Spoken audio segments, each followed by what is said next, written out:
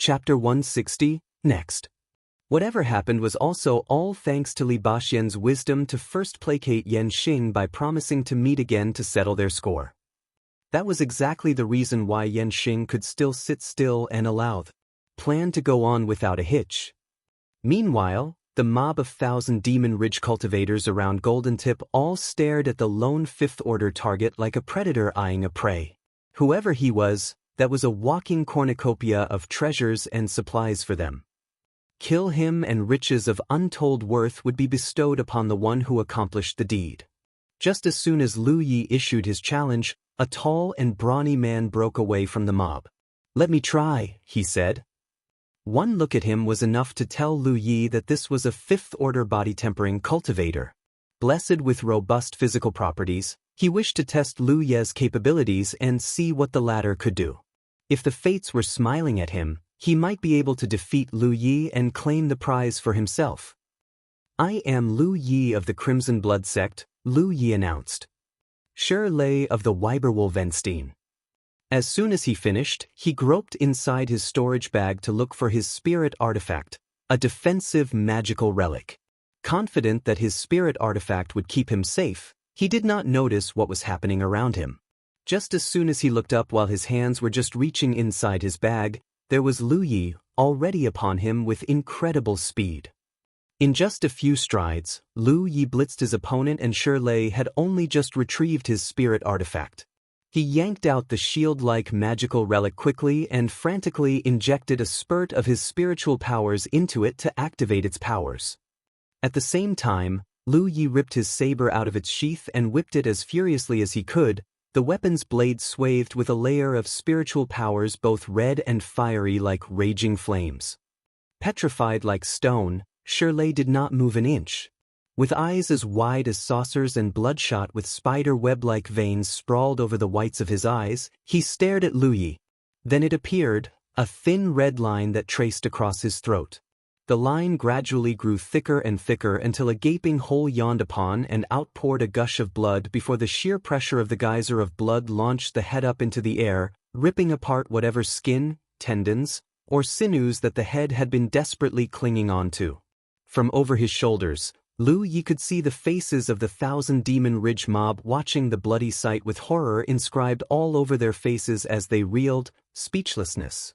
Han Jiue's warning might have impressed upon the entire mob about Lu Ye's ability to kill enemies beyond his rank, but no one had expected that he could do it with such speed and ease. More so, a body-tempering cultivator who has physical properties as strong as a bull. The two combatants had only just exchanged their names and the next second later, victory was decided. "Fool!" 1,000 Demon Ridge champions spat with disgust, referring to the deceased Lei. Apparently, the champion, who had earned himself a place on the roll of supremacy, believed that Lei should have had his spiritual artifact prepared beforehand prior to the battle. Especially since Lu Yi was already widely known as a difficult opponent. Only a fool would make such an amateurish mistake, and even if he survived today, his days would still be numbered anyway. On the other hand, on the side of the Grand Sky Coalition cultivators, the crowd was first stunned into silence before they regained their senses seconds later and burst into clamors of cheers and whoops. Li Baxian's yelp, interlacing both surprise and exhilaration, was especially the loudest. Even Wei Yang looked relieved after she had been utterly worried sick. Lu Yi retrieved the late Lei's shield spirit artifact and storage bag, which he tossed to Wei Yang. He had drawn first blood and that was his first spoils of war. Collecting spoils of war was a common and yet widely practiced custom that shouldn't be forgotten under whatever circumstances at all. The loss of the first battle was a humiliating blow to the 1,000 Demon Ridge side. But they knew as well as everyone watching this duel that this was only the beginning. Every single 1,000 Demon Ridge sect and order which had gathered here had a chance to put forth a challenger. The Ridge could suffer defeats and deaths, so long as one of them succeeded. Whereas Lu Yi did not have that luxury, he couldn't lose, for losing would mean the forfeiture of his life.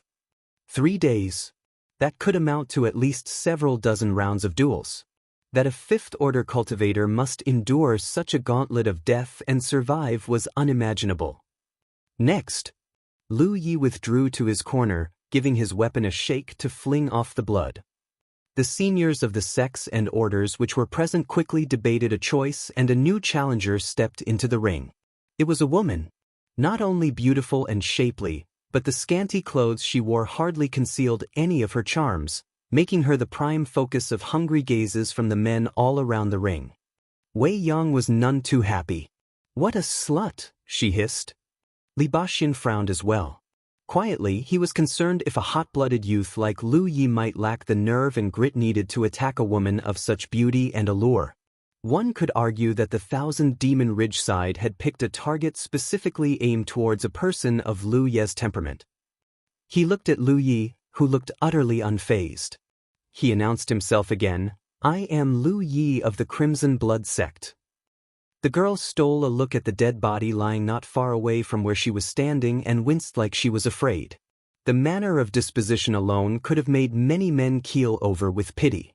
Then she heard Lu Yi announcing himself and replied with timid coyness, "Chu Shuer of the House of Wintry Blossoms." First came a bang, then dirt and gravel came tossing up the air and Lu Yi was gone. Next second later, he was already upon her before anyone could see him properly. "Do you really have to be so hasty?" Chu Shuer remarked with a honeyed voice, although she responded with venom. Her hand only just came up and a big blustery fireball spewed forth, followed closely behind by a pale mint-green blade of wind. But what was more unwanted was Chu Shue's almost non-existent clothing. Whenever she made any movement, the thin gauze-like fabric of her clothing just couldn't shield her womanly charms from the lascivious stares from everyone watching. "Shameless bitch," blurted out Wei Yang, who was teetering on the brink of blowing her gasket. What she would give to storm forward and rip the saucy vamp's head off, Li Baxian wondered quietly to himself. But the next second later, he yelped with consternation.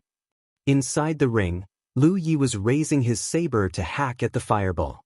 He felt not an ounce of fear since it was so much smaller than the ones Dong Shuyi fired at him. But he would pay for this mistake. Just before the steel of his saber came in contact with the fireball, the blade of wind behind the fiery orb erupted and Chu Shuer grinned with glee. Deep inside, she was screaming, "I win," with exultation. Winds raged and that exacerbated the flames. What was a harmless fireball at first suddenly grew rapidly into a round monstrosity of fire 3 times over that thundered towards Lu Yi, threatening to swallow him whole.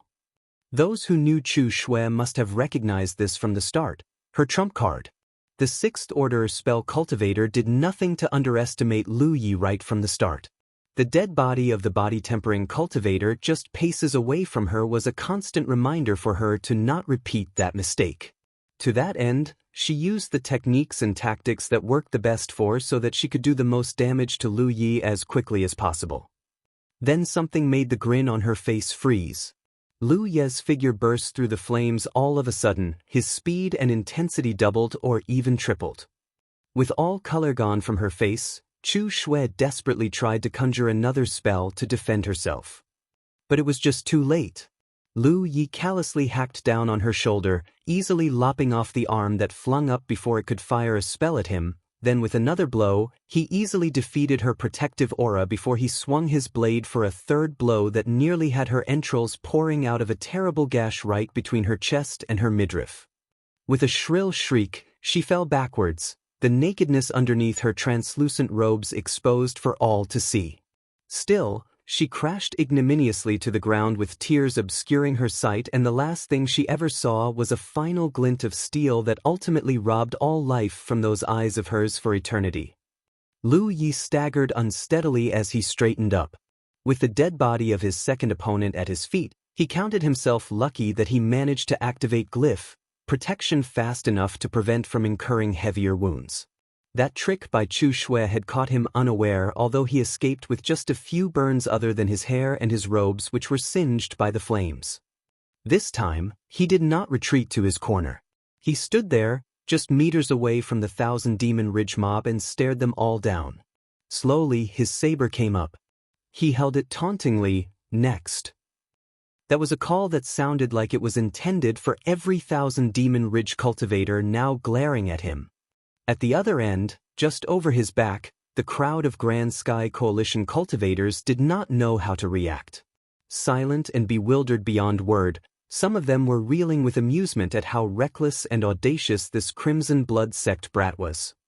No one could deny that seeing one of them giving the enemies hell was just way too satisfying. "Good job!"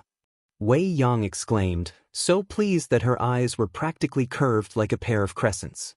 Lu Ye's savage butchery of his female opponent was gratifying enough for her, and it delighted her that he did not show any signs of going soft despite his opponent being a female with seductive allure that few men could resist. Meanwhile, Baxian looked very annoyed. Gods in heavens? Why is he taking after brother Xinghe? He gasped with manic frustration. Wait, they're both using sabers. Why? Damn it. Why sabers? The third round was about to begin. According to the terms in the Sacred Pact, Lu Yi reserved the right to demand a 15-minute period of rest before he accepted the next challenge. But since he did not invoke this right, the Thousand Demon Ridge side were more than happy to oblige and get the next round going so that Lu Yi could remain fatigued. But the round did not take long for Lu Yi to secure the initiative. He practically chased his sixth-order opponent all around the ring, and the opponent could barely do anything but defend himself, albeit feebly. Seeing this filled the mob with gladness. If no one had told them about how Lu Yi could easily defeat enemies beyond his rank, then agreeing to his earlier terms would have seen him walking out of this crisis virtually unharmed and unfazed. Every fifth-order challenger they threw at him would be senselessly slaughtered for nothing. Especially since even sixth orders were already having a hard time trying to defeat him. A flash of steel elicited a horrid spray of red. Lu Yi pounced. But before he could bring his weapon down to split the head of his opponent, the latter yelped at the top of his voice, "I yield." The sharp edge of his blade halted just a hair's breadth away from the enemy. Glyph, Sharp Edge's layer of energy that shrouded the blade had nicked the skin and blood was trickling out like a leak. "I yield," the man screamed again, jumping away. When he slapped a hand on his wound and saw the blood, his face went deathly pale. Just 1 second slower and the man could have already been dead on the ground with gray matter pouring out of his head. Surrendering might be disgraceful enough to certain quarters, but at the very least, this man had managed to salvage his own life and live another day. Lu Yi sheathed his weapon. His enemy had admitted defeat and the terms of the Sacred Pact were clear. Any Thousand Demon Ridge challenger was accorded the right to yield and have his or her life spared. There was nothing else he could do. But this was a luxury that only the Thousand Demon Ridge challengers enjoyed, not Lu Yi. Losing simply wasn't an option for him. There was hardly any fairness at all. But life had never been fair. The defeated challenger quietly slithered away. As he withdrew back through the mass of Thousand Demon Ridge cultivators, he reminisced about what happened during the duel and couldn't help shivering. He had never met anyone like Lu Yi before. A fifth order that could unleash such overwhelmingly aggressive and brutal attacks that even though he was the one with the rank advantage, he wondered if it was the other way around instead. Next, Lu Yi roared, glaring at the crowd. Another enemy stepped forward as the fourth challenger. In the meantime, a few Grand Sky Coalition champions and fellow colleagues with Baxian on the battlefield's role of supremacy were huddled around him. "It's good that he's on a roll with morale so high," said one of them, frowning with apprehension, "but he's going to burn himself out if he's not careful and he won't be able to go on any longer." "Indeed. He's brutal and savage and that's obviously a good thing, but I can't really say that there's any finesse in how he uses his saber. If he encounters anyone skillful, he'd be in a very difficult situation," said another. As champions who had earned themselves spots on the roll of supremacy, these were men who could read the situation with utmost clarity and tactical acumen. Lu Yi had only just finished 3 rounds, but that was enough for them to notice his flaw. His style of fighting was wearing himself out. His brutal and aggressive style would be perfect if he was up against just a limited number of enemies. In fact, he could intimidate his enemies so that they wouldn't be able to perform at their best against him. But his enemies were just too many this time and he should be playing safe. His intimidation tactics weren't going to work with so many enemy champions were also around. As champions of the role of supremacy themselves, they were just too formidable and experienced enough, and the challengers wouldn't stop coming so long as their presence could rally and assure the others. It was also true that Lu Yi lacked finesse. Each and every blow he dealt were just simple blows aimed at his enemy's fatal spots. During his battles, his thought process included only what and where to attack without any tactical consideration.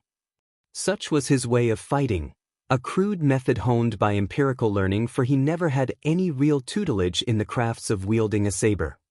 Aggressive and effective thus far, all it would take was for anyone skillful enough to thwart him, and that was only just a matter of time before he encountered anyone with such a capability. Chapter 161, Not One to Let Things Slide. If the Grand Sky Coalition side noticed Lu Ye's weakness, it was only natural that the enemy side would notice it as well. Hence, it did not come as a surprise that the next challenger was a cultivator skilled in the crafts of combat.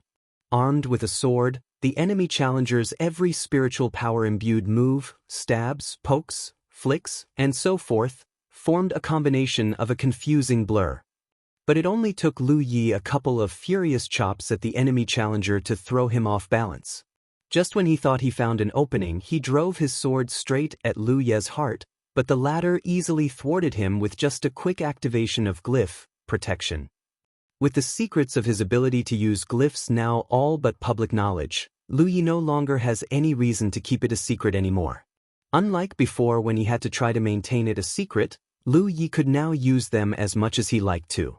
More so, since the utilization of glyph protection against an opponent of such skill was crucial. Fortunately for him, the experience of saving Amber so long ago had turned out to be an instructive one. He was forced to fight against an enemy of superior skill back then, and that had given him an idea of how to hold his ground against enemies of this kind. And the trick of it was to avoid turning it into a contest of skills. This was a death match, not a contest. The enemy challenger could perform all the quaint techniques as he liked, but Lu Yi would still stick to his plan as he always did, by seeking the most straightforward and efficient way to kill. With the well-calculated thrust of his sword thwarted, it was too late for the enemy challenger. He looked up to see Lu Ye's saber already bearing down on him. Terrified, he quickly screamed, "I yield." Before he could complete his sentence, his head dropped lifelessly to the ground. Lu Yi stood where he was without moving an inch, feeling adrenaline coursing through his veins as the pangs of blood remained fresh in his nostrils. Something else had dawned upon him. So long as I'm fast enough, my enemies will not be able to yield and walk away alive. He knew as well as everyone else that his style was wearing him out. He also understood fully that he should be keeping his duels as short as possible. But most of all, he was aware that he was one man facing an unknown number of challengers. He needed to slay as many challengers as he could so that he could go into every round with his opponents already intimidated. This would help to ensure that he secured the initiative right from the get-go. He stared at the dead body at his feet. The last time when he was trying to save Amber, defeating that enemy back then was so hard that he and his foe nearly died together. He had managed to defeat and kill his opponent, but not without incurring grievous wounds himself. It was Amber who brought him back to Wuxia, and that girl had a good time having her fill of fun and thrill at his expense.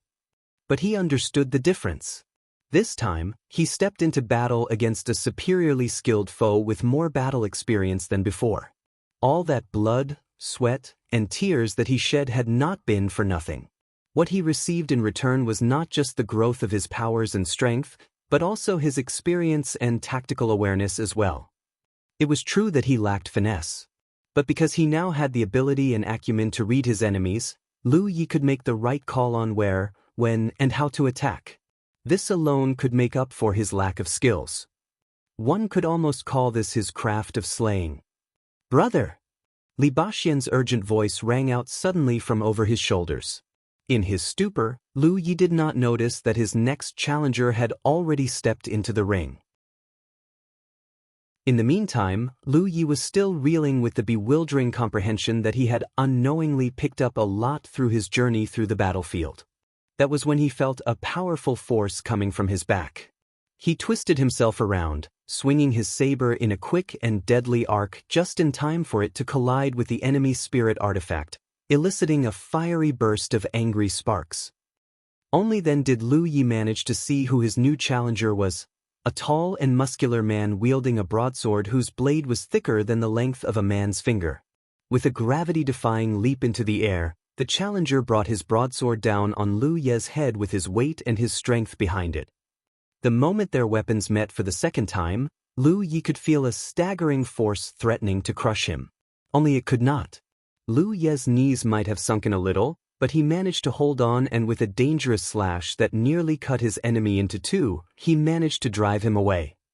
In the meantime, the moment his steel gnashed against his opponents, the last thing the enemy challenger expected was for Lu Yi to be able to remain standing and respond with a shove-carrying strength that he never thought was possible in a man of Lu Ye's size, followed by a riposte that sent him retreating quickly away to a safe distance. Evidently, he was not the only one astounded. Whether it was the size of his frame or weapon, Lu Yi was just too much of a David compared to the challenger's Goliath.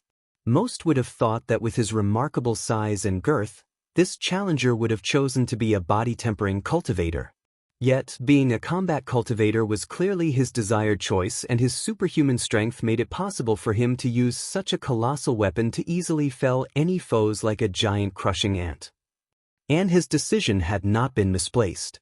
He had never been defeated, nor had he ever met a match in brute strength before when going up against foes of similar rank.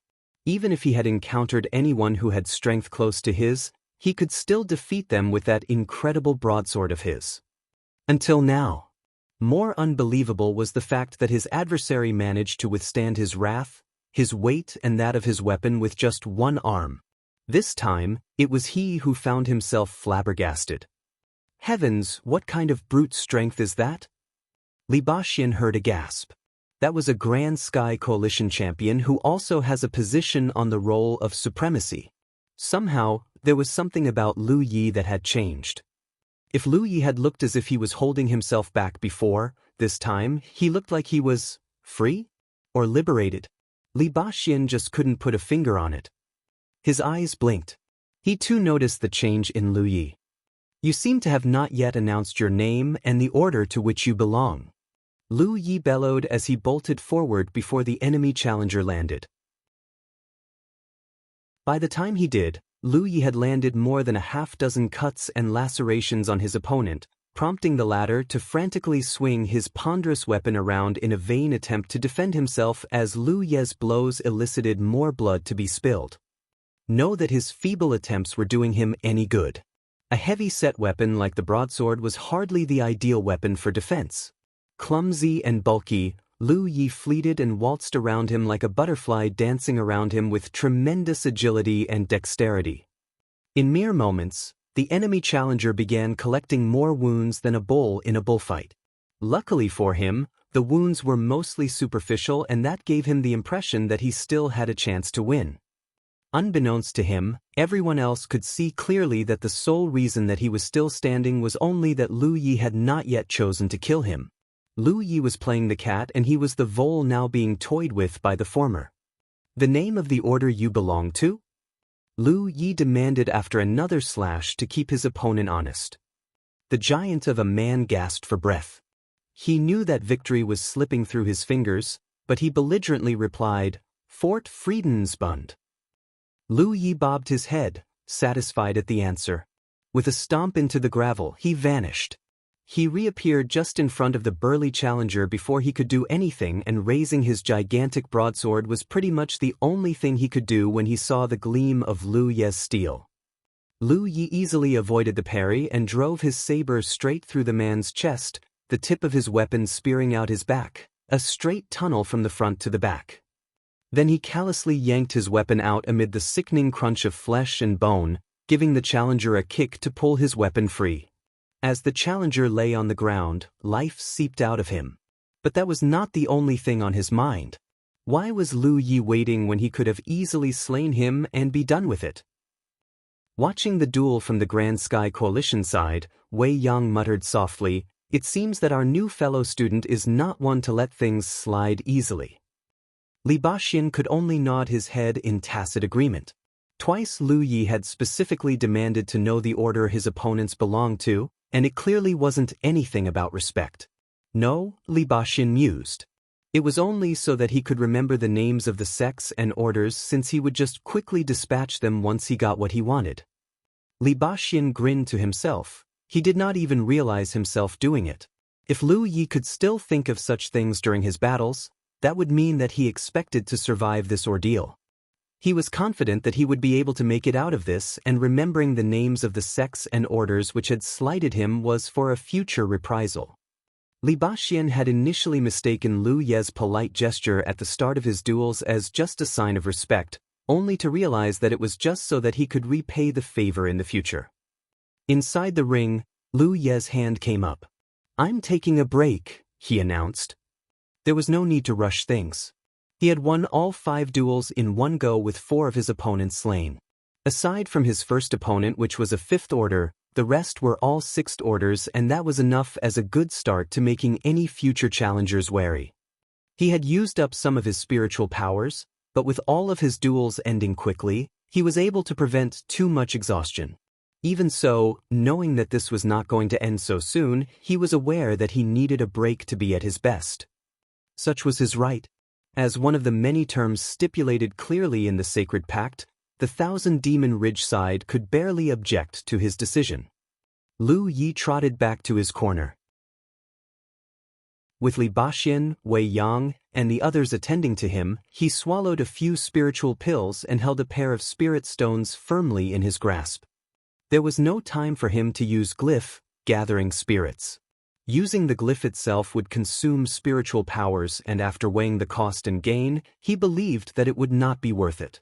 Therefore, he activated Gluttonous Feast instead. The auxiliary cultivation discipline would help to increase the pace of assimilating the spiritual pills. In the meantime, the Thousand Demon Ridge champions convened. They were in need of ways to secure a victory. Han Jiyu was summoned, and the Thousand Demon Ridge champion asked, "The boy has extraordinary speed and strength that no 5th orders should have. Has he always been like this?" The champions have all noticed how Lu Yi had managed to win despite being outranked, and his utilization of glyph protection had little to do with his victories. At least not completely. Instead, it was his speed and strength. This was proven by how seldom Lu Yi had been using the defensive glyph in the last few duels. His opponents could be 1 or 2 ranks higher than he was, but with his speed and strength, he could still easily cut them all down. But that was a question that Han Jiyu could barely answer, since she was directing her side of the battle from the main summit of the 100 Peaks mountain range without any actual knowledge of how Lu Yi fought. She paused to think. Mulling for several seconds, she finally answered, "It could be due to the dragon spring. He did secure himself entry to improve his physical constitution there." Physical constitution? The dragon spring? The champion said, frowning with puzzlement. He must have not heard about the dragon spring before. But it was a small wonder, since the battlefield was so vast, and every place had its own unique feature. The dragon spring was only useful to low-tiered cultivators, and that was why few ever bothered about it. Han Jiyu gave her colleagues a quick rundown about what the Dragon Spring Conference was about and explained something odd in this year's conference. Something went wrong. By the time it was our turn to get inside the spring, the power of the spring had waned so greatly that it barely afforded any benefits. I've had sources in the Green Feather Mountainside who reported that they had similar complaints as well. She could still imagine how angry she felt when she first heard of this. The Dragon Spring Conference was nothing more than a 3-way battle royale where the winning side would secure first dibs on entry into the Dragon Spring. The Tai Luo clan had only managed to secure second place after huge losses, but yet none of the clansmen who went inside enjoyed any noticeable increase in their health and physical properties. All those who had died during the conference had become meaningless sacrifices just for nothing. It was out of this resentment and frustration that Han Jiyu came all the way to hunt Lu Yi down the moment when she learned of his identity. If that's true, then I don't think it has anything to do with the conference. The champion refuted the theory. It might be because of his potential. That would explain his audacious confidence to make a proposal for such a duel. But the champion wasn't worried. At least not yet. The duel had only just begun. The Thousand Demon Ridge side had lost the first 5 rounds and there were more to come. So long as they planned their approach carefully, victory would be theirs in 3 days and Lu Yi would be. Chapter 162, Frightened. A quarter of an hour was just such a short time for a break. Lu Yi got up and marched into the ring where his next round of the duel would begin. The next challenger the Thousand Demon Ridge side fielded was another big and brawny figure. The bare-chested man appeared proud to show off his chest hair, but what was more disturbing to Lu Yi was the pair of horns on his head. A mutant. Tall, hulking, strong of vigor, and rich in energy. Such were the physical advantages of mutants, making them ideal body-tempering cultivator materials. Many sects and orders loved recruiting mutants because of their unique physical potential. And this mutant wielded a round buckler the size of a basin. The radiance of the weapon was enough for Lu Yi to know that it must be a very remarkable spiritual artifact. The purpose was evident enough. The Thousand Demon Ridge side must have decided that since Lu Yi, as a 5th order who has speed and strength that outstripped even 6th orders, could easily outpace and overpower any 6th order combat cultivators, sending any more would do nothing to help turn the tables. The 1 rank advantage just wasn't enough, and the death of the combat cultivators earlier was proof of that. With combat cultivators out of the question and ghost cultivators numbering a pitiful few, that remained the body tempering and spell cultivators as the only viable options left. Lu Yi had incredible offensive capabilities, hence the Thousand Demon Ridge side decided to counter this by fielding a challenger with good defense. Seeing how adept he was, the enemy side had realized by now that it would take more than a few rounds to defeat him. All they needed to do now was whittle down his strength and endurance until he became ripe for the plucking. Lu Yi of the Crimson Blood sect. Lu Yi announced himself as politely as ever. The mutant hesitated. Yet despite his reluctance to announce his name, he appeared to be afraid of Lu Yi. Sourly he responded, "Niu Meng of Mount Tirantine." As soon as he finished, Niu Meng quickly raised his buckler and injected his spiritual power into it to activate the buckler's special ability, an energy barrier-like projection from all sides of the buckler for as wide as 3 meters wide, effectively increasing its range. But that was not all. Niu Meng summoned his spiritual vigor and conjured a second layer over his original protective aura before lowering his stance to a defensive position. This was a tactic devised by Niu Meng's senior before he entered the ring. The mutant was very gifted in defense, but he lacked the speed to make any offense viable.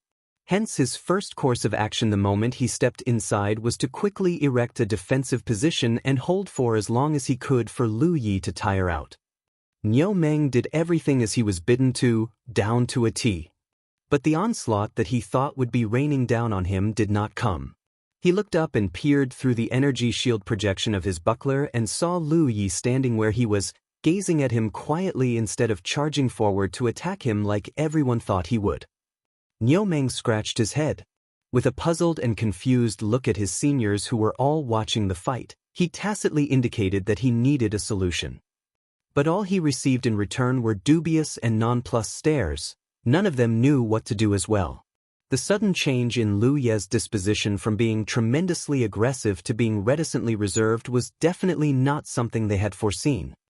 Another mutant cultivator yelled at Niu Meng, "Blitz at him since he's not coming for you."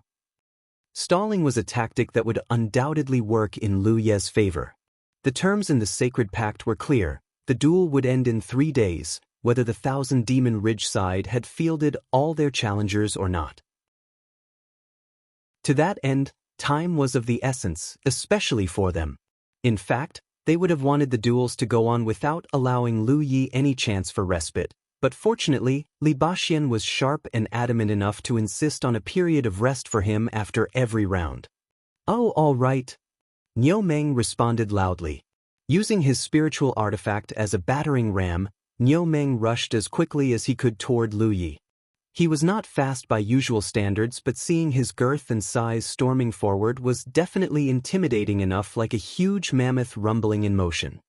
This was the first time Lu Yi had encountered an opponent that set up his or her defense first. But that was also why he did not charge at the mutant in the first place. He was still looking around, looking for weaknesses that he could exploit, although he seemed to have found none. But his enemy was coming and he needed to act. As the distance between them closed faster and faster, Niu Meng waited until the right moment before he suddenly screeched to a fleeting halt, where he suddenly pushed forward with all his might again. Immediately, the energy projection around his buckler grew even larger, that for one brief second, Lu Yi had the impression of a gargantuan wall chasing after him. He could take the hit and still survive with barely any fractures, but the impact would still discombobulate him for minutes. His quick reflexes allowed him to quickly leap up into the air, gliding just over Niu Meng's head, where Lu Yi furiously brought his weapon down on the mutant's head from midair. Niu Meng swiftly raised his buckler and deflected the blow.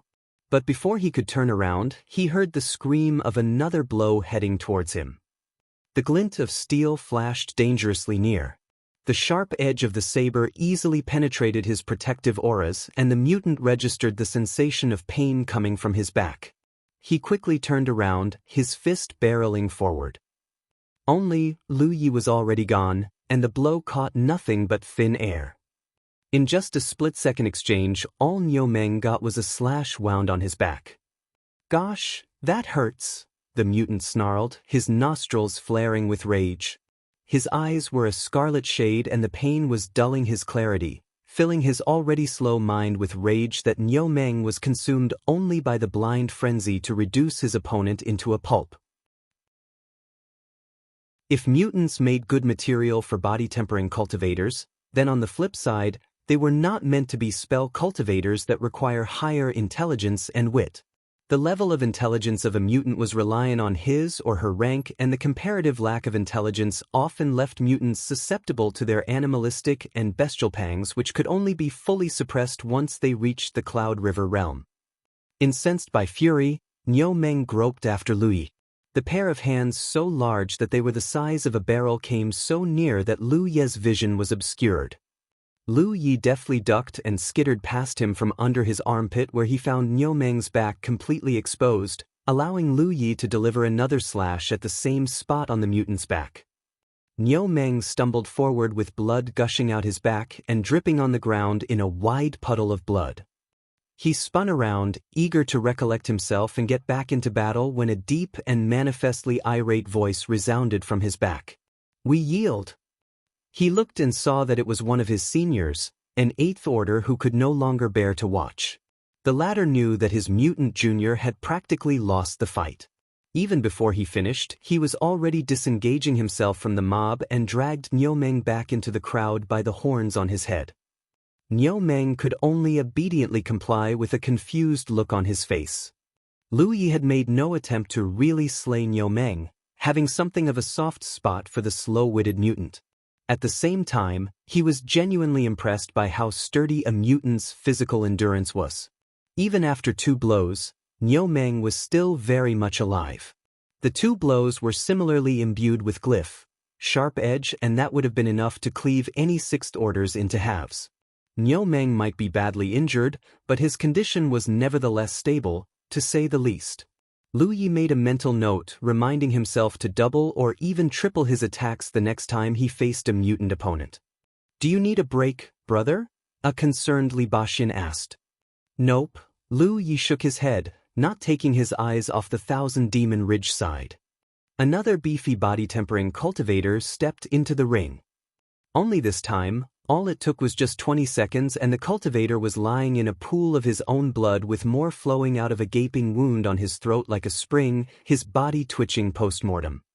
Without Niu Meng's inherent physical endurance, this poor fellow could hold his ground for so long before Lu Yi ultimately sent him to see his maker. More rounds ensued, and unless Lu Yi was fast enough to express his wish for a break, the Thousand Demon Ridge side would quickly send in another challenger in so as to prevent him from getting his much-needed rest.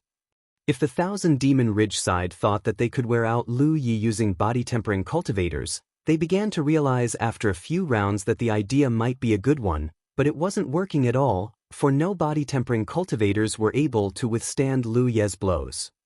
Whatever weapon he was using appeared to be extraordinarily sharp and dangerous.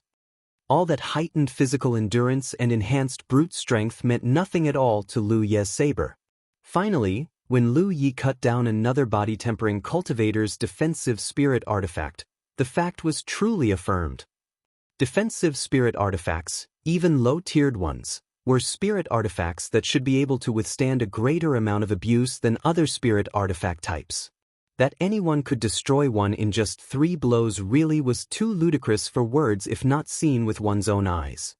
That prompted the Thousand Demon Ridge side to send in a string of spell cultivators.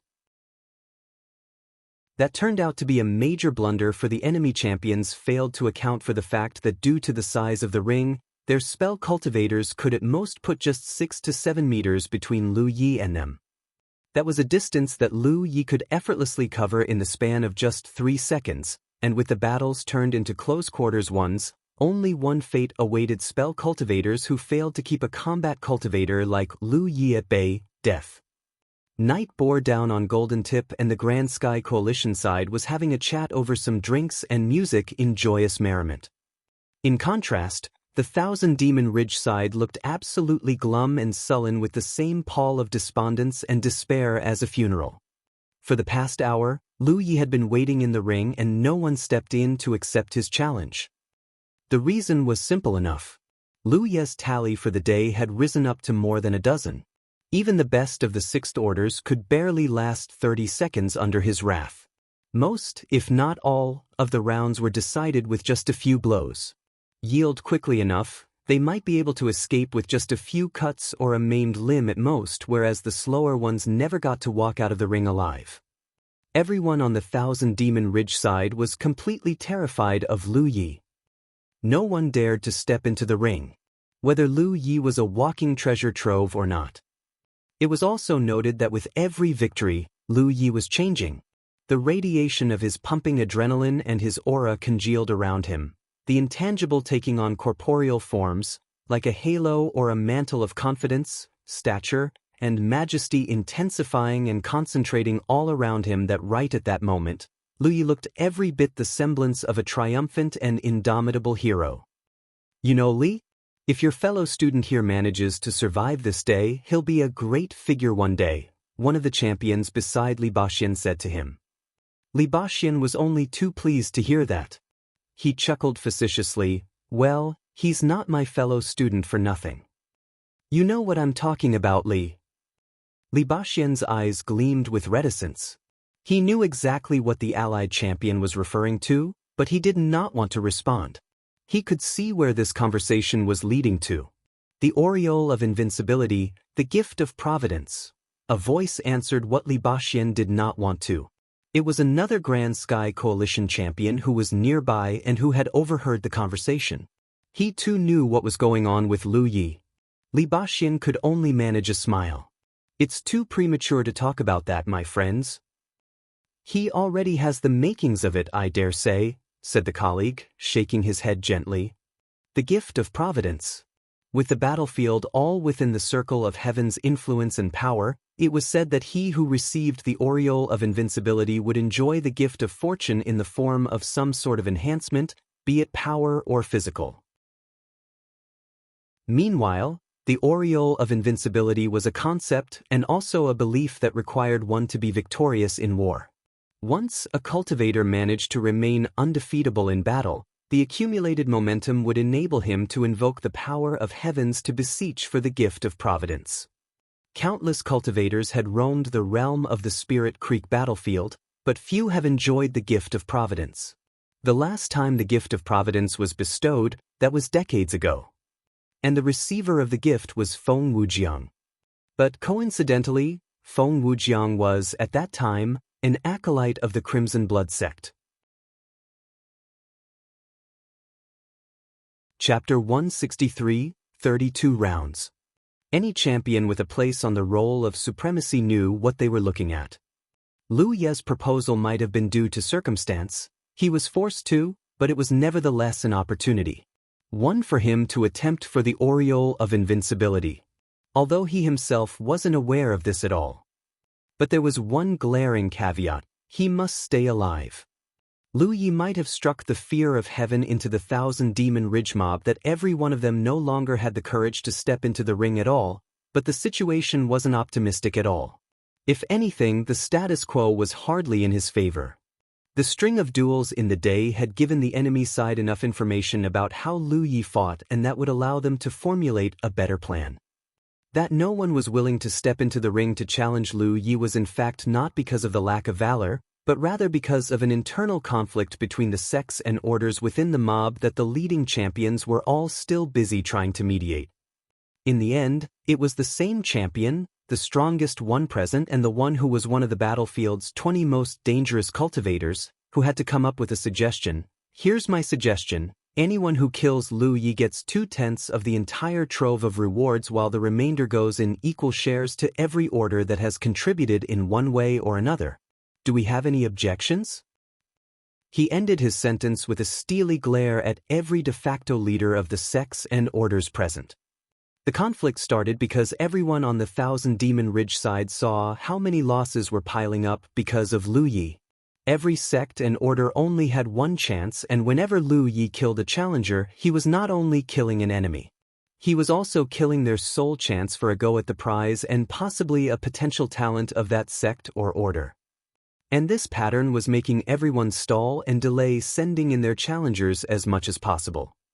With this problem threatening to splinter the confederacy of the 1,000-demon ridge, the champion knew that it must be resolved. The rewards for killing Lu Yi were just so rich that anyone would feel jealous if they had no share in it, and naturally, no one would be willing to sacrifice just so that others could reap the rewards. Hence the deal for the slayer of Lu Yi to get 2/10 while the rest would go in equal shares to all sects and orders who had contributed turned out to be one that everyone welcomed greatly. This way, so long as the sects and orders did their part and put forth a challenger, they would still get a cut of the cake. If there are no objections, then each of us will nominate a challenger. Try to destroy his weapon or cripple him. The one who does so gets a 1/10 share as well. The champion announced. Killing Lu Yi was now clearly easier said than done. The strength, speed, and flair that he had displayed so far had impressed the 1,000-demon ridge side enough to realize that he could never be defeated and killed in just one round. He might be a fifth-order cultivator, but he was more deadly and more dangerous than regular sixth orders. Seventh orders might stand a remote chance to defeat him. To that end, they decided to separate the plan into two phases. Meanwhile, Lu Yi was sitting in the middle of the ring, chomping down on his meat jerky. As he swallowed the last of the dried rations, he got up to his feet slowly. He needed to eat to replenish his strength, but at the same time, he was also consuming food as a means of restoring his spiritual power. He could not fully rely on spiritual pills to make up for the exhaustion of his energies. With the loss of the Tree of Glyphs, now that he discovered its real name after Han Zhiyu's revelation about his use of glyphs, ability to eliminate all toxins in his body that he incurred whenever he consumed spiritual pills, he could no longer swallow pills as wantonly as he did before, lest the accumulated toxins in his body might affect his ability to fight. His spiritual power was no longer as pure and pristine as before, for he had been consuming pills during his flight here. The assimilation of spiritual power through eating might be very much less efficient, but that was pretty much all he could do now. With Gluttonous Feast activated, he was doing as best as he could. On the other hand, the 1,000-demon ridge side did not want to dawdle any longer. A challenger stepped into the ring. Lu Yi glanced at the newcomer. It was a combat cultivator armed with a spear. As soon as they had announced their names and the sects they belonged to, the enemy challenger charged. The tip of his spear glinted dangerously as it dove straight for Lu Ye's vital points, its red-scarlet plume in a wild dance to the spear's motion. However, it took Lu Yi just a couple of minutes before he easily cut down his opponent. But this time, Lu Yi did not press on to the next round directly. He claimed his right to a respite because he learned that his intimidation earlier was no longer working. Thus, he decided to just take a rest. Whatever had happened in the interim, it must have spurred the enemy challengers enough to be daredevils who hardly feared death. At the moment, he could only attribute this reckless streak to the reality of being in the battlefield. It was usual for skirmishes to break out between sects and orders of the two sides, hence cultivators who managed to reach the Sixth Orders have seen their fair share of life and death. Lu Yi thought of the 1,000 Demon Ridge cultivators that he had slain before throughout his journey. Few ever pleaded for their lives, and most would rather just hurl threats, insults, and curses as a final act of defiance. Even Dong Shu Yi too, right before he died, although Lu Yi doubted if all that cursing did much good to him. The reason for their disposition, however, was simple enough. No quarter was ever, nor would it ever be, shown to the defeated. That was why the cultivators of Jianghu did not fear death, and the higher their rank was, the less likely they would be intimidated by the prospect of dying. Lu Yi rested, then he killed, then he rested again, then he killed again. The cycle repeated itself again and again like a wheel. One after another, challengers stepped into the ring in their bid to kill or at least injure Lu Yi. Most ended up dead and only a paltry few managed to escape death. As daybreak began to rise, the losses incurred by the 1,000 Demon Ridge side began to pile. But the rising number of deaths daunted them not one bit at all. The challengers might still be shivering with fright at the onset of facing Lu Yi, but none of them allowed their fears to dampen their resolve to fight for their sects and orders. The day went by quickly enough and dusk slowly gave way to night. Blood swathed the earth within the ring and the air was rank with the acrid and metallic tang of blood so thick that one could almost suffocate and choke at the smell of it. Lu Yi was sitting on the ground, right at the corner of the ring where he was nearer to the Grand Sky Coalition side. In his grasp were a pair of spirit stones while he munched on some meat jerky. His head hung over his shoulder as he rested. For 2 continuous days and nights, he had been fighting. To say that he was fatigued and wearied would be a mere understatement. That made rests after every round all the more crucial to him. He worried little about his spiritual power. Every time he swallowed a spiritual pill, he relied on gluttonous feast to make sure that he could assimilate as much content as possible.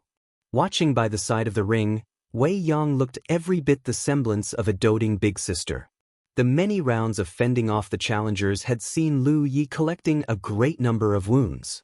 She would have been able to help to heal him, but the sacred pact prohibited any external assistance. Therefore, Lu Yi had to dress his own wounds. Wrapped only with bandages, Lu Yi had long discarded his tunic. It was tattered and caked with so much blood that he could no longer wear it.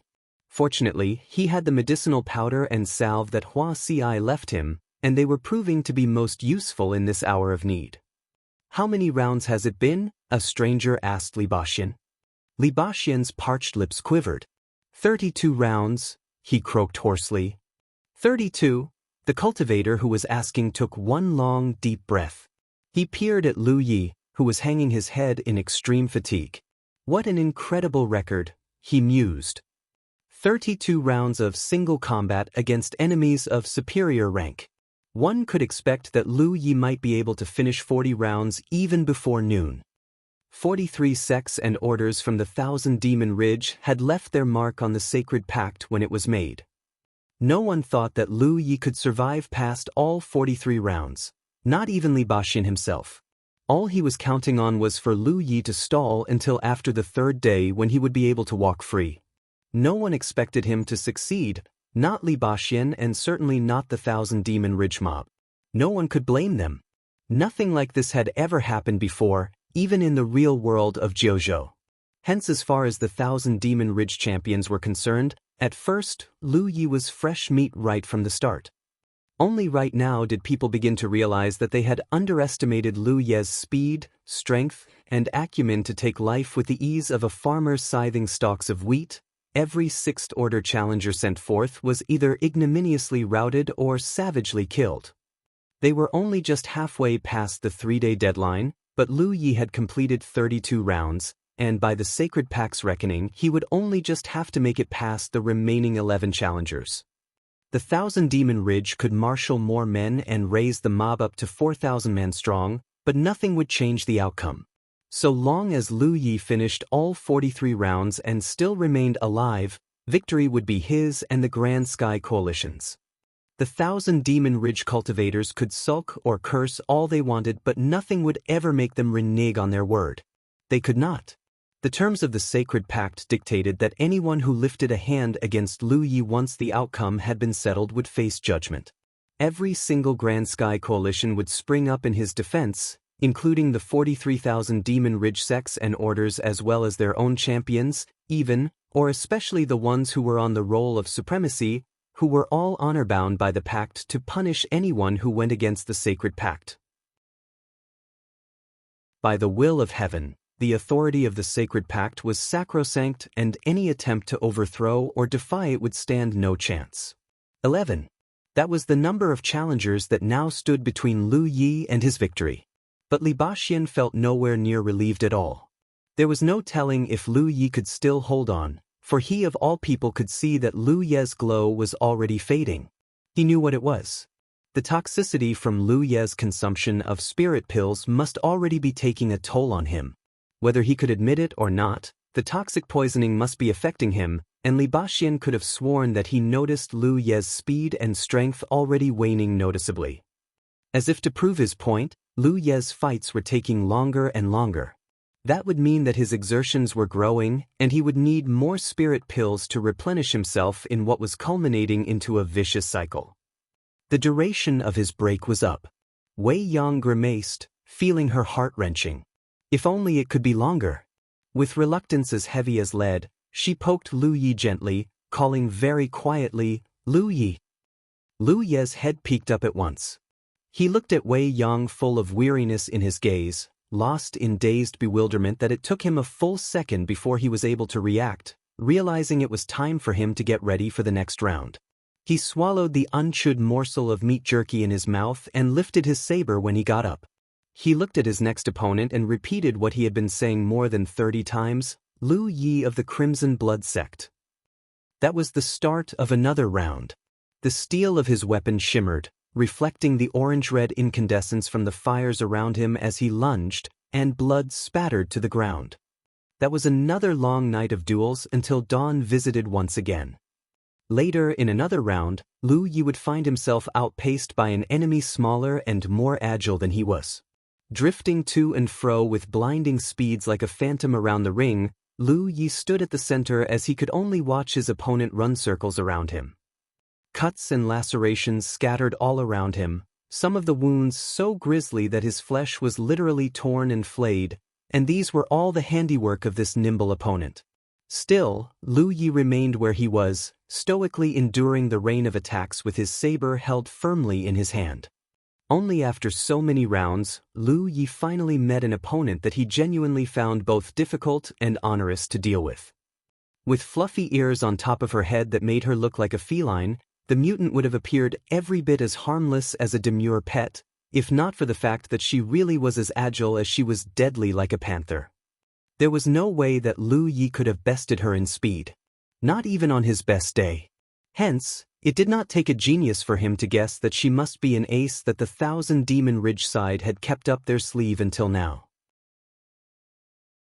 She must have been kept hidden and was only put forward after his fatigue and the toxic poisoning were taking a toll on him.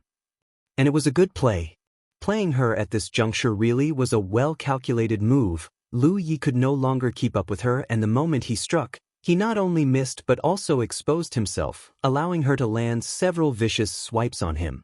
That was how the cuts and lacerations came to be. Soon, Lu Yi found himself surrounded in the middle of a blurry whirl once again. He slashed and hacked, only to hit only another afterimage before a sudden jolt of pain came from his midriff. He immediately lifted a foot and kicked hard. But his leg was deftly caught by the feline mutant with both her arms when she was landing, and she hit the ground with all the grace and finesse of a cat. Meanwhile, Lu Yi tottered unsteadily rearward. Wei Yang could not help letting loose a yelp of fright when he nearly crashed to the ground if he had not managed to plant his saber into the soil just in time to prevent himself from falling. Chapter 164, Declawed.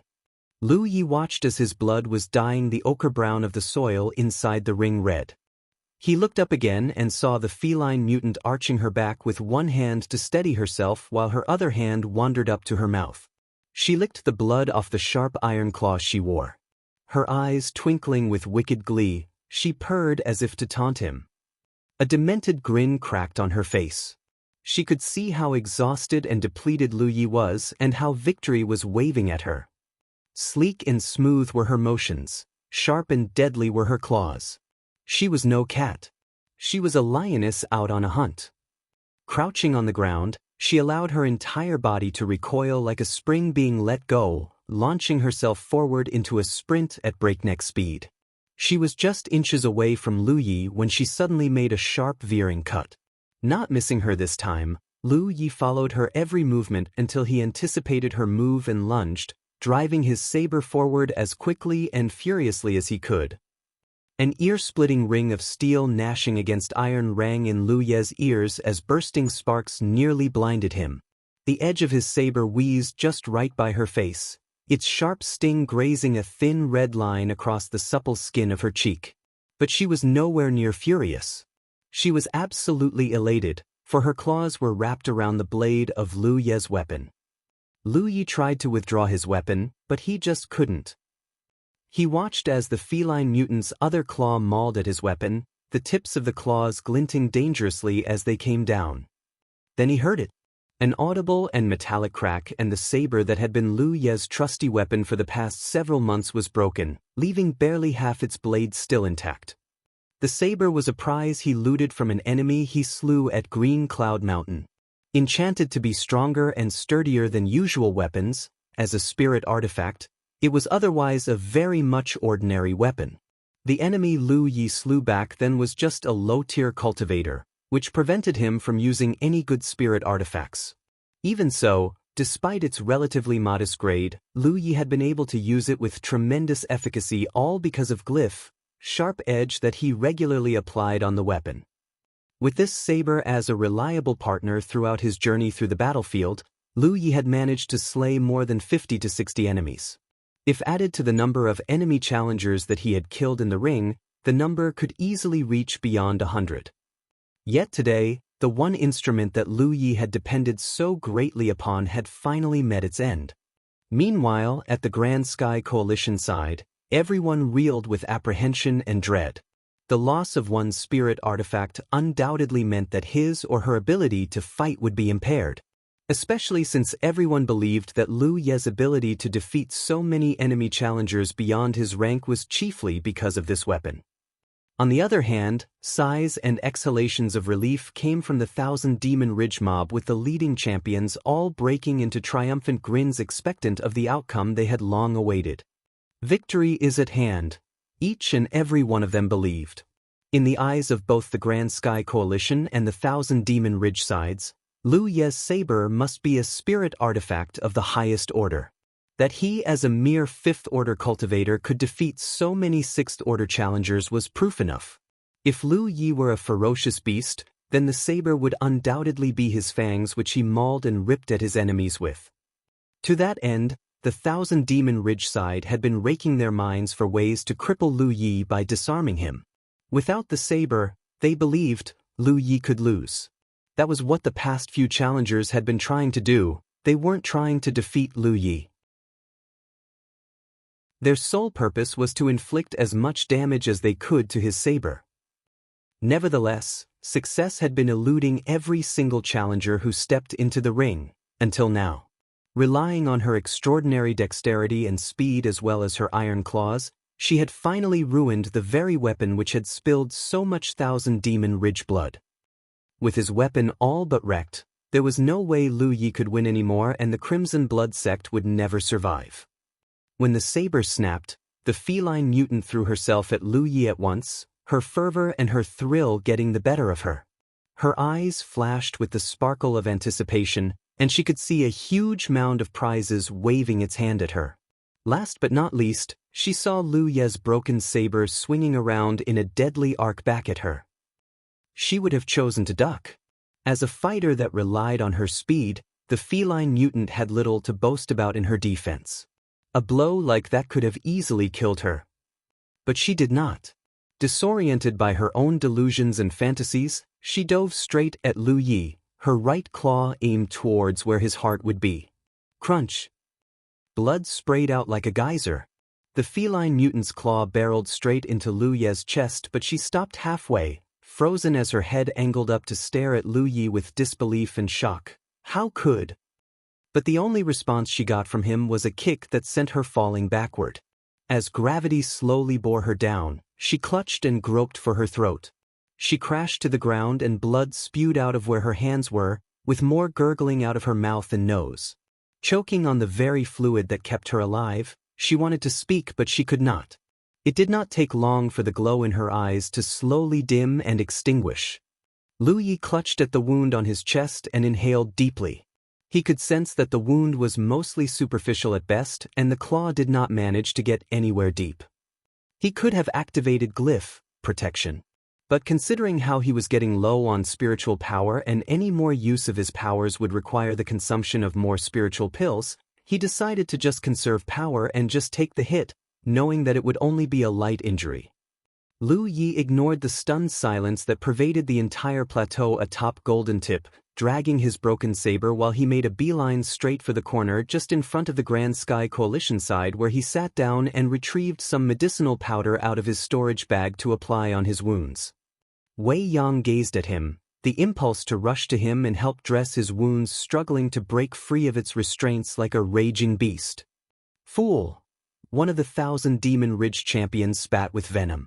That was the closest they had ever gotten to victory, and if only the feline mutant had practiced caution, then she would have all the chance in the world to defeat and kill Lu Yi.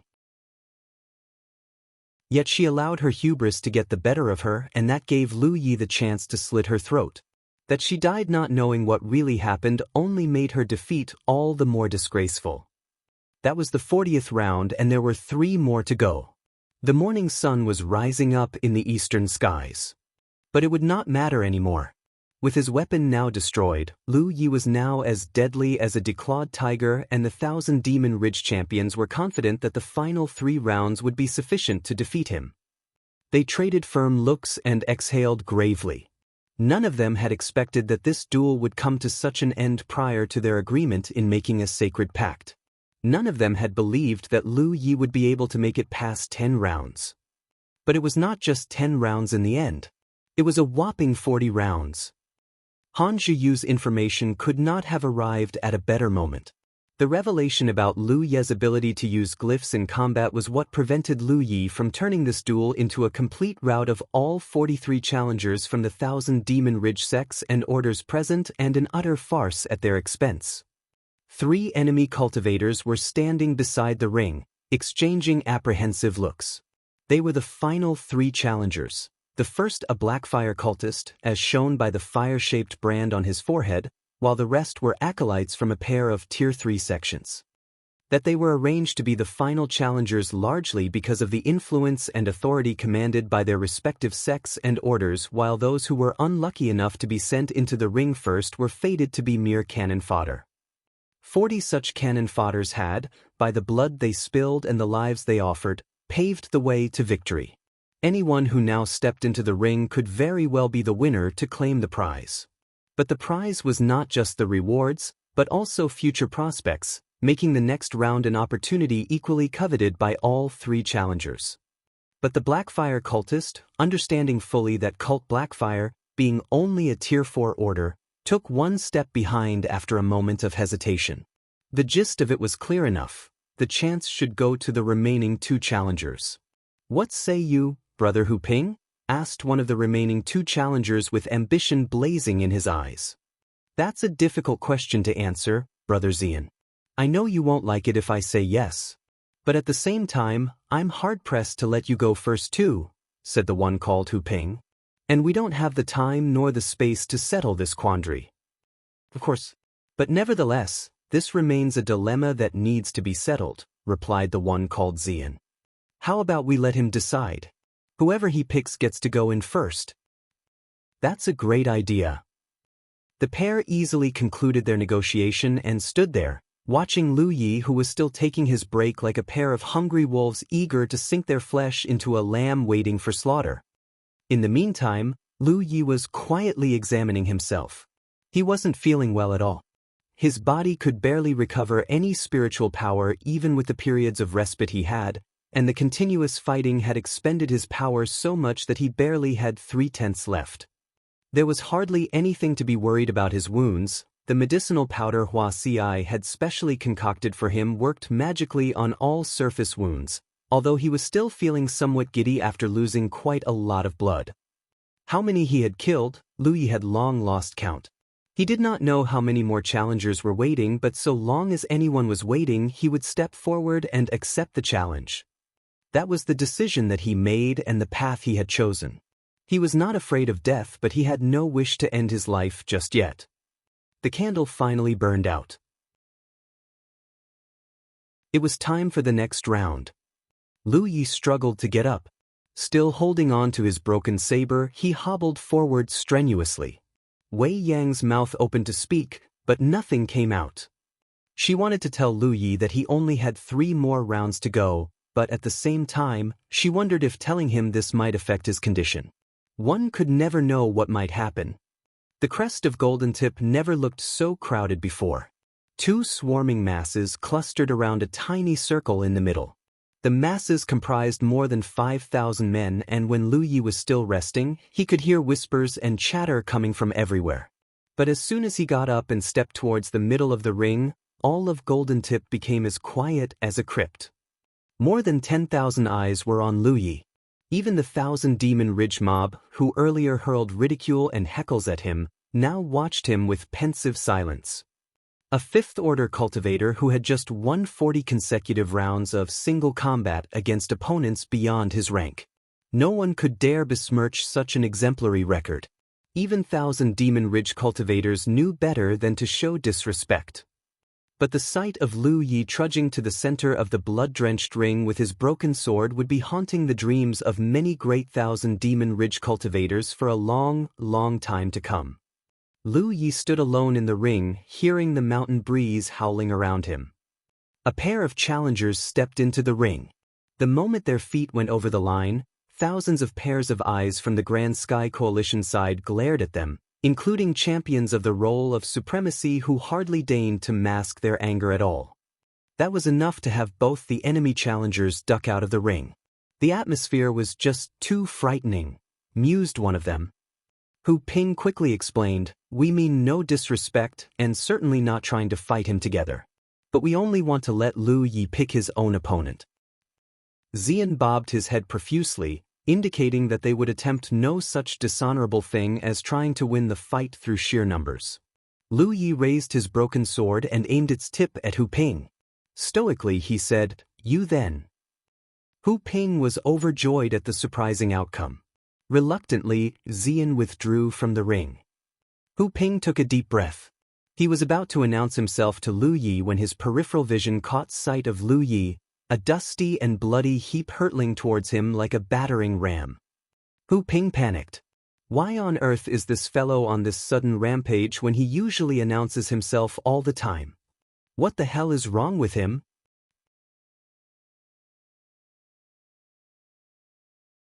Chapter 165, I am Lu Yi.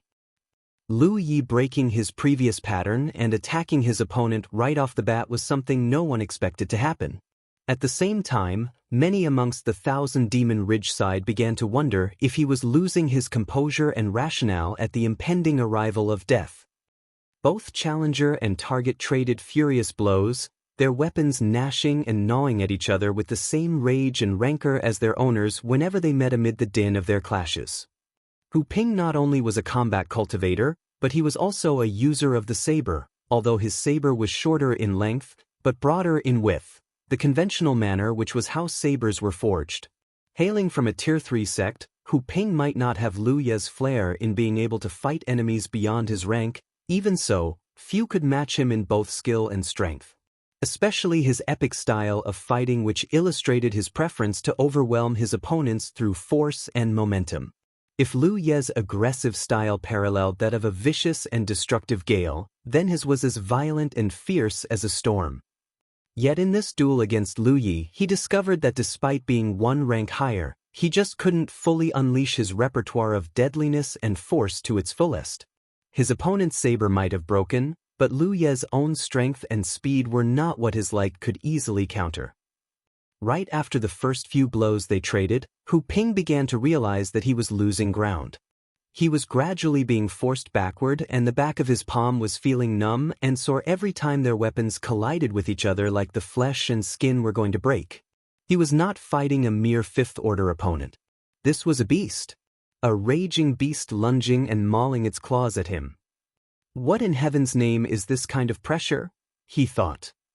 With a deafening clank from which another exchange of blows elicited, Hu Ping found himself staggering rearward again.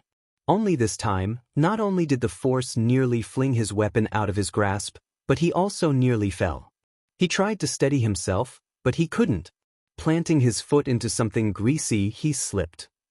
Too many had died in the ring, and every one of those predecessors of his who had spilled their blood on Golden Tip each had a part in dyeing the crest red, and because of that, Hu Ping, who stepped into the ring for the first time, found himself undermined by this. As the cold glint of steel arced dangerously near, Hu Ping desperately tried to keep himself upright while he swung his weapon forth to meet it. Yet before he could parry away the blow, the enemy's saber deftly whizzed past his own and pounced straight into him. It was too late for any hopes of defending himself. In a streak of reckless abandon, Hu Ping, who had had his fair share of fighting to the death himself, decided to just return to Lu Yi the favor by veering his saber at Lu Ye's throat as well. Barely 10 seconds had lapsed since the round began, but that did not stop both combatants from trying to turn the heat up, and the crowds were thrilled. Unfazed, Hu Ping had little fear in Lu Ye's broken saber. He was confident that it could do him no harm. It might have been of remarkable quality in its best days, but now broken, he strongly doubted if it could do anything at all. On the flip side, he was certain that if his blow to Lu Ye's throat was fast enough, then he could end this duel so long as his opponent did not manage to activate his defensive glyph in time. As expected, just as the edge of his saber was about to cleave into Lu Ye's throat, a shield-like glyph appeared out of nowhere. But Hu Ping wasn't going to stop. He drove his saber further as much as he could in a bid to try to exhaust his opponent's spiritual power as much as he could. But what made him stop was a stab of pain coming from his chest. The tang of blood and warmth from the liquid indicated that he was bleeding, and the wound was real. Hu Ping immediately pulled off his attack, and using the momentum of his thrust, he vaulted himself backward instead to dislodge. He lowered his gaze and was shocked to find a gash on his chest almost a foot long, and the brigandine that he wore on the inside of his tunic was ripped open with its magical glow all but faded. Feeling a sensation of numbness on his scalp, Hu Ping failed to comprehend what was going on. Half the reason he dared to take a blow from Lu Yi while he delivered one of his own was because of his brigandine. The leather armor, enchanted with magic, was supposed to defend him against a blow from a broken weapon with whatever magical properties it carried severely crippled. Many a time it was this leather brigandine that had saved him from certain death and helped to turn the tide of the battles he had fought before. Yet this time, his brigandine not only failed to protect him, but it was also torn apart instead. Isn't his saber broken? Why is it still so dangerous? A myriad of thoughts flashed through his mind. But there was no time to think. Lu Yi wasn't giving him any time to, he was already on him before he even noticed it. The blade of the broken saber blazed with a reddish luster, bearing down on Hu Ping, who defiantly raised both his voice and his weapon in response to the broken weapon's terrible splendor. The bedlam of battle once again resounded. Both men locked each other into another rapid round of savage blows, but Hu Ping no longer retained his former composure. That allowed the opening Lu Yi needed to gain control of this fight. In contrast, Hu Ping was beginning to realize that the tide was not in his favor and his defenses were slowly crumbling against Lu Ye's relentless onslaught. He did not last long. Barely 20 seconds later, Hu Ping stiffened all of a sudden, his saber held aloft. Despite his tries, he just couldn't seem to summon any strength to swing his weapon. Until he looked down at his own chest with horror. The broken blade of Lu Ye's saber was buried in his chest, right where the brigandine was torn open. Standing so close to each other, their eyes met. Lu Yi held his foe in a long, hard stare and breathed, "I am Lu Yi of the Crimson Blood Sect." With one last kick from him, Hu Ping crashed to the ground, motionless and dead. A puffed-out Lu Yi limped weakly back to where he was before the fight began and sat down, stuffing another spirit pill into his mouth before he lowered his head and rested. Nothing but silence perfused the air. No one moved until Hu Ping's senior strode carefully into the ring to examine him, and he confirmed it. Hu Ping was already as dead as a doornail. Furtive whispers began to rise in waves, slowly rising into a crescendo of raucous chatters. Hu Ping was defeated. Just when the Thousand Demon Ridge side believed that victory was as certain as the sun that rises in the east, Hu Ping was killed. Every single cultivator of the Thousand Demon Ridge side had been waiting for this war to end. They expected it. They knew it. Only they were wrong. None of them believed that Lu Yi could ever slay Hu Ping in such cold blood when it was supposed to be the other way around. Few realized that Hu Ping was killed after taking just 2 blows from Lu Yi. He too had managed to deliver 2 blows, although both were nullified by Lu Ye's use of glyph protection. With his death, Hu Ping had proven something else. Lu Ye's saber might be broken, but its deadliness waned not one bit at all. The other challenger, Xian, hardly looked anywhere near amused. In fact, he was pale with fright, silently gratefully that Lu Yi chose Hu Ping first, or it would be him who was dead instead of Hu Ping. Just when everyone believed that the beast was declawed, it once again displayed its predatory lethality. Xian watched the quiet man sitting alone in the ring who was so tired he could barely lift his head. His very person swayed like a man who was teetering on the brink of collapse. Xian inhaled a long, deep breath. Hu Ping might have been killed, but the status quo was very much the same. It was up to him now. If he lost, then the hopes of the whole Thousand Demon Ridge faction would rest on the shoulders of the last man who was not only weaker than Hu Ping but him as well. One could argue that their mission to have Lu Yi slain was as good as lost. Therefore, Xian knew very well that he could not lose. And to achieve that, he needed to make sure that Lu Yi could never hit him. That saber of his was just too powerful and unstoppable. Yet, Xian had but only one conundrum. He too was also a combat cultivator. As cultivators who were masters of close-quarters combat, he at the same time was compelled to acknowledge that not getting hit at all was a virtual impossibility. Gods, what have I landed myself into? But before he could come up with a plan, a voice from the Thousand Demon Ridge side hollered, "Time's up." Baxian shot a scathing glare at the one who called out loudly. The candle that marked the duration of Lu Ye's respite burned until the last of its wick, and Lu Yi, who had kept his head lowered to rest, once again looked up. With more than thousands of eyes watching him, he clambered up again, just like before, and hobbled his way back to the center of the ring with his broken saber in hand. The corners of the eyelids of a good many Thousand Demon Ridge cultivators twitched uncontrollably. Premonition told them that Lu Yi, while he looked so weak and frail, was every bit the semblance of a man who was going to collapse due to fatigue. But they knew better. What happened just last round was truth enough. Give him his weapon and point him to where his opponent is, and Lu Yi would be as ferocious as a predator once again, they knew. 440 rounds he had endured, and no one in the 5,000-man audience would dare doubt him, at least not anymore. No one knew nor understood what will and what resolve fueled him, that even in such feebleness and failing of might, Lu Yi still steadfastly stepped into that blood-swaddled ring without fail and yet remained victorious. Xian stepped forward and announced his own name and that of the sect he belonged to. But Lu Yi could barely hear a word he said. His hearing was nothing if not a cascade of incessant buzzing because of his extreme weariness. Nevertheless, it mattered not to him. He was sure that Sister Wei Yang would remember it for him. Rumble! The spiritual power of both men erupted as they charged at each other in tacit unison as if they had a mutual understanding.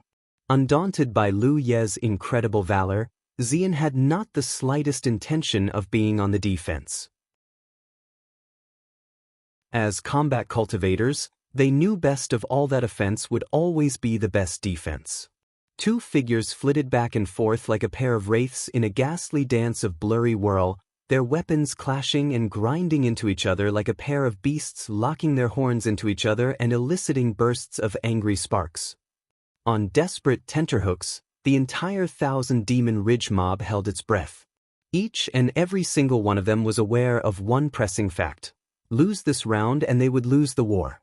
As much as they were aware that there was one last challenger left, a Blackfyre cultist, barely anyone could stake any shred of hope that the cultist would prevail against Lu Yi. With power and strength weaker than Hu Ping and even Xian, no one expected him to survive. 3 seconds, 5 seconds, then 10, 20, and finally 50. 1,000 demon ridge cultivators who had their eyes peeled on the duel finally exhaled with relief. Xian had managed to hold on. As expected of one with the pedigree of a Tier 3 sect, some mused. None of Lu Ye's earlier challengers had been able to weather Lu Ye's onslaught for so long while being able to maintain his own ground.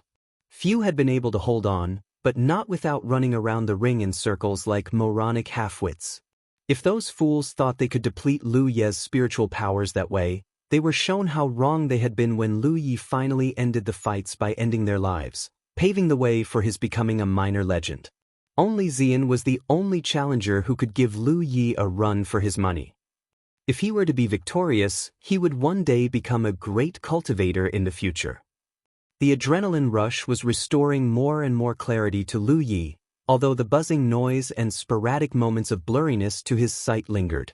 But the sheer stress from the hails of blows raining down on him plus his senses were telling him that he was up against an opponent with strength and speed that could well match his. Lu Yi knew what to do. He needed to settle this fight fast. To prolong this fight would be tantamount to suicide. His spiritual power was on the verge of being fully drained and there was no way he would ever hold on after that if his opponent could still fight while he couldn't. As soon as this thought crossed his mind, another blow came straight at him. Instead of evading, he drove his saber straight into his opponent in a ruthless response. That Lu Yi would dare to take a direct hit from him was something that shocked Xian greatly. While he was open to the idea of trading blows, he did not intend to trade injuries with Lu Yi. If there was anything that those deaths before him had taught him, that would be to never foolishly underestimate the deadliness of Lu Ye's weapon. That is no weapon that a low-tier cultivator should have. He yelled deep down inside with anguish. Xian ducked frantically. But at the same time, the decision turned out to be a maneuver that he might regret because it threw his tempo off balance. The fight that started off as a battle of equal strength and speed immediately became lopsided the moment he balked, and the loss of his aggressiveness prevented him from being able to wrestle back control. In just a couple of seconds, Lu Yi pressed his advantage by delivering a flurry of 7 to 8 attacks. The blows either missed or were parried away, but it was enough. He had effectively regained the initiative and was slowly piling the pressure upon his opponent. Xian had fought enough battles to know that this could not go on, but just when he was raking his mind for solutions, he heard a metallic crack and the weight on his hand vanished. His gaze panned down and to his absolute horror, his weapon was broken. For 40 rounds, Lu Ye's opponents had been trying to destroy his weapon. The same thought had never occurred to Lu Yi to disarm his challengers before. The strengths of glyph, sharp edge and the innate sturdiness of his weapon itself had made sure that most of his opponents either died quick or surrendered just in time before the fatal blow came. He did not even have to think about other ways of winning. Until now. For the first time after 40 rounds, Lu Yi found himself up against an opponent who could give him a real challenge. The steel of their weapons met and collided in the most brutal ways imaginable in their fierce duel, causing Lu Yi to wonder if his opponent's weapon could still snap even if he did not use glyph, sharp edge. The saber swung down and engendered a macabre spray of red.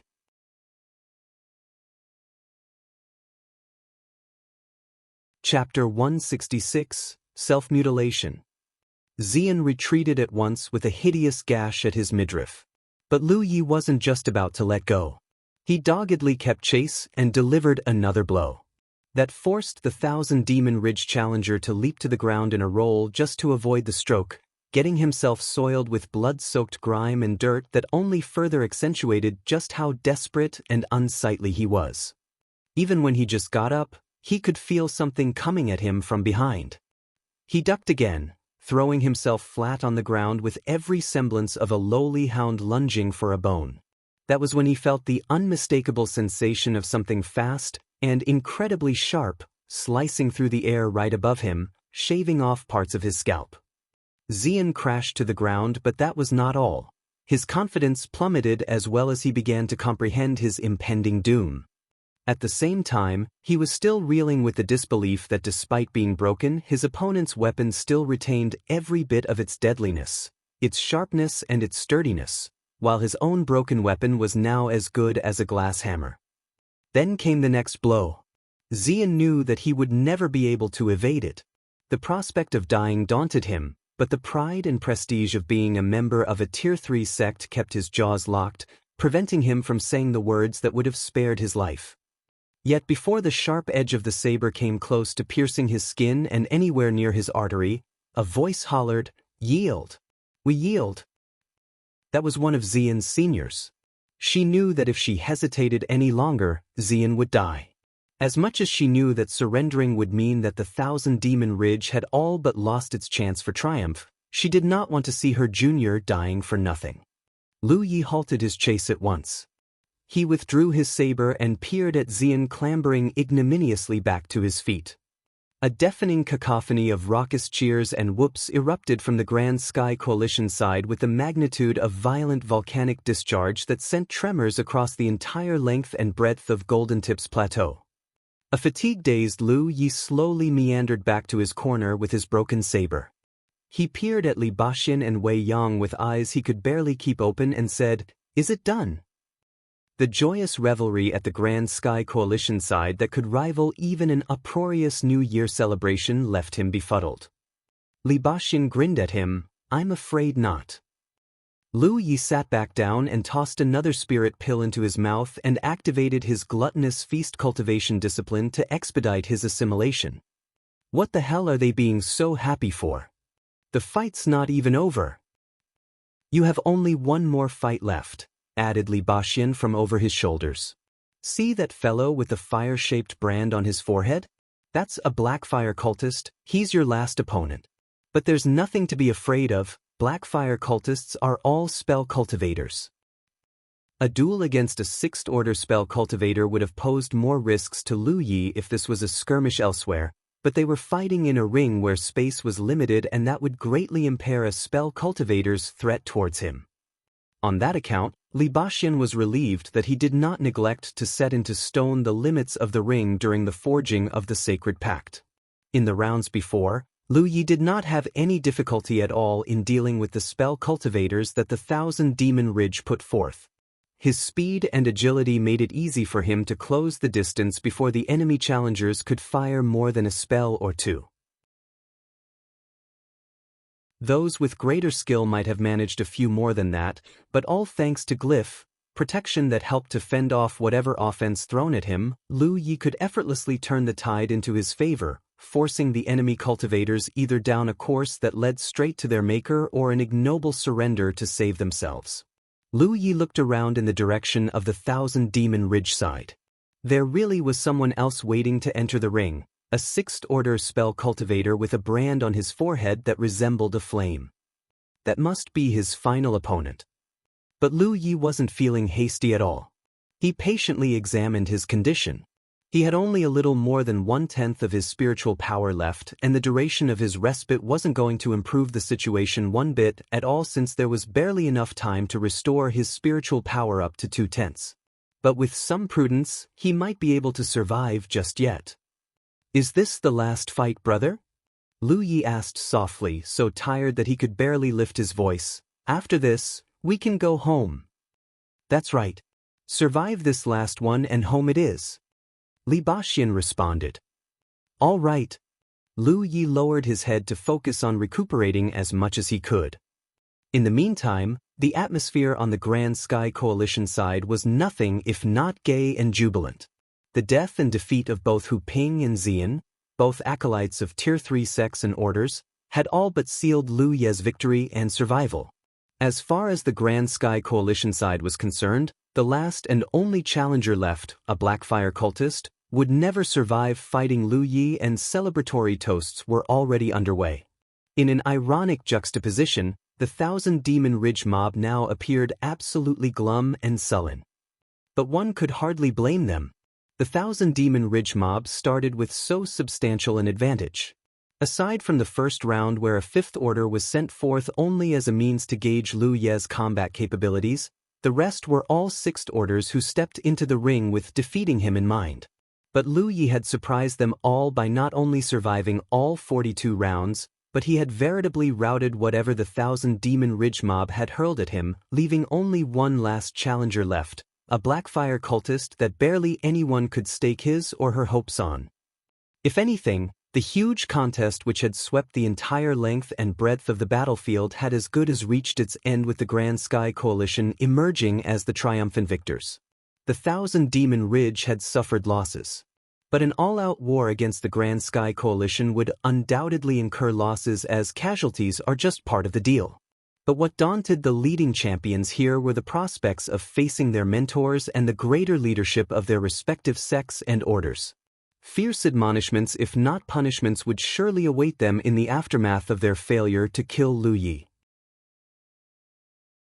The leading Thousand Demon Ridge champions all huddled around the Blackfyre cultist, speaking to him in hushed and furtive tones, and the cultist's ominous shake of his head left them all looking grimmer than ever.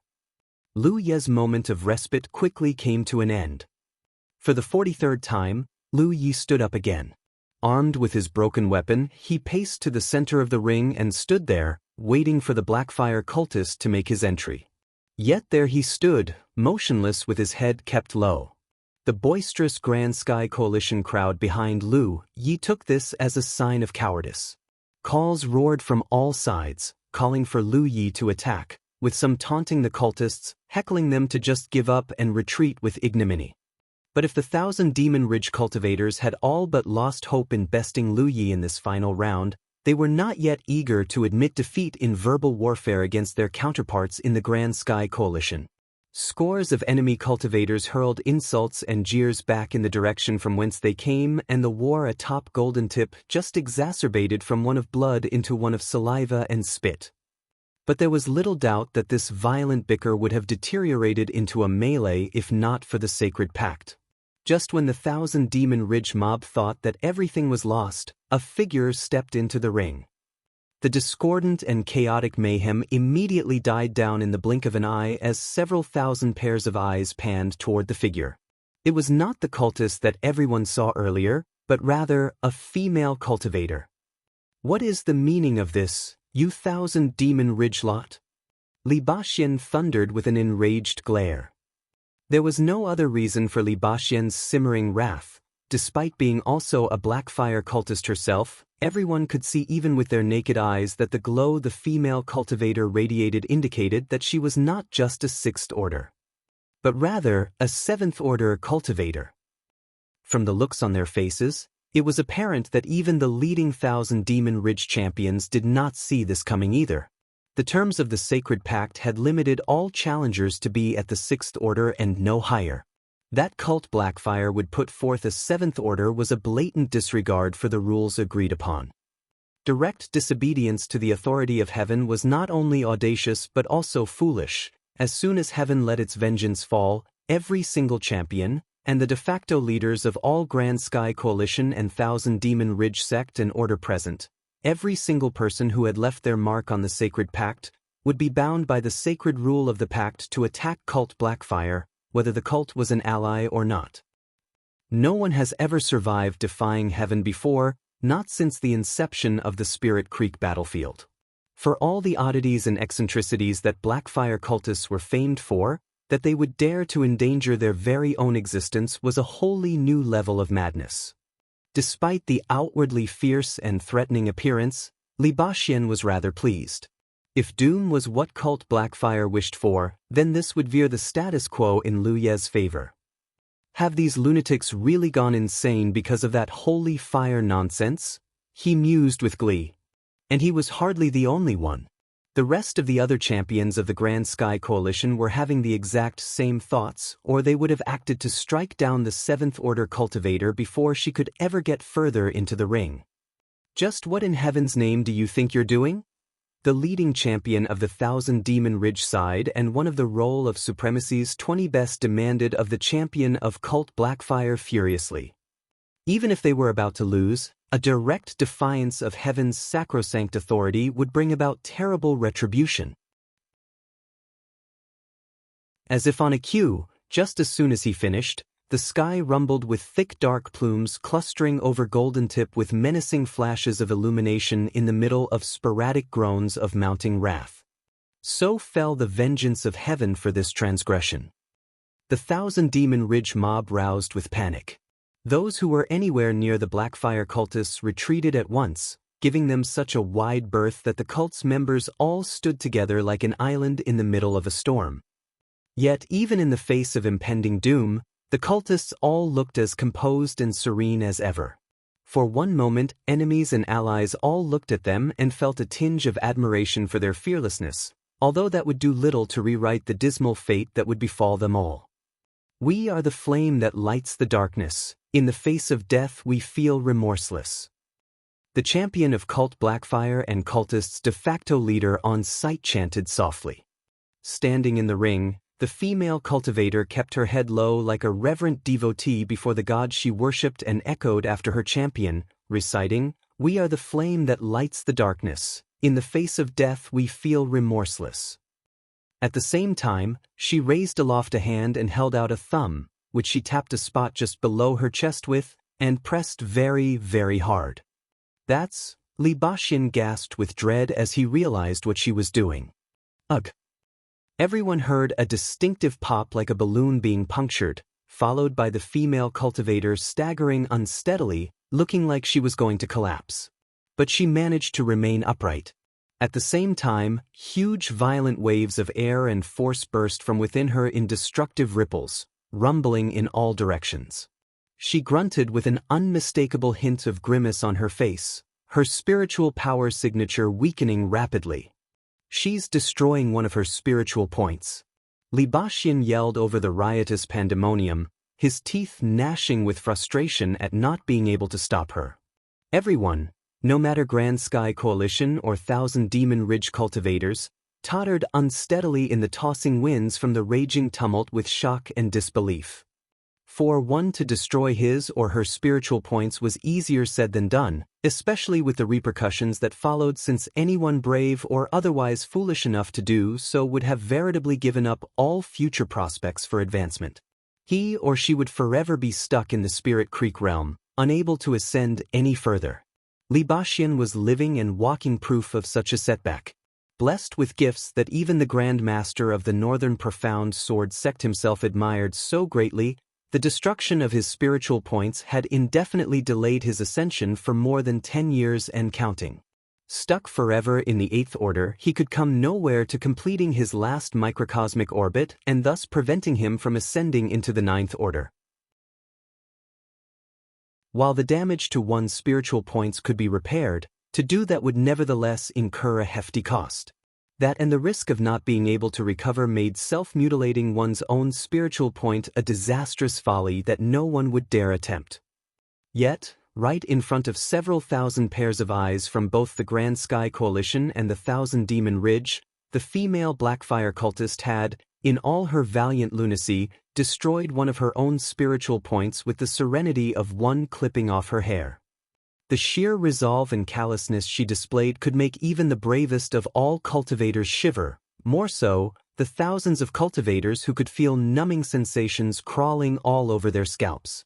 She really lives up to the name of being one of the Blackfyre lunatics. How could she do such a thing? Many mused in silence and bewilderment. But everyone swiftly recollected themselves from the initial shock and looked up into the skies to observe the stirring storm clouds overhead, the gathering storm that would bring heaven's retribution. When she first stepped into the ring, heaven's machinations immediately whirred into motion like clockwork. There was no doubt that retribution would come, and the dark clouds that heralded its coming sent everyone in the vicinity reeling with fright and apprehension. But as soon as she had destroyed her spiritual point, effectively falling back into the Sixth Order, the baleful and malefic dark clouds looming overhead Golden Tip immediately dispersed into nothing, and heavens ceased its execution. Radiant rays of sunlight once again showered upon Golden Tip. And every 1,000 Demon Ridge cultivator all beamed with joy.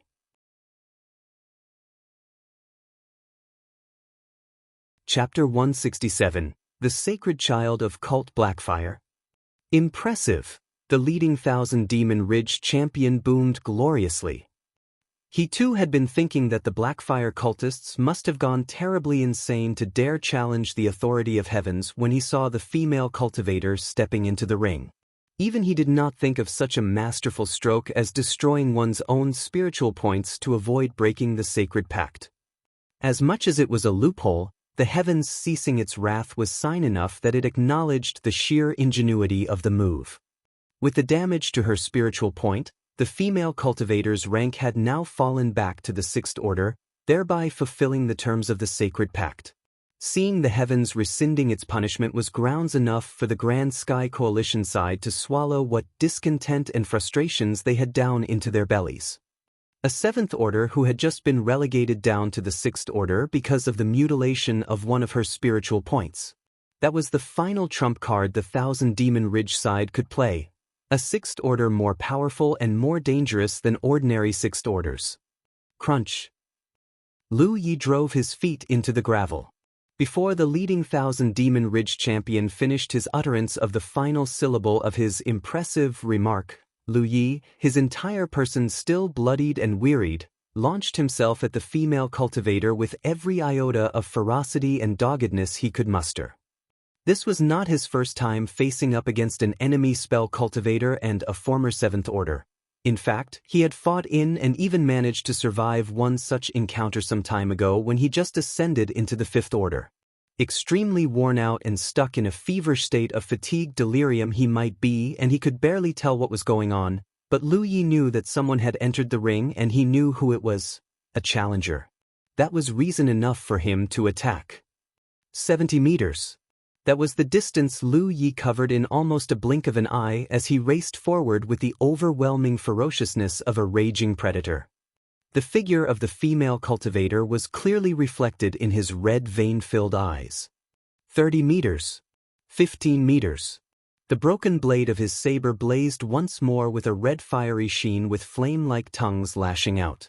He might be weakened, his powers might not be as pure as before, and his weapon might be broken, but he knew that he could always depend on Glyph, Sharp Edge, to make his weapon invincible. The female cultivator did nothing to run. There was no way she could ever best Lu Yi in a contest of speed, and since she was willing to risk so much to step into the ring and take on Lu Yi, she knew what to do. She lifted both her hands and channeled her spiritual powers. On her chest was a heart-shaped pendant hanging from a chain over her neck. It rose, levitating in the air, and it began glowing with fiery incandescence as she injected her powers into it. Next second, the pendant expanded rapidly until it was big enough to envelop her inside like a protective cocoon. Molten lava flowed and dripped down the edges and curvatures of the fiery red cocoon like syrupy tears of fire. The top of Golden Tip felt terribly warm since the moment of its appearance, and with the rising temperature, the red-slicked earth was beginning to sizzle with acrid tangs of blood filling the nostrils of everyone nearby. "That's the Molten Heart," cried a voice from within the Grand Sky Coalition. Someone had recognized what that pendant was. The Molten Heart, a spiritual artifact the properties of which were carefully guarded secrets of cult Blackfyre. It was said that only 5 could be forged in each generation, and only the incumbent sacred child, the male or female acolyte who was also the designated future heir of the cult's leadership, of that generation could carry one. The Molten Heart had rarely seen use in battle, but those who lived after having witnessed its flaming and impetuous splendor could talk about its incredible defensive ability, that so long as its wielder's spiritual powers remained present, the Molten Heart's shield would never falter. Only enemies with powers far beyond its wielder could possibly hope to destroy the Molten Heart's shield with just one blow. After all, what could be used to defend against an enemy of incredibly superior strength and power? Hence, the possession of the Molten Heart showed who the female cultivator really was, the sitting sacred child of cult Blackfyre. This is madness. The sacred child of the cult sacrificing her own future just to win this duel? Thought many of the Grand Sky Coalition cultivators. Lu Yi approached the shield quickly to find the searing heat hitting him straight in the face, and he immediately felt parched and thirsty. But ignoring the discomfort, he swung his weapon viciously at the red-hot screen of fire. He had dealt with enough defensive spiritual artifacts in the 40-plus rounds before, and most, if not all, usually failed to withstand more than a couple of blows from him. But the moment his blow struck the fiery shield, Lu Yi sensed something amiss. It was not as hard as he expected, but it remained nevertheless sturdy and resilient enough to endure his abuse. Despite having glyph, sharp edge activated, his saber just couldn't penetrate through the shield that felt more like rubber than anything metallic. But there was no time for hesitation. He swung his weapon for a second time, then a third and a fourth. The hand that gripped the saber was singed incessantly by the flames, but Lu Yi did not let that stop him. Watched by more than thousands of eyes, he went on hacking and slashing like a madman as if he felt no pain at all. "Oh no," Baxian murmured. He did not know what the sacred child was up to inside that flaming cocoon, but whatever it was, she must be preparing some spell that could cause wide area of effect damage. The fights where Lu Yi had easily defeated challengers who were spell cultivators had allowed the Thousand Demon Ridge side to learn something. Spell cultivators failed to pose any threats to Lu Yi because of his ability to activate his defensive glyph freely during combat, and the glyph's particularly sturdy defense could help ward off most spells without any difficulty. If the sacred child thought that she could defeat Lu Yi just because she thought that being a former 7th Order would make any difference, then she would be mistaken, just like the other spell cultivators whom he had slaughtered.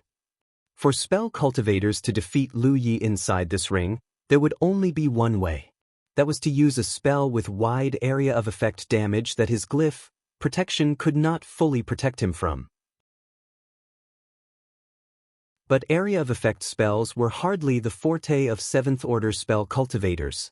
Only those at the 9th Order could perform such complex conjurations. But as the sacred child of cult Blackfyre, she must have unique and exceptional talents that allowed her to do just that. To that end, she immediately activated the Molten Heart and used it to keep herself safe so that she could have all the time in the world to prepare unhindered. Lu Yi must have realized this too, for his blows grew swifter and more forceful. In the meantime, inside the Molten Heart cocoon, the sacred child, whose icy expression had barely stirred even during the mutilation of her own spiritual point, finally had her imperturbable dispassion broken. The Molten Heart was sapping her spiritual powers quickly to maintain the defensive cocoon. That Lu Yi's blows could produce such an effect really was something she did not expect. This fully exposed the single most glaring weakness of the Molten Heart. Despite its impeccable defensive capabilities, it required a huge amount of spiritual power to function. It was not that the Molten Heart was fully impregnable, but rather, whenever Lu Yi attacked, the Molten Heart would consume every ounce of spiritual power from the sacred child as needed to repair its defensive shield at unbelievable speeds just to keep itself intact. In other words, the greater the damage the Molten Heart sustained, the more spiritual power it would draw from its wielder. As a veteran of countless battles against Grand Sky Coalition cultivators of the 7th Order, she could have sworn that she had never seen anyone equal to her rank that could deplete her spiritual powers through the Molten Heart as quickly as this. Every blow from this fearsome monster could deplete a sizable portion of her spiritual power. Then came a couple or more blows and more than 1/10 of her power was gone. That accursed saber! It really is sharp beyond belief, she mused in her horror. But it was not enough to disrupt her plan, at least not yet. After all, she did not expect this battle to be long, since all she needed was only one spell. Her powers dipped at an unprecedented pace. In just barely 10 seconds, she sensed that she only had barely 6/10 of her power left. At last, it is time, she thought. She exhaled a gentle breath and pushed both her arms outward. A turbulent wave of searing heat spread out with the motion of her arms, rolling forth with the entirety of the spiritual power left in her, every bit of the 6/10 left in her, pushing forward as furiously as a breaking dam. Just on the other side of the shield, still clammy with beads of dripping molten lava, Lu Yi retreated at once. All of a sudden, he could have sworn that he heard a voice deep inside him, urging him to retreat or he would die. And the premonition was right. He had only just withdrawn when the molten heart shield crumbled, not by his doing, but from a terrible and destructive force erupting from inside. Right at that very moment, all Lu Yi could see was a gigantic red wall of blazing conflagration rumbling straight at him, threatening to engulf him whole with such force that could reduce all things into mere ashes and cinders. In just one instant, the ring of length and breadth of 70 meters each was devoured whole by a fiery inferno. That was not just an ordinary firestorm, but rather one mixed with the full complement of the different myriads of volcanic discharges. The cultivators who stood by the edge of the ring did not need to be told that they needed to get to safety. The moment they saw the rolling scarlet waves of death and destruction, they immediately bolted. That was not the only thing on their mind. None of the cultivators who witnessed the scale of the flames could dispute that there was no way a Fifth Order would survive such destruction. Baxian was about to act brashly when Wei Yang seized him. "Calm down," she urged. "Our little brother-in-arms is still alive." Her vision of what was going on inside the ring might be just as obscured as everyone else, but she could still sense him. With an acute sense of the aura of living things, so long as Lu Yi still drew breath, Wei Yang might still be able to save him. But if Baxian were to do something stupid, he might be able to save Lu Yi, but the culmination of what would happen next could be disastrous. Baxian listened to her advice and restrained his anxiety. The fires inside the ring slowly died down, revealing a golden tip now completely laid waste and scorched, plus fragments of crystallization in the roasted soil. Everyone gradually regained their sight of what was happening inside the ring. In one corner, the sacred child of the cult tottered unsteadily. Looking like she could collapse any moment, her face was a ghastly chalk-white complexion of utter paleness with blood trickling out her eyes, nose, mouth, and even her ears. The radiation of her spiritual power, now completely spent, barely existed. She had exhausted herself too much. Using the molten heart had cost her more than 3 to 4/10 of her spiritual powers, and the final attack was what had bled everything dry. It was not a spell meant for a cultivator of her rank, and hence, she barely had any control of it. Using it could have caused serious and devastating drawbacks, but she did not have anything else. She just needed to defeat Lu Yi. It was only through sheer will and resolve that she managed to complete the spell, although using it had practically crippled and disabled her, causing serious internal damage that could have almost killed her. But death might have been more satisfactory. Residual flames now burned at every single spiritual point in her body. Even at the skillful hands of the best healers, she could never fight again. Fraught with misery and despondence, she peered forward, hoping to find solace in the fulfillment of her purpose and the death of her opponent. Steam roiled and twisted in curling eddies in the ring. Then a lean and taut figure stormed through the white tendrils, stepping out into sight. Scorch marks mottled his bare-chested skin, and his hair was a disheveled mess because of the heat. Slick and sodden by sweat and blood, the fabric of his breeches clung to his raw, burned skin. Every step he took left a bloodied footprint that quickly sizzled as the heat evaporated the blood. The sacred child twisted with shocking disbelief. "He's alive? How?" Lu Yi did have glyph protection to rely on, but what she just used was a spell that the glyph should not be able to protect him from. So long as he stood inside the ring, he should have been dead by now. She really had to wonder if Lu Yi had gotten outside help. But she did not neglect to notice that the champions from her side did not protest about anything, and that spoke volumes. However slow he might be, her opponent still endured, and he was coming. He was struggling, but the distance between them was undeniably closing fast. Once he got near, that would be her doom.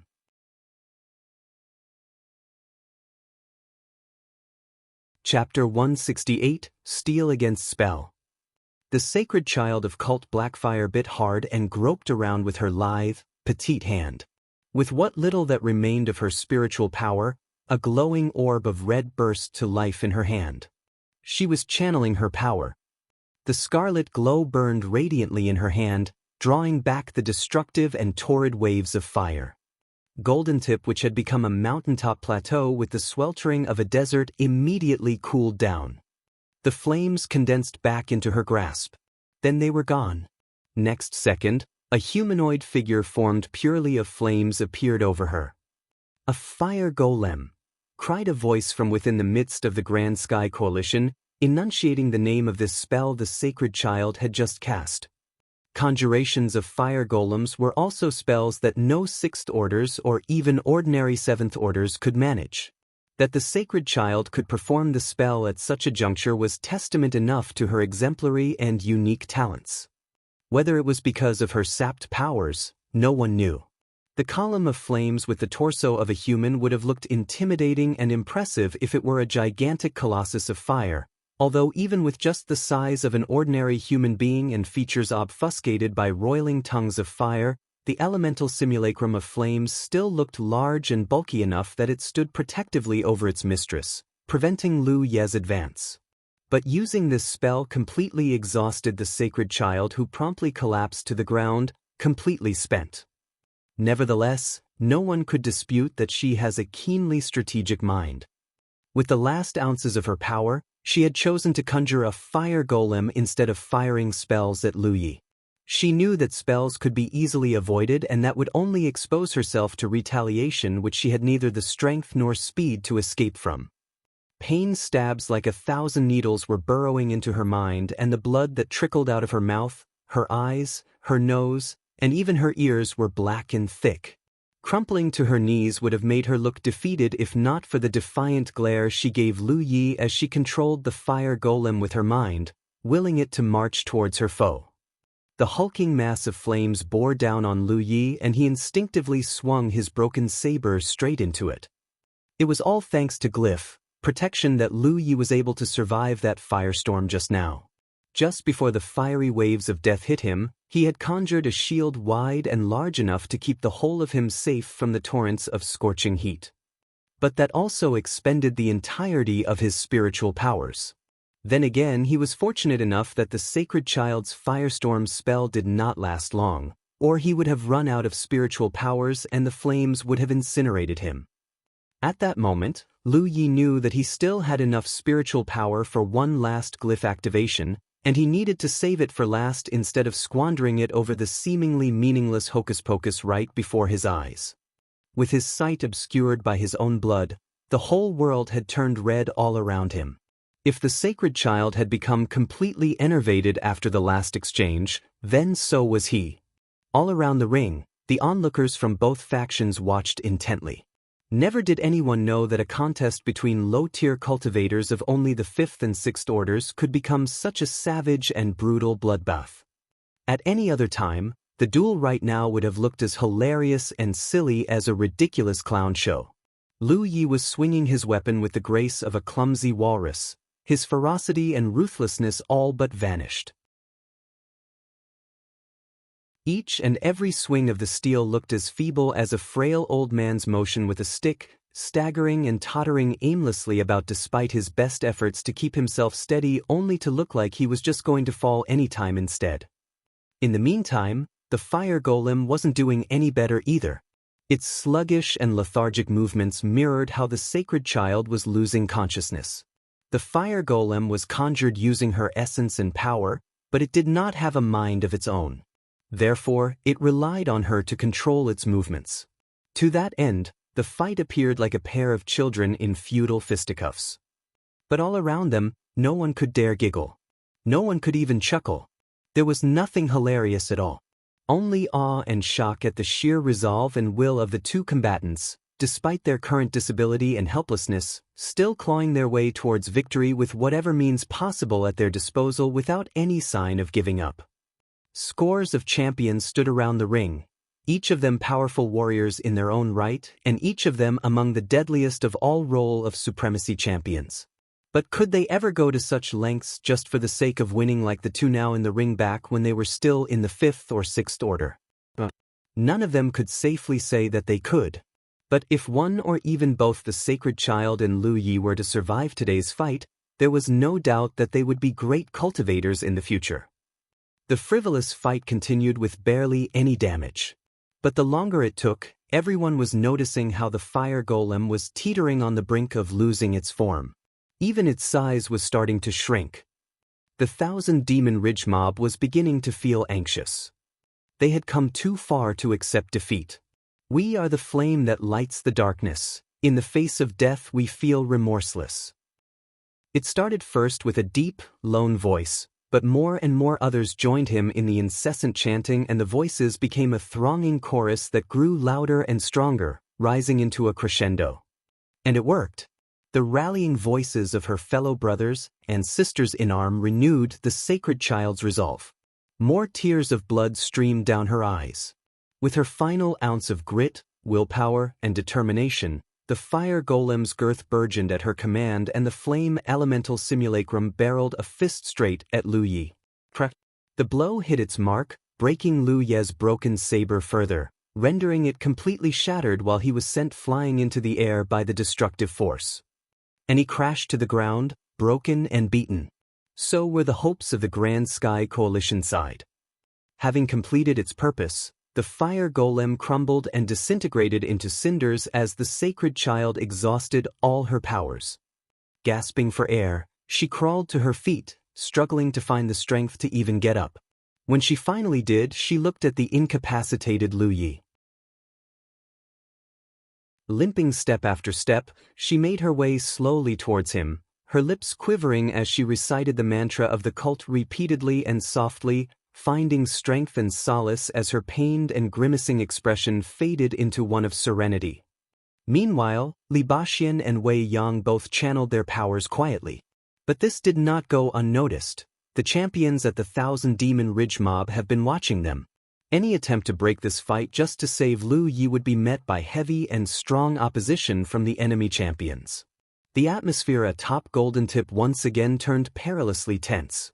Inside the ring, the Sacred Child produced a sword from inside her storage bag. Even that was strenuous and taxing enough for her. The blade of the weapon shone with nothing save for an ordinary glimmer of steel. It was just a sword as common as any other. But it should be enough. Without the strength to even lift it, she dragged the weapon all the way as she approached Lu Yi until she stopped right in front of him. Her petite frame swayed like she was going to fall, but she didn't. She managed to steady herself. Quietly, she peered down at the foe she had defeated, taking in the full sight of the scorch marks and burns, raw skin that was her handiwork. For once in all her life since she joined the cult, the Sacred Child of Cult Blackfyre smiled. She wanted so much to tell it straight into Lu Ye's face, "You've lost." Her mouth opened, but she could barely even speak. Her fingers found a comfortable but firm grip on her weapon.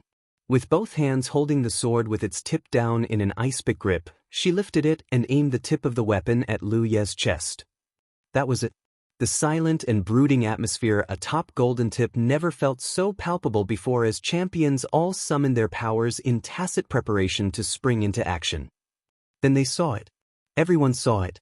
A hand, Lu Ye's hand, came up, his opened palm held up towards the female cultivator like a feeble, desperate, and futile attempt to defend himself. Hoarsely, he throated words that despite their faintness, every single onlooker could have sworn they heard him clearly. Fire. PP Phoenix.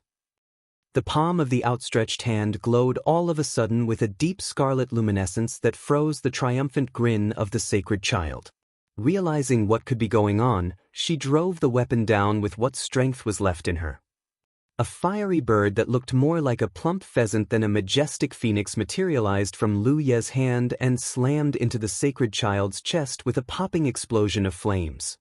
The eruption of burning air and force was accompanied by the shrill cry of the sacred child as the impact blew her away, knocking her off her feet before she crashed. At last, her chest charred and blackened. Bewildered and astonished beyond words, no one spoke a word. No one anticipated that Lu Yi, after being pummeled to the ground by the force of a battering ram, could still fight back, more so, by using a spell. What an uncanny irony! That the spell cultivator in this fight had tried to decide the outcome of this fight using a sword while the combat cultivator, a spell. But there was no time for idleness. With the ring of steel, not of one, but 100 swords, screaming into the air, a pair of figures flitted into the ring like a pair of shadows. Baxian stood protectively in front of his brother-in-arm with more than 100 energy bolts, each shaped like swords hovering menacingly behind him as if they were daring anyone from the 1,000 Demon Ridge mob to make a stupid move. The air roiled with the thick and suffocating presence of Baxian in full wrath, which was substantiated by the army of energy bolts shining radiantly. No one could dare move. No one would dare to try their chances against the shafts of pure energy that looked like they were spoiling for a chance to perforate anyone. Wei Yang cloaked the heavily bloodied and hurt Lu Yi in her arms and examined his wounds. A terrible presence burst forth like a tidal wave. It came from just behind the 1,000 Demon Ridge mob, terrifying many of the enemy cultivators. When they swiveled around to look, they were horrified to find a gigantic colossus more than hundreds of meters tall, towering so high over the mob that its mere length could blot out even the sun overhead, bearing down on them. Those who had survived enough battles to have watched her in battle before knew what it was: a cloud golem. Only 3 people in the entire battlefield were capable of a spell this intricate and elaborate. I would suggest that you remain where you are, or your lives could be in danger, cried a girlish voice somewhere from the cloud golem. Many thousand Demon Ridge cultivators looked up. Tracing the origin of the voice, they discovered that it came from a woman sitting on the shoulder of the golem. Her tiny size was a stark contrast to the massive and behemothing size of the golem, but everyone knew better than to discount how dangerous she really was. The number 1 name on the roll of supremacy, the queen who had reigned all of the battlefield supreme for more than a decade. Feng Yuechan, a 1,000 Demon Ridge cultivator, growled through gritted teeth. No one knew when she had arrived. The last time anyone had heard about her was when she was just outside the Valley of Venom, preventing the cultivators there from joining in the battlefield-wide manhunt for Lu Yi. Evidently, she had left to come here a long time ago. But they should have known. The most powerful cultivator in the battlefield would definitely do more than just guard the entrance of the valley like a simple hound. I've finally arrived to help. Feng Yuechan waved at Baxian with the cheerfulness of a young teenage lass. With hardly any interest to berate her for her levity, Baxian merely nodded in acknowledgement and said loudly to her, "Kill anyone who moves." "Aye, aye." Feng Yuechan responded stiffly, mildly miffed that he did not respond to her affection. Inside the ring, Wei Yang fed Lu Yi a spirit pill and some unknown potion to keep his condition stable. His lips quivered. Wei Yang only heard some incomprehensible gibberish. She bent down closer and asked, "What were you saying, Lu Yi?" "Is it done?" Lu Yi croaked raspily. "Yes, it is done," she nodded. Lu Yi could barely keep his eyes open. One was tightly shut and keeping the other squinted as far as he could get it wide enough to see. He could not even smile despite surviving at last. But he really could use a rest. Just when he finally sighed with relief and released all that stress that he had been carrying like a yoke for days, he immediately blacked out. Wei Yang frantically checked him and learned that he was only just too tired. Feeling comforted, she said to Baxian from behind, "We're heading back." Baxian snorted a wordless accent, then he called loudly, "Yuechan, I need your help sending Sister Wei Yang and Lu Yi back to the Turbulent Watch outpost." "Got it," Feng Yuechan answered. The giant of more than several hundred meters in length bent down, much to the panic of the 1,000 Demon Ridge mob that many scattered and fled, and lowered a massive hand in the ring. Wei Yang carried Lu Yi and hopped onto the huge open palm. She had only just placed Lu Yi down when she realized that she was not alone. She turned around and saw a snowy white tiger. She recognized the worried look of concern in the tiger's eyes and knew that he must be Lu Ye's spirit pet. Despite feeling awkward, she remarked, "Don't worry. He's not dying on my watch." The cloud golem lifted its hand and cradled them in its arms. Feng Yuechan steered the golem around and it ran, thundering with quick strides heading straight in the direction of the turbulent watch outpost. "My friends of the Thousand Demon Ridge, kindly entertain my request to just stay put for another few minutes. After that, you'll be free to do whatever you want. But before that, move and one of my energy swords will be more than happy to cut you down." Li Baxian's voice might sound calm, but the more than 100 energy shafts in the air behind him showed that he wasn't joking. Yen Xing had been watching from afar. Only now did he discover that Li Baxian's magic with his sword had grown to such an elite finesse. Clearly, Li Baxian still had aces hidden up his sleeves during their fight.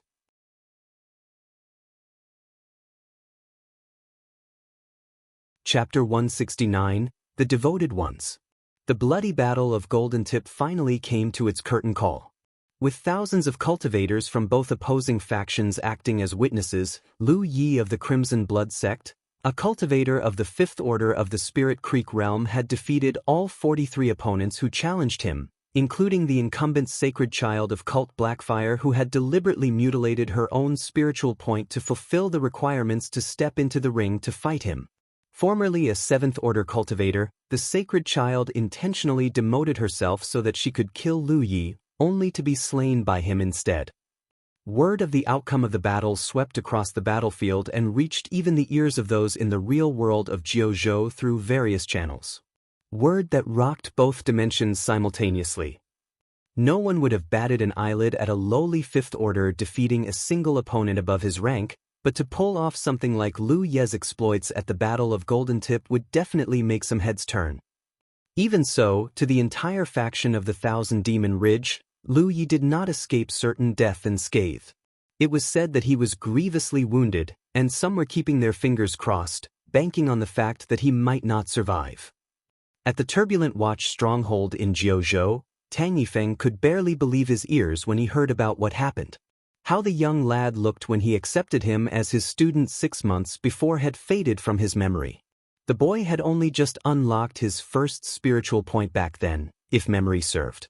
Therefore, that Lu Yi was capable of the exploits that Tang Yifeng had only just heard about left him wondering if the turbulent watchman who brought him the news did not mistake Lu Yi for someone else.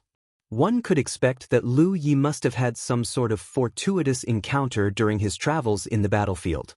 That would explain how he managed to reach the Fifth Order in the unbelievable span of just 6 months. Chances and opportunities teemed the battlefield like weed after all. But for a Fifth Order to single-handedly slay more than 3 dozen of Sixth Orders, that was teetering on being ludicrous.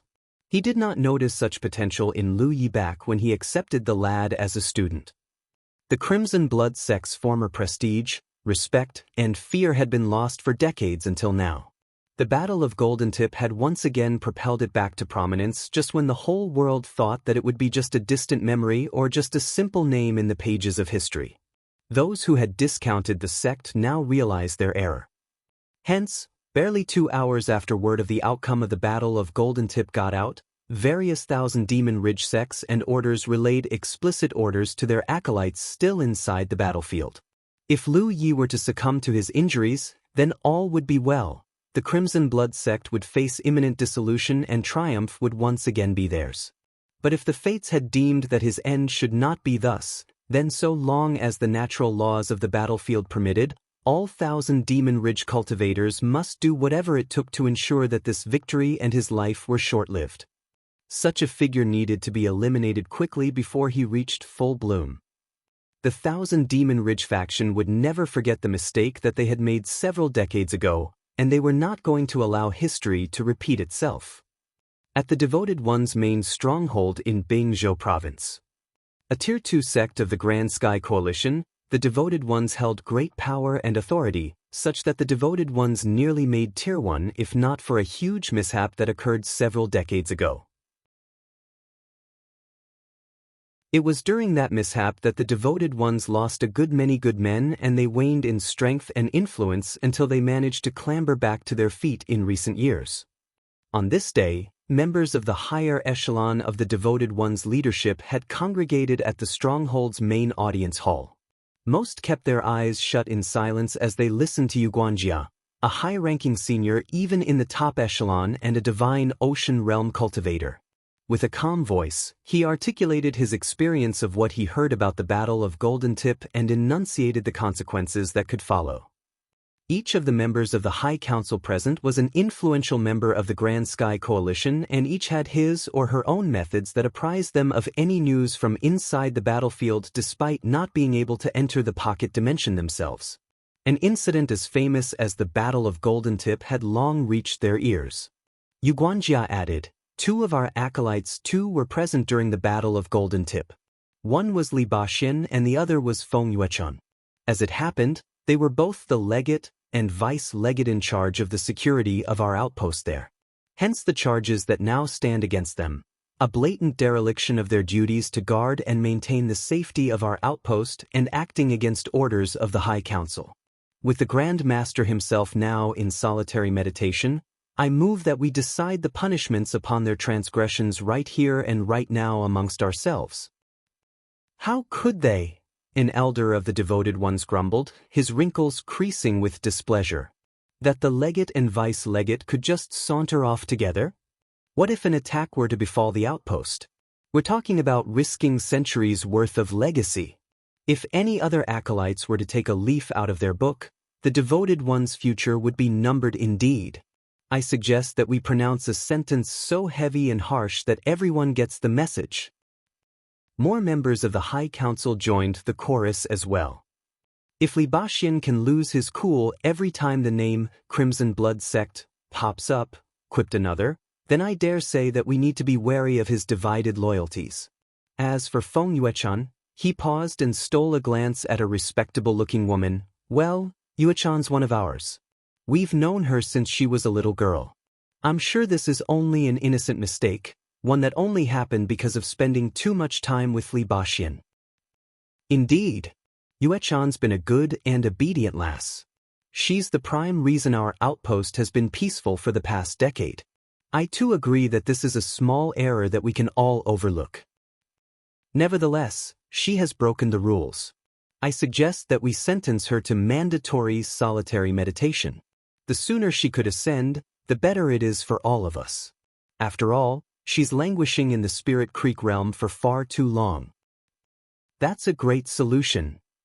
As for Baxian, we can command him to return to his post immediately. His sentence can come later, after we've evaluated the whole situation and his behavior." The men talked about how they would lay down the punishments upon the acolytes Baxian and Yuechan, but anyone with any shred of intelligence and wit could see the stark difference between how they were both treated.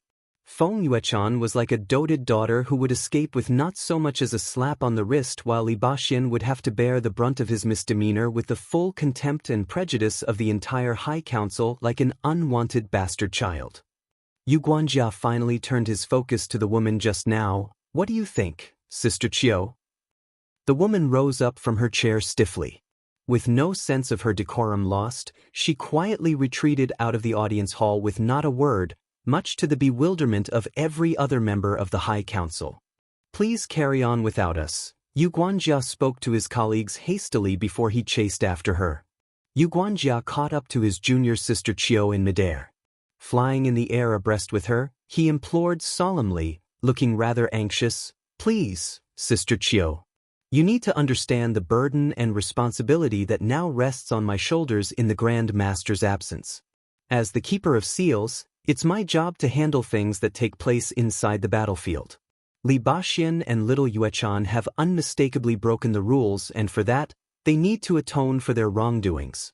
I know that one is your own daughter and the other is as good as a son to you, but you know as well as I do that he is actually as much a senior as you and I.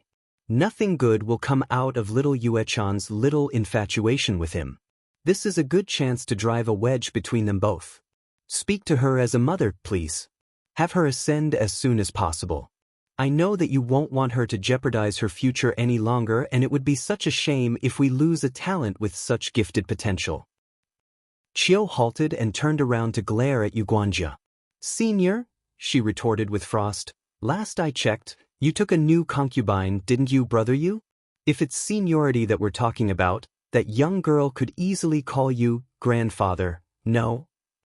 Guanjia could feel his cheeks burning. My private life is not the subject here. Whatever, Chiu muttered, her face stony and cold. You are the one in charge in the Grand Master's absence. So just do what you want. But if you dare lay a hand on Baxian, you'll have my sword to contend with. She flung her sleeves as she spun around and sped away. Guanjia watched as she vanished into the distance with a pensive look on his face. But deep within the folds of his robes, his fists clenched firmly with anger. The devoted ones issued a directive an hour later, urging its outpost Legate-In-Charge Baxian to report back for duty at once. But word came back soon after. Apparently, Baxian was locked in fierce combat against the number 2 of the battlefield's role of supremacy Yanxing, and there was no way he could leave on short notice. In the meantime, at the main stronghold of the righteous sect, a group of Cloud River Realm cultivators was huddled together gambling. The plump and stocky Pang Dehai was serving as dealer with a bunch of his brothers in arms, placing their ontes, enthusiastically piling heaps of spirit stones on the tabletop. Pang Dehai was especially ecstatic to see the mound of spirit stones right in front of him. Being bigger than the rest must have meant that he must have just had an immensely bountiful moment. He tossed his glance to another fellow cultivator with a goatee. Hey, have you heard of what happened in the Spirit Creek battlefield, Lashan? The only thing Lashan was more interested in other than his goatee was his hand. Without much interest in any conversation, he answered nonchalantly, as if there could be anything major happening in the Spirit Creek battlefield. Pang Dehai quickly gave them a recap of the Battle of Golden Tip, and his story left every gambler, each of them had been here for days, hanging their jaws in speechless awe. He chuckled at the end of his tale. You know, Yul Lashan, of all people, should know that fifth-order kid. I know him? What's his name? Evil Moon Valley, just about a half-year ago. The kid who was taken in by Grand Master Tang of the Crimson Blood Sect. Lu Shan paused and raked his mind for any recollections pertaining to those details. Then, with a looking of dawning comprehension, he gasped, That Lu Yi? Exactly.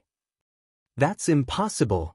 Lu Shan's face creased with disbelief. Are you sure they're not mistaken? Lu Shan knew the name. A boy who had been accepted by Grand Master Tang Yifeng of the Crimson Blood Sect, and the very same to whom he had given the nickname Yi, which referred to the one-leaf potential back when they first met 6 months ago. Apparently, the nickname had stuck. But that was not the point. How could it be possible that with such meager potential, Lu Yi had grown to the 5th order of the Spirit Creek realm in just 5 months? To say nothing of the legendary feat of defeating and slaying a string of 43,000 Demon Ridge challengers. He's been taken back to the Crimson Blood Sect stronghold, so no one knows for sure if he's still alive. But you can bet that so long as he still draws breath, with Sister Shui Yuan's healing wizardry, there's no way he won't survive.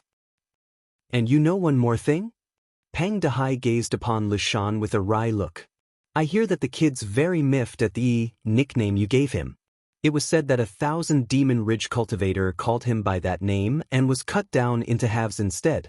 With his potential, it would only be just a matter of time before he reaches the Cloud River realm. At that time, Brother Lashan, I'd pray for forgiveness if I were you. Hehehehe. That was enough to make Lashan shift in his chair apprehensively before he chuckled. Funny. Why should I be afraid? We'll see if he survives first. All right, let's see your hands, gentlemen.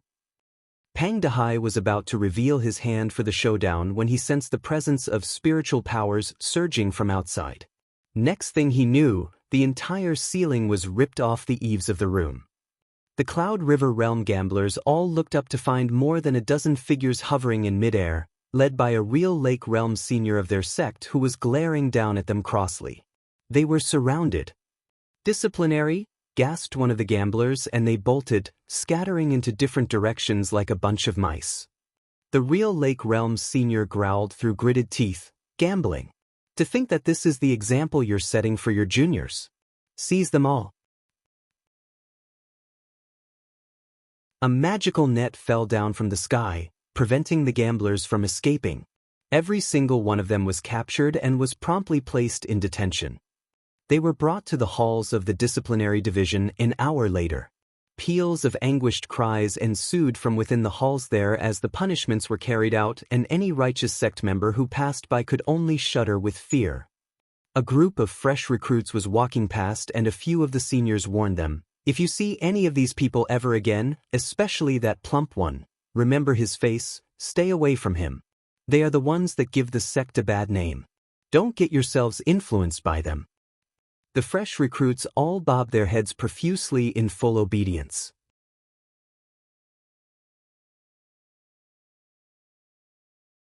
Chapter 170, Recuperation. In the vast and boundless darkness, an eddy swirled.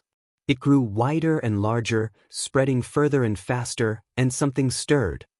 Time passed unnoticed until the darkness was ripped and torn like a fabric. Next came the waves of indescribable pain and soreness, a pair of inseparable Siamese twins that existed in tandem, before Lu Yi finally blinked his eyes open abruptly. He could see two figures standing beside his bed.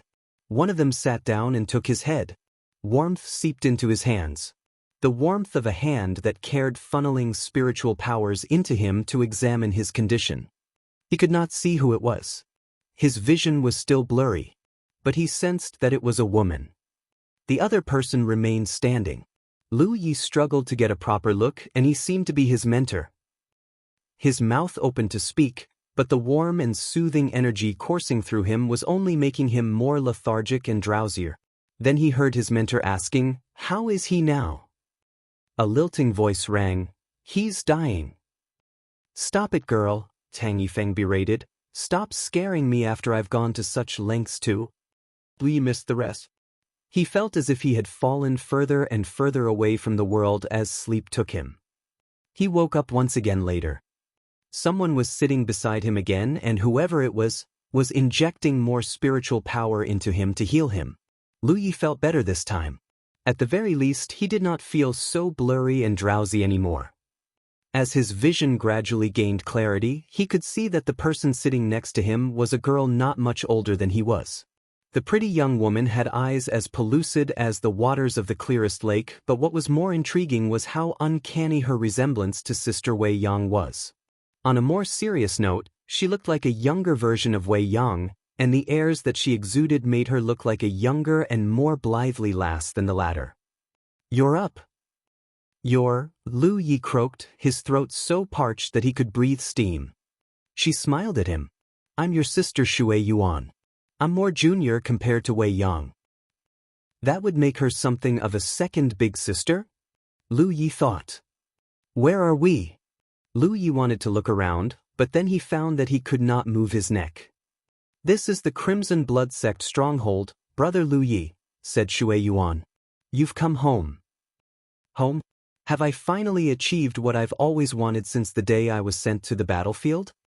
Lu Yi could feel as if something that had been tense and taut for so long slackened at last.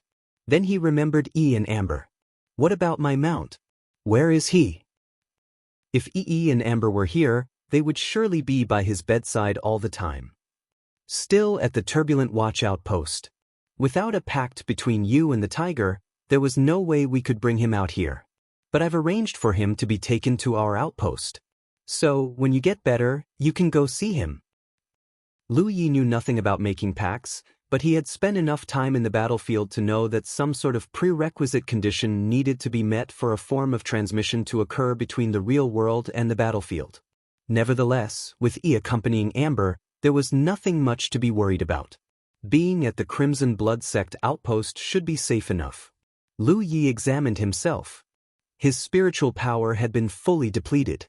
But having endured this before, he wasn't too worried. While his body recovered, so would his spiritual power.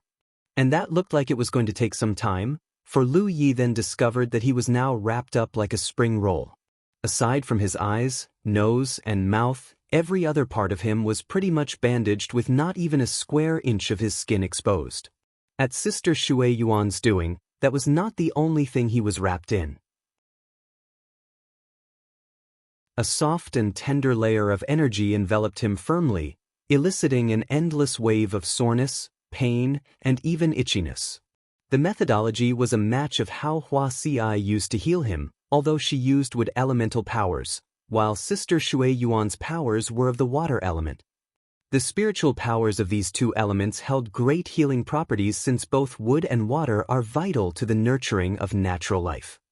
That would mean that Sister Shui Yuan must be a medical cultivator too. But Sister Wei Yang and Brother Li Baxian were nowhere in sight. The same could be said for their mentor Tang Yifeng and one more brother, or sister-in-arms which he had not yet met.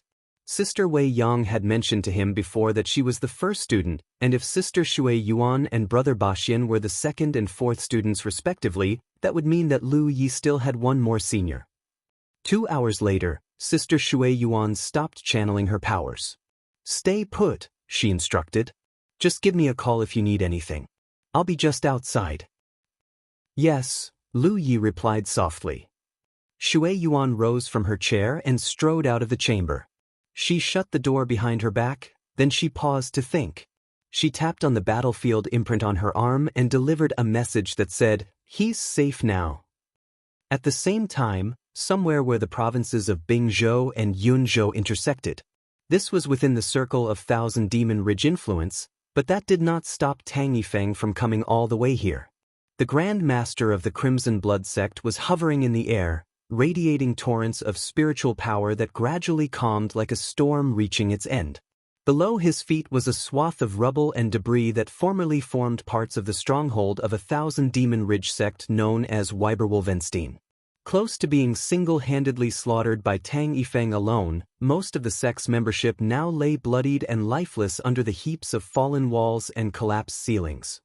As a mere Tier 6 sect, Weiberwolfenstein's best comprised only a handful of real Lake Realm cultivators whose puny might could barely hope to match Tang Yifeng's. That they managed to prevent the full decimation of the whole sect was only because of the quick thinking of some of the members who managed to slip into the Spirit Creek battlefield to escape imminent doom. But there was little doubt that Weiberwolfenstein's tier would be taking a deep dive come the next assessment. A flash of light approached from afar at great speeds.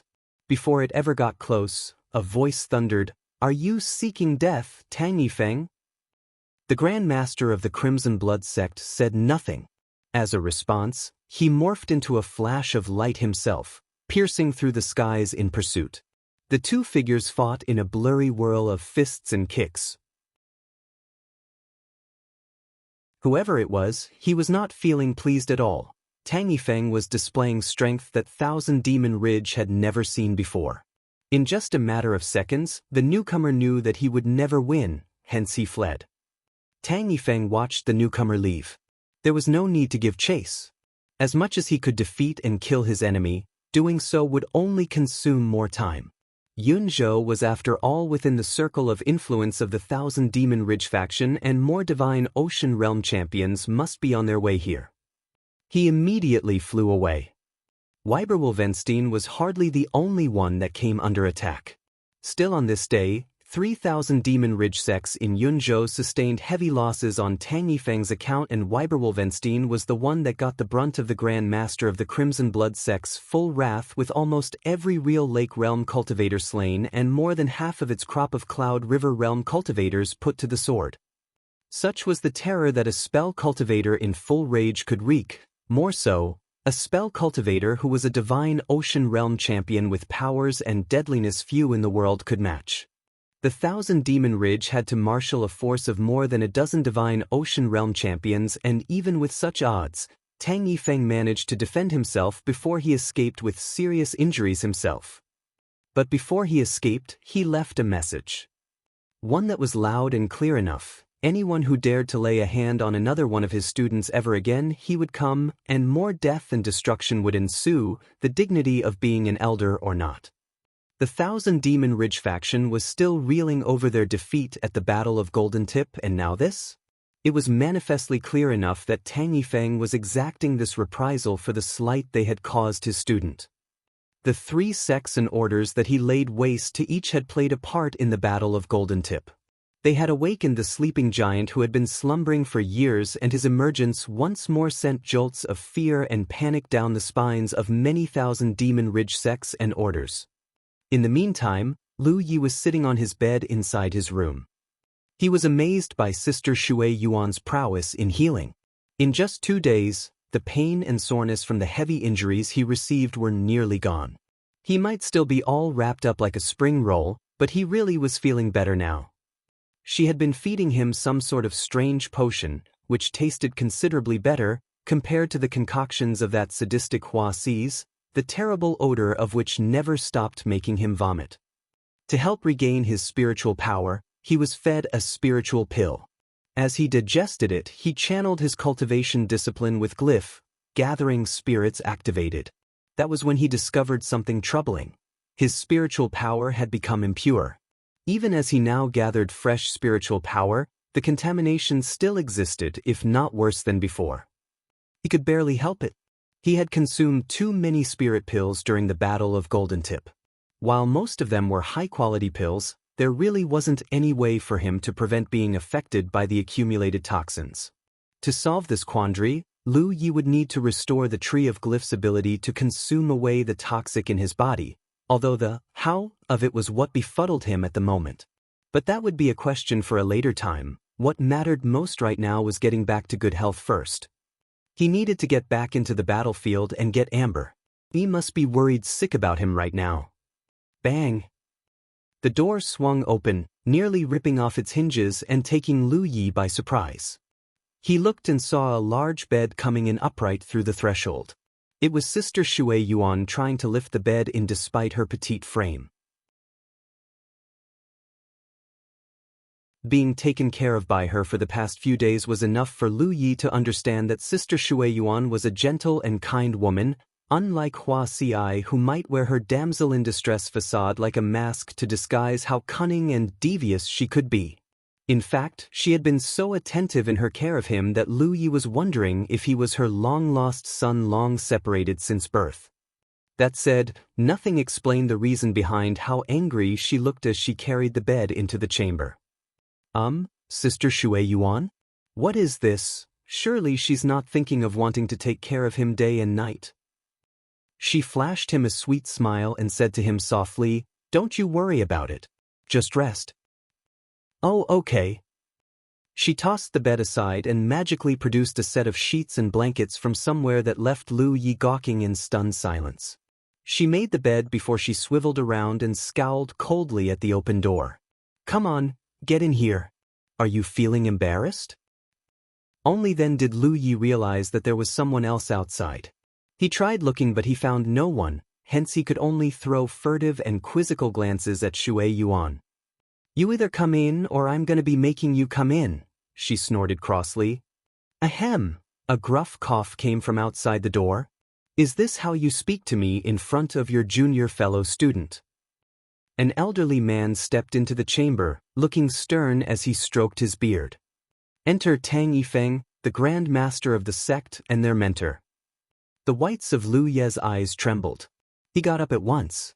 But before he could stand up, he nearly lost his balance and fell. Tang Yifeng rushed forward and held him. Their eyes met. Lu Yi could see the guilt in his eyes.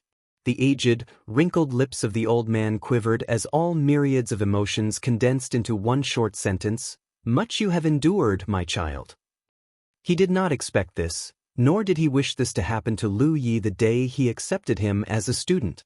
It was a debt the Crimson Blood sect incurred, and Lu Yi, as a fresh recruit who had not even laid eyes on the door of the stronghold before, should not have borne the brunt of, which had nearly cost his life, alone. For the past few months, he knew that Lu Yi was alive. But he lacked the manpower for a battlefield-wide search to find him. He had Shui Yuan roped in several independents that he knew and pleaded for their assistance in tracking down Lu Yi. But the battlefield was a huge haystack, and finding Lu Yi, the proverbial needle in this case, was a job that no low-tier independents could easily complete.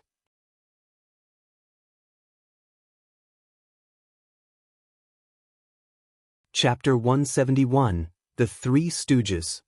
Grand Master of the Crimson Blood Sect, Tang Yifeng, knew little about the life of his young student in the battlefield, but he saw with his own eyes the many cuts, abrasions, lacerations, and bruises that mottled the body of the 16-or-so-year-old Lu Yi when Shui Yuan was dressing his wounds. He did not neglect to note that several of the wounds could have killed Lu Yi. That was enough for him to know how dangerous life had been for Lu Yi for the past 6 months. That his youngest student had to endure such hardships and perils, Tang Yifeng could only blame himself. He attributed it all to his incompetence, and to vent his anger, he went a rampage into Yunzhou right after Lu Yi came back. At least, he needed to ensure that no injustice like what happened at the top of Golden Tip would ever repeat. The Thousand Demon Ridge faction clearly needed a reminder that he was still Grand Master of the Crimson Blood Sect, and so long as he still lived, he would never allow his students to suffer the threat of death and humiliation for nothing. To that end, he even exposed his true power that he had kept hidden for at least decades. Back inside the chamber where Lu Yi was still recuperating, Tang Yifeng placed a hand on his youngest student. "It's good that you are safe and you're back here now, son. Have a good rest," he beamed proudly. "Yes, sir," Lu Yi responded reverently. Nevertheless, he was very curious. Tang Yifeng looked absolutely beat up with all the bruises and swells that littered his face. Was he doling out the beating, or was he actually on the receiving end? But that would explain the bed that Sister Shui Yuan was carrying in earlier. "So are you coming here yourself, or do you need me to give you a hand?" Shui Yuan barked sharply. Tang Yifeng got to his feet and dismissed it with a casual smile. "It's just some light wounds. Like I said, there's no need to..." "Teacher!" Lu Yi cried as he watched so much blood spewing out of Tang Yifeng's mouth all of a sudden that all colors left his face. Tang Yifeng struggled to maintain a grin. "No problem. It's just some clotted blood inside. Once it's out, I'll look." Shui Yuan drifted over at once and whisked Tang Yifeng off into the other bed to administer some healing magic and stabilize his condition. At length, she grumbled, albeit with her eyes red and moist that belied her thorny temperament, "Quit pretending you're strong. Sooner or later, you'll get yourself killed out there. How do you suppose we'll be able to collect your dead body then?" Funnily enough, Tang Yifeng did not seem to dare chastise her. All he could do was grumble and lament about his misfortune at having such a disrespectful student. Meanwhile, Lu Yi was frightened by Shui Yuan's rapid change in demeanor. Suddenly, Sister Shui Yuan, who had been so gentle and soft with him, did not look so gentle and soft after all. Sister Shui Yuan had only just finished her chores of babysitting both Tang Yifeng and Lu Yi when a voice began hollering from outside. "Hey, old man. Sister Shui Yuan? I'm back." Lu Yi recognized the voice. "Is that Brother Baxian?" he called. A tall and rangy figure appeared at the door. It really was Li Baxian. Their eyes met. Li Baxian flashed Lu Yi a grin, only to fall face down into the ground amid a puff of dust and soot the next second, much to everyone's shock. "Brother Baxian? Are you all right?" Lu Yi exclaimed. Li Baxian rolled himself around and sat on the ground. He flashed Lu Yi a thumbs up, saying, "Don't worry about me. I'm fine." Shui Yuan, who had just finished tucking Tang Yifeng into bed, came around in the blink of an eye. She seized Li Baxian by the scruff of his neck and surveyed him briefly. A tinge of annoyance fleeted by her stare. "What in heaven's name did you get yourself into?" Li Baxian beamed broadly at Shui Yuan. "Well, at any rate, I've given Yen Xing a good walloping myself. The honor of the sect is intact." Although he immediately blacked out the next second.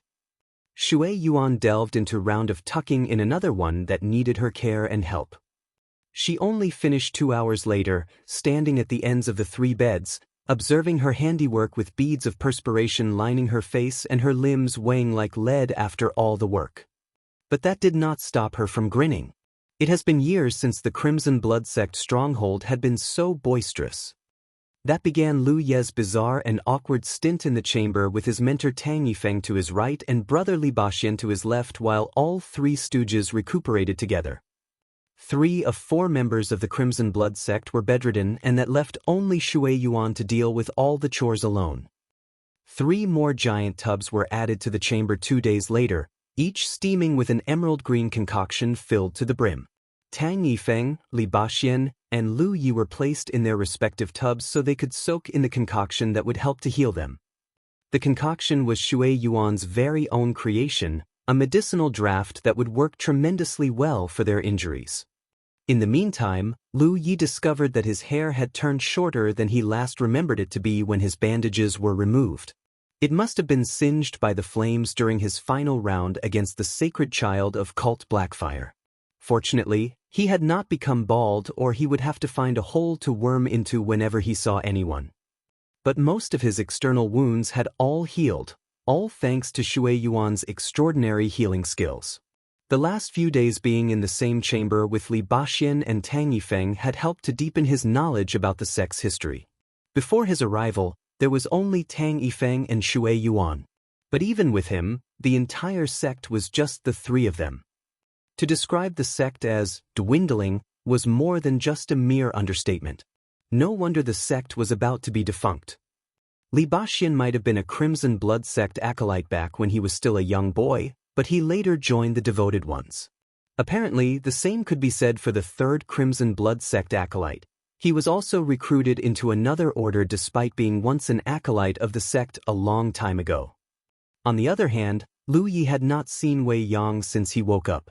He tried speaking to Li Baxian about her, but all he got was a cryptic, "she's the mysterious kind" speech. But it only served to substantiate the feeling that Li Baxian was trying to hide something, and this was puzzling enough. No matter what, Lu Yi wished to thank Wei Yang himself. She was the first to come, and it was her timely intervention that saved him.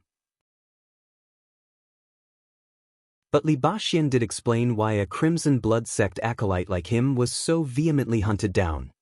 And it was all because of an incredible person who was once a Crimson Blood sect member, the first acolyte of the sect's present generation and Tang Yifeng's first student, Feng Wujiang. It was by his leadership that the Crimson Blood sect was once the leading order in the Grand Sky Coalition. A call to arms by the sect would lead to a huge muster of all Grand Sky Coalition cultivators. That demonstrated how powerful and influential the sect was in its heyday, a name that commanded both the respect and fear of its peers. Every sect and order in the Thousand Demon Ridge cowered the moment they heard his name or saw the standard of the Crimson Blood sect unfurled. A few Tier 1 orders had even suffered so many losses that they were no longer Tier 1. Cult Blackfyre was one of the many ones in this case. That was why the Sacred Child would rather stake her own future and the cult's just so that she could defeat and slay Lu Yi with her own hands. It was the overinflated sense of self-worth and hubris that ruined him. He turned vain and stubborn, refusing to listen to the caution of others, until a battle 30 years ago, he led a large company of cultivators to conduct an ill-advised assault on a Tier 1000 Demon Ridge stronghold. It was an ambush. Feng Wujiang was killed and the Grand Sky Coalition lost many good men. That defeat was what almost extirpated the Crimson Blood sect. It was due to that fateful battle that the decline of the Crimson Blood sect began and continued to this day. Once the pride and the banner of the Grand Sky Coalition, those who had suffered the sect's wrath all those decades ago were circumspect to see its existence preserved. Hence, when Lu Ye's identity was revealed, that sparked a great war. That is why this is not your burden to bear, Lu Yi. Brother Wujiang was the architect of all this mess, not you, quipped a naked Li Baxian who was leaning his back on the side of the tub with an arm on the edge while he took a swig of wine off his gourd. Well, there's also Old Man. He failed to keep the show running after Brother Wujiang was gone. He did not neglect to add. As if you know everything, snorted the old man, from Lu Ye's other flank. You're still soiling your pants when all that happened. I'd hardly rely on his account for the full details, Tang Yifeng added for Lu Ye's benefit. The Crimson Blood sect was never a high-tier order in the first place. It was Wujiang who single-handedly elevated us all. He's the sole reason we're even Tier 1 back in those days. Thus, with him gone, so falls the sect. He's an extraordinarily gifted one, that boy. But alas, fate just tends to act in the cruelest fashion. Wu Jiang was killed and the only legacy that he's managed to leave was a sackload of mess. Extraordinarily gifted, eh? Li Baxian chuckled. What do you think about Lu Yi then? Tang Yifeng went silent. Comparing Feng Wujiang and Lu Yi would not be easy. The former might be known as an extremely gifted cultivator, but he was virtually nameless in Lu Ye's stage. In fact, he accomplished nothing remarkable until he reached the Cloud River realm when the late bloomer suddenly had a growth spurt that saw him rising in both strength and prestige to become the Grand Chieftain of the Grand Sky Coalition. Yi, Tang Yifeng said with a sudden grave tone, mistaking Lu Ye's name, much to Lu Ye's chagrin, you will need to be very careful henceforth. The Battle of Golden Tip might have made you famous, but it basically placed you in the enemy's crosshairs. The last thing the Thousand Demon Ridge faction wants is a second Feng Wujiang. If anything, they'd be more persistent in trying to eliminate you. Tang Yifeng's original plan was to have Lu Yi transferred to another sect or order. But the Battle of Golden Tip had made Lu Yi famous enough to know that he was now the newest face of the sect and the one slated to reach great heights. Lu Ye's jaw hung loose. He wanted to insist that his name was not Yi or Lu Yi, but the grimness of the message robbed what he wanted to say. Yes, sir, he responded. Lu Shan. He grimaced sourly as he recalled the name of the righteous sect acolyte who gave him this thrice-damned nickname. I'll settle this score with you one day. But you won't have much to worry about, Lu Yi, Li Baxian said, hoping that he could calm some of Lu Ye's anxiety. 2 days ago old man, sent a loud and clear message. Something like the Battle of Golden Tip will not be happening again, so long as old man is still Grandmaster. Even if the Thousand Demon Ridge faction wishes ill upon you, which they would undoubtedly, they will still have to play by the rules. Rules? That is, what happens inside the outer circles of the battlefield is a matter handled by those within the area itself. There won't be another instance of enemy cultivators from the inner ring or core areas of the battlefield trying to hunt you down anymore. Another turbulence like this most recent war would not only risk destabilizing the whole battlefield but the real world of Jianghu as well. The coalition and the ridge might be opposing factions that would salivate at the opportunity to vanquish each other, but rules exist which would have been adhered this time, too, if not for the fact that the Thousand Demon Ridge side was panicking. Lu Yi nodded. That was good news. Being a fifth-order cultivator would mean that he could still wreak enough havoc in the outer circles before he rose to the seventh order. Only then did he have to move to the inner rings of the battlefield. Bang!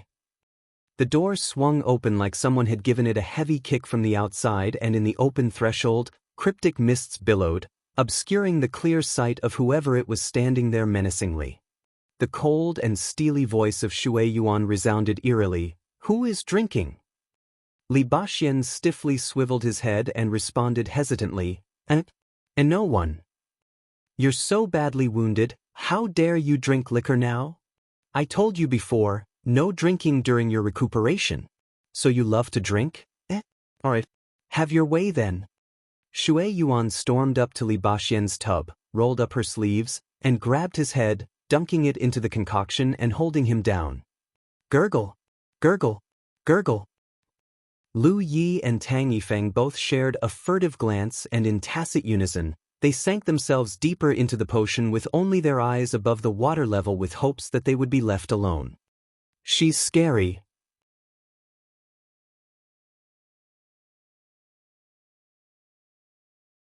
Chapter 172, Legate-In-Charge. Lu Ye's injuries had almost fully healed by the 7th day. A feat that could not have been possible without Shui Yuan's skillful hands. Even the condition of his spiritual power had improved. The daily intake of medicine and bathing in herbal potions had helped to reduce the toxins in his body. Shui Yuan must have realized the problem and included this matter in the regimen of treatment she performed on him. Last but not least was Shui Yuan's masterful cooking skills. She could turn medicinal herbs that tasted bland or bitter into a dish of sumptuous food which was not only amazingly delicious, but also immensely nourishing that, after a few days, made Lu Yi feel his vigor improving, if not enhancing. But all the love and care were not without reason. Lu Yi was the newest recruit. In fact, he was the only recruit the Crimson Blood sect had seen in recent decades, and he had to endure being hunted down like a dog before the Battle of Golden Tip, which made Shui Yuan feel that she owed Lu Yi a lot of love and care. On the other hand, Li Baxian was showered with scorn and ridicule for coming over this side to get a free meal and free treatment for his wounds.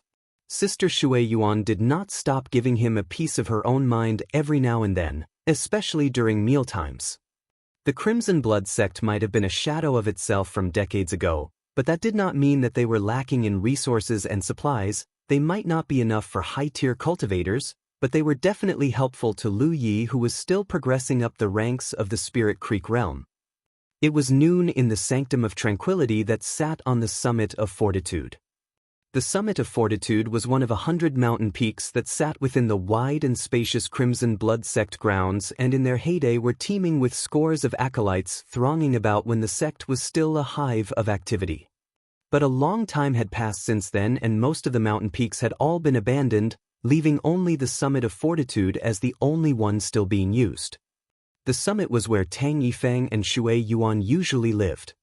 Once set up on another mountain summit called the Summit of Tranquility, the Sanctum of Tranquility housed the many memorial plaques that belonged to every Crimson Blood sect cultivator who had passed on since the founding of the sect. Lu Yi was kneeling solemnly before the tens of thousands of memorial plaques, with Shui Yuan and Li Baxian quietly standing in a corner. Tang Yifeng planted 3 incense sticks into the brazier that stood before the multitude of memorial plaques and bowed very reverently. "I am Tang Yifeng, 10th Grand Master of the Crimson Blood sect. To the forebears of the sect, here I present native of Bingzhou, Lu Yi. Kind of heart and noble of soul, he demonstrates fortitude and strength, talent and heroism." The long paean left Lu Yi bashfully awkward. "Hence on this day, it is my honor to offer Lu Yi a place as a member of the Crimson Blood sect. May the forebears watch upon you and keep you safe." He turned around and faced Lu Yi. Pensively, he said, "From this day onwards, you are hereby a true initiate of the Crimson Blood sect. You will strive to live up to the name of the Crimson Blood sect, and you will do nothing to dishonor it. May our forebears shower their blessings on you that—" Tang Yifeng paused for 1 second and tapped gently on Lu Yi's head. "You shall remain safe at all times." Lu Yi did not have to be a genius to guess that more words of praise and ambition must have been uttered under usual circumstances. But with only just the 3 of them, there was hardly any place nor need for exaggeration. What mattered more to Tang Yifeng, especially after the Battle of Golden Tip, was something else: Lu Yi's well-being. "Yes, sir," Lu Yi responded crisply, bowing deeply. A half-year ago, when Lu Yi and Tang Yifeng came under attack, the latter had made an oath with heaven as his witness that Lu Yi was recognized as an acolyte of the Crimson Blood sect. But since the oath was made hastily, the ceremony today was to properly acknowledge Lu Yi as a real member of the family. Lu Yi gazed at the tens of thousands of memorial plaques, feeling as if the predecessors of the sect were all watching him. He stood up slowly. This was the first time this loner felt that he belonged. "I belong here. From this day hence, this is where I belong." He wanted so much to exclaim that out loud. "Congratulations, Brother Lu Yi," Li Baxian beamed at him. "Brother Baxian."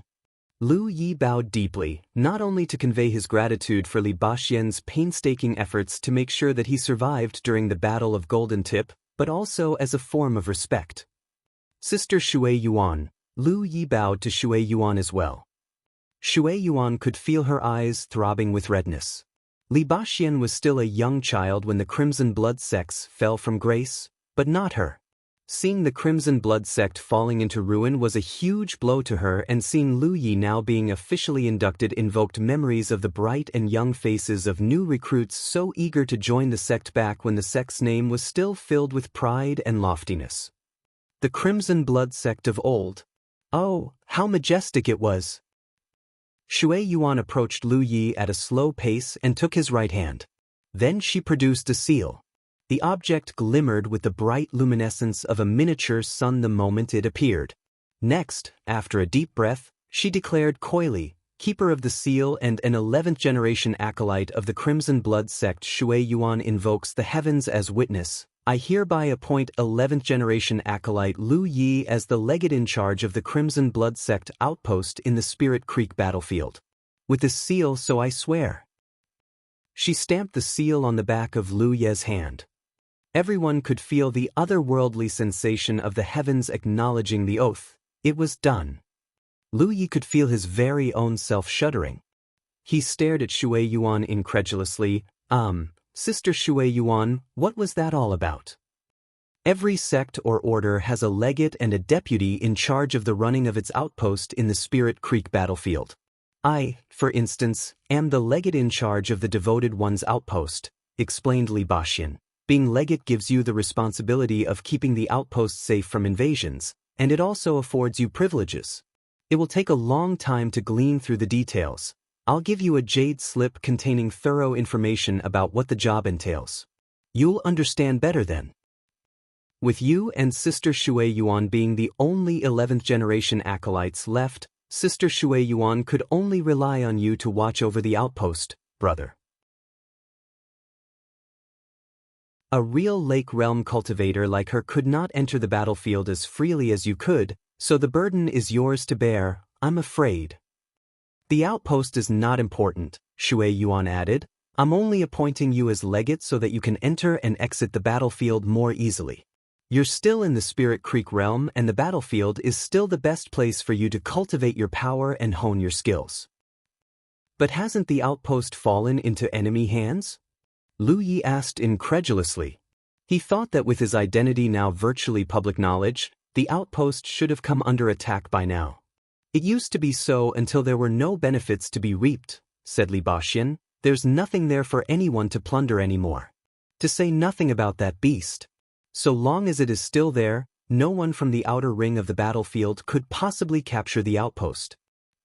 The situation at the outpost is kind of complicated, added Shui Yuan. At the moment, it's mostly independents who gather around there. Those were the ones I used to help find out about you, although none of them managed to locate you. Whether you want to keep the independence there is up to you, Lu Yi. There is a handful that you could place your trust in, although the rest I'm not too sure about. Lu Yi bobbed his head. There was too much he did not know about the outpost, so there was hardly any need to make any hasty decisions. That could wait until he had a better look at the place. With Baxian as a fellow legate in charge, he could always rely on him for advice. By the way, that pet tiger of yours has safely arrived at the outpost, according to the turbulent watchman who sent him there.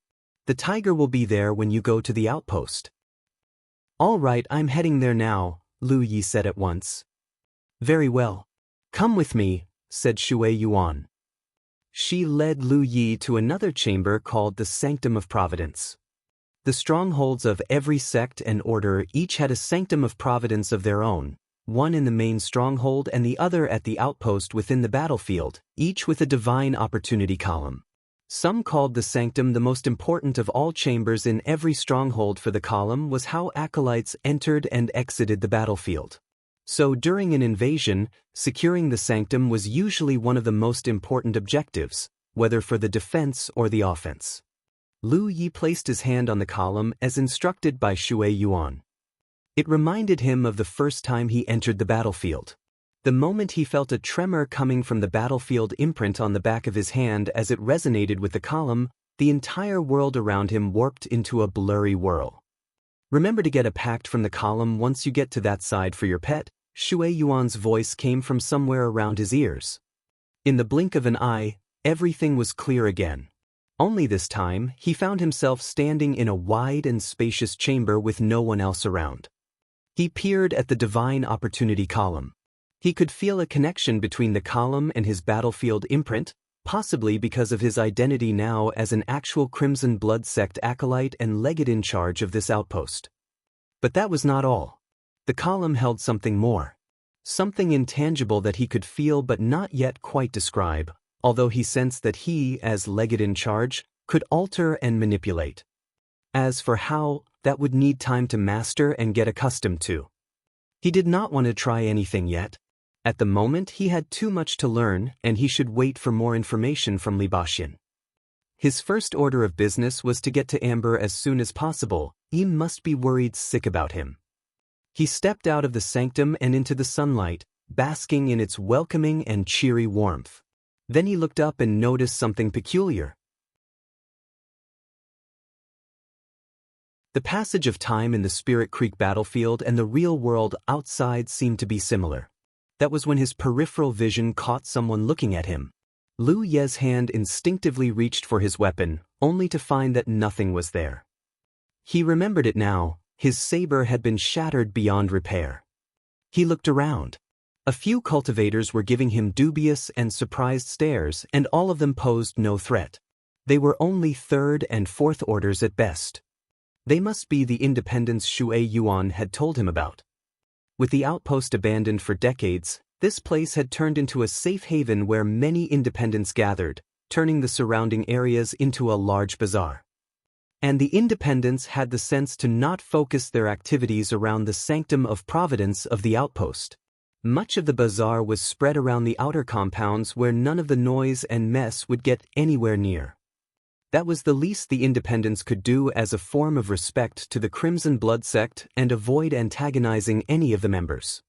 Without any form of support, independents had to scrape for a living in the harsh environments of the battlefield. Those who could survive only managed because they had become experienced enough in the ways of the world and the attendant vagaries and subtleties.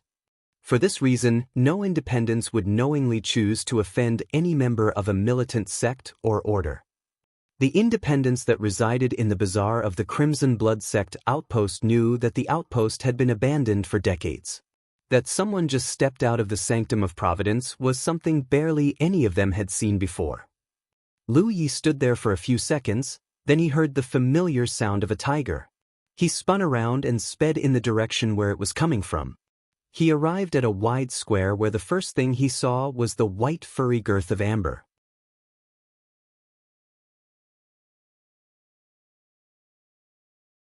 Chapter 173, Bonding Pact. But the reunion wasn't all sunshine and rainbows. A monstrous eagle of gigantic size was towering over Amber, and it was eyeing the tiger as if deciding if the tiger was food. Even with Amber's already massive girth, it appeared as tiny as a little cat next to the graphite-coated behemothic avian predator which could fully grasp Amber in its claws. That was just how colossal this eagle was. Lu Yi immediately recalled what Baxian told him. The Crimson Blood sect outpost might be undefended by any of the sect's members, but the reason that it was still unconquered by any of the other forces from the outposts in the battlefield's outer ring was because of a ferocious beast. Clearly, this eagle must be it.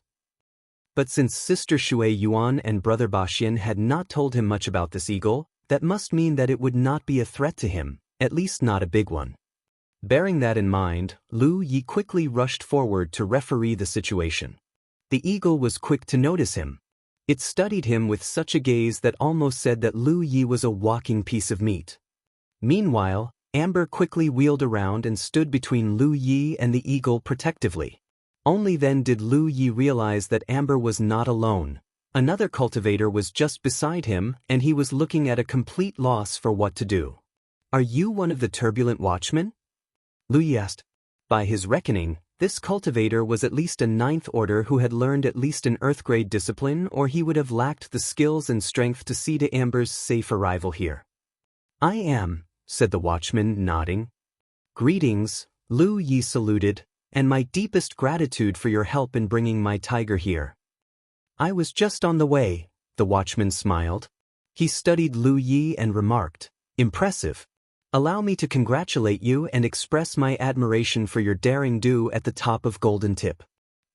"You are too kind, sir," Lu Yi muttered bashfully. But he was annoyed at the same time.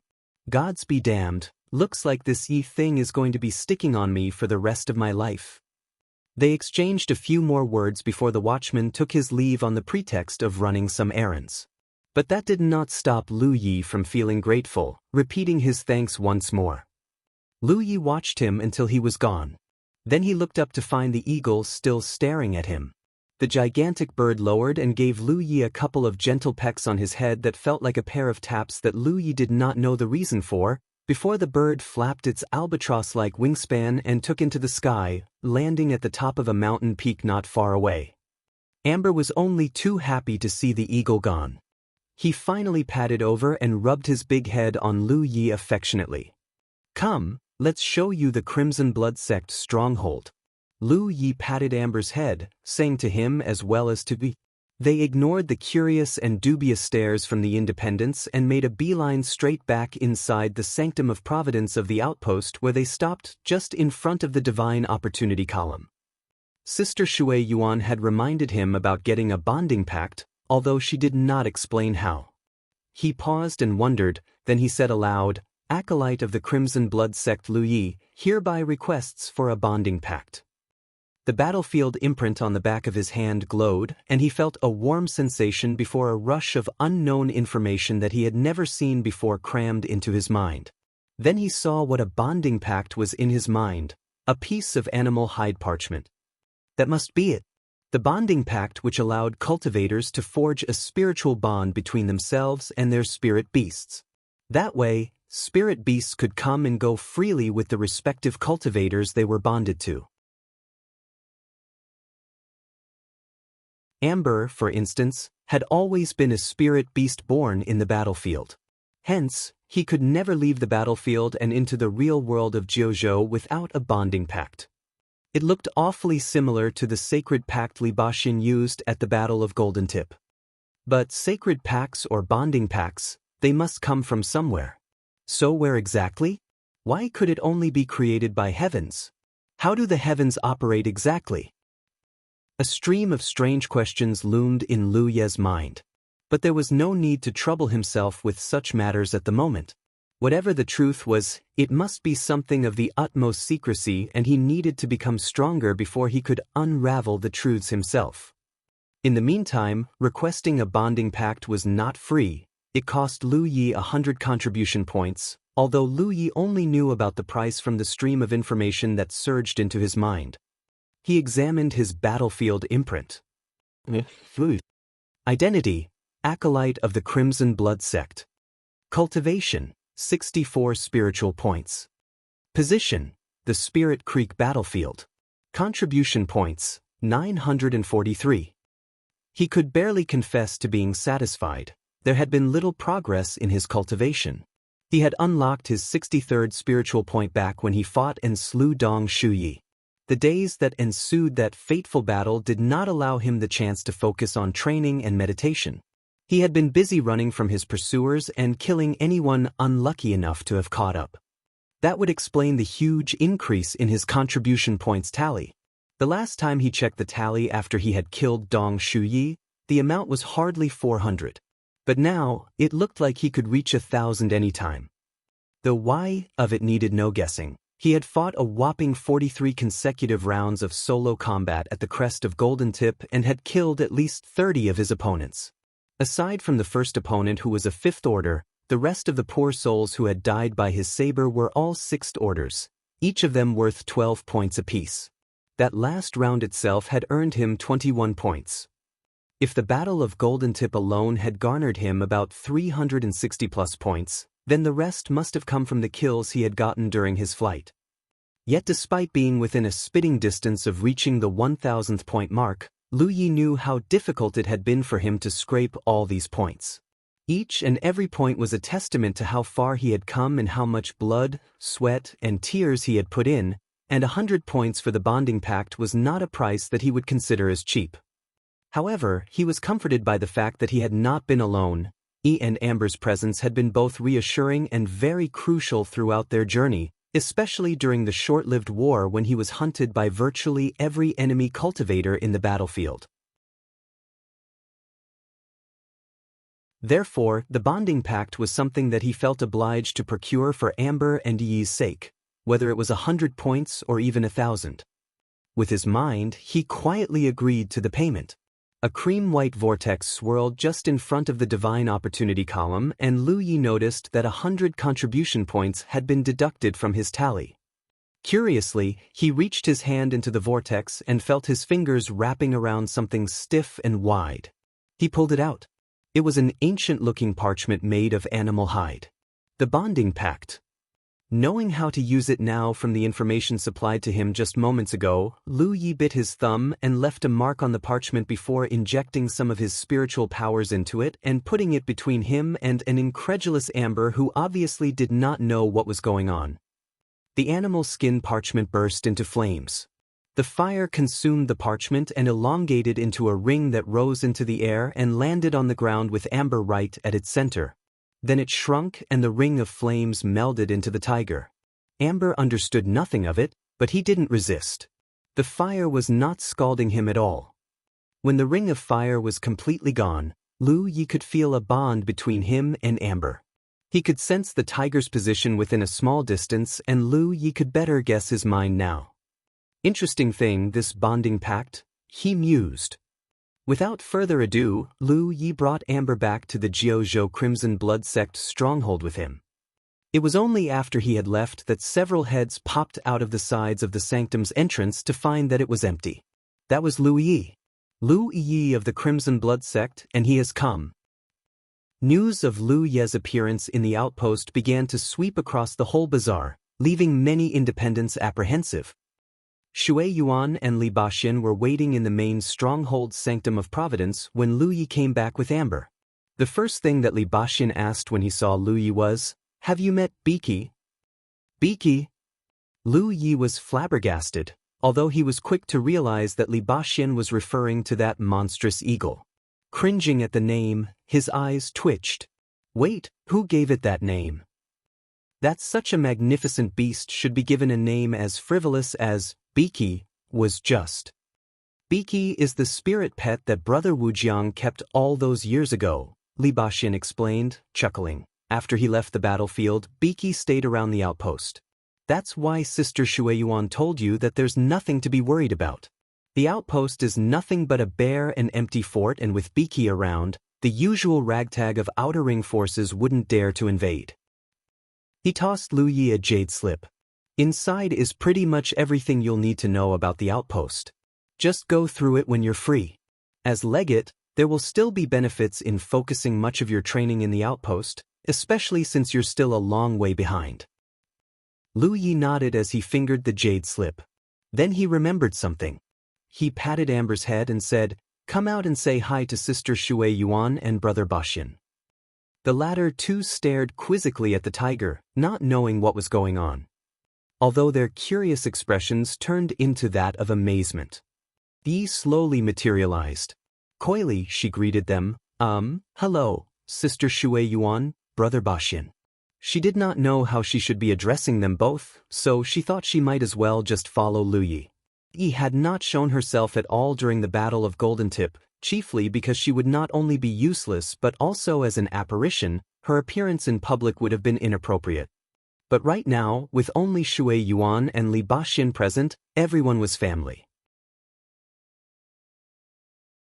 Li Baxian stared at her before he gave Lu Yi a grin that all men would understand, nudging him playfully, "Good job, brother." Lu Yi hastily explained, "Yi's the spirit that lives inside Amber. Both she and Amber have been very crucial and helpful to me." "Spirit," uttered Shui Yuan with interest. She had never seen anything like Yi before. She strode nearer to Yi and poked at her arm gently.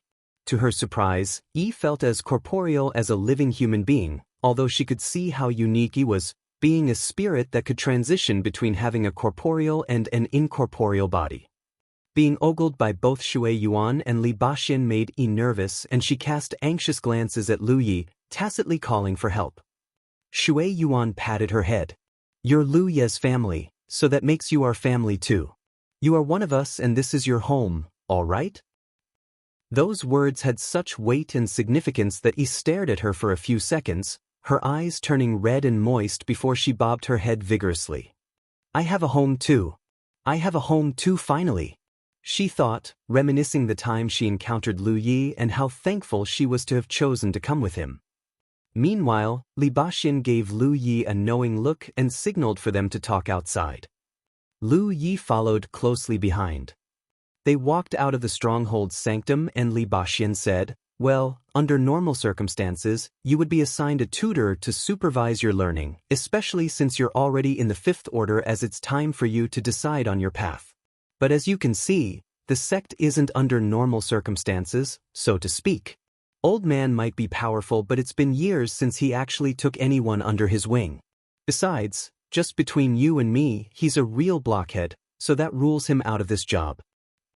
A stone flew out of nowhere and smacked right into Li Baxian's head. One could almost tell how fast the swell grew. But Li Baxian ignored it. He turned around to look at where it came from before spinning back to face Lu Yi, still rubbing the swell on his head. Luckily enough, you seem to be doing well on your own.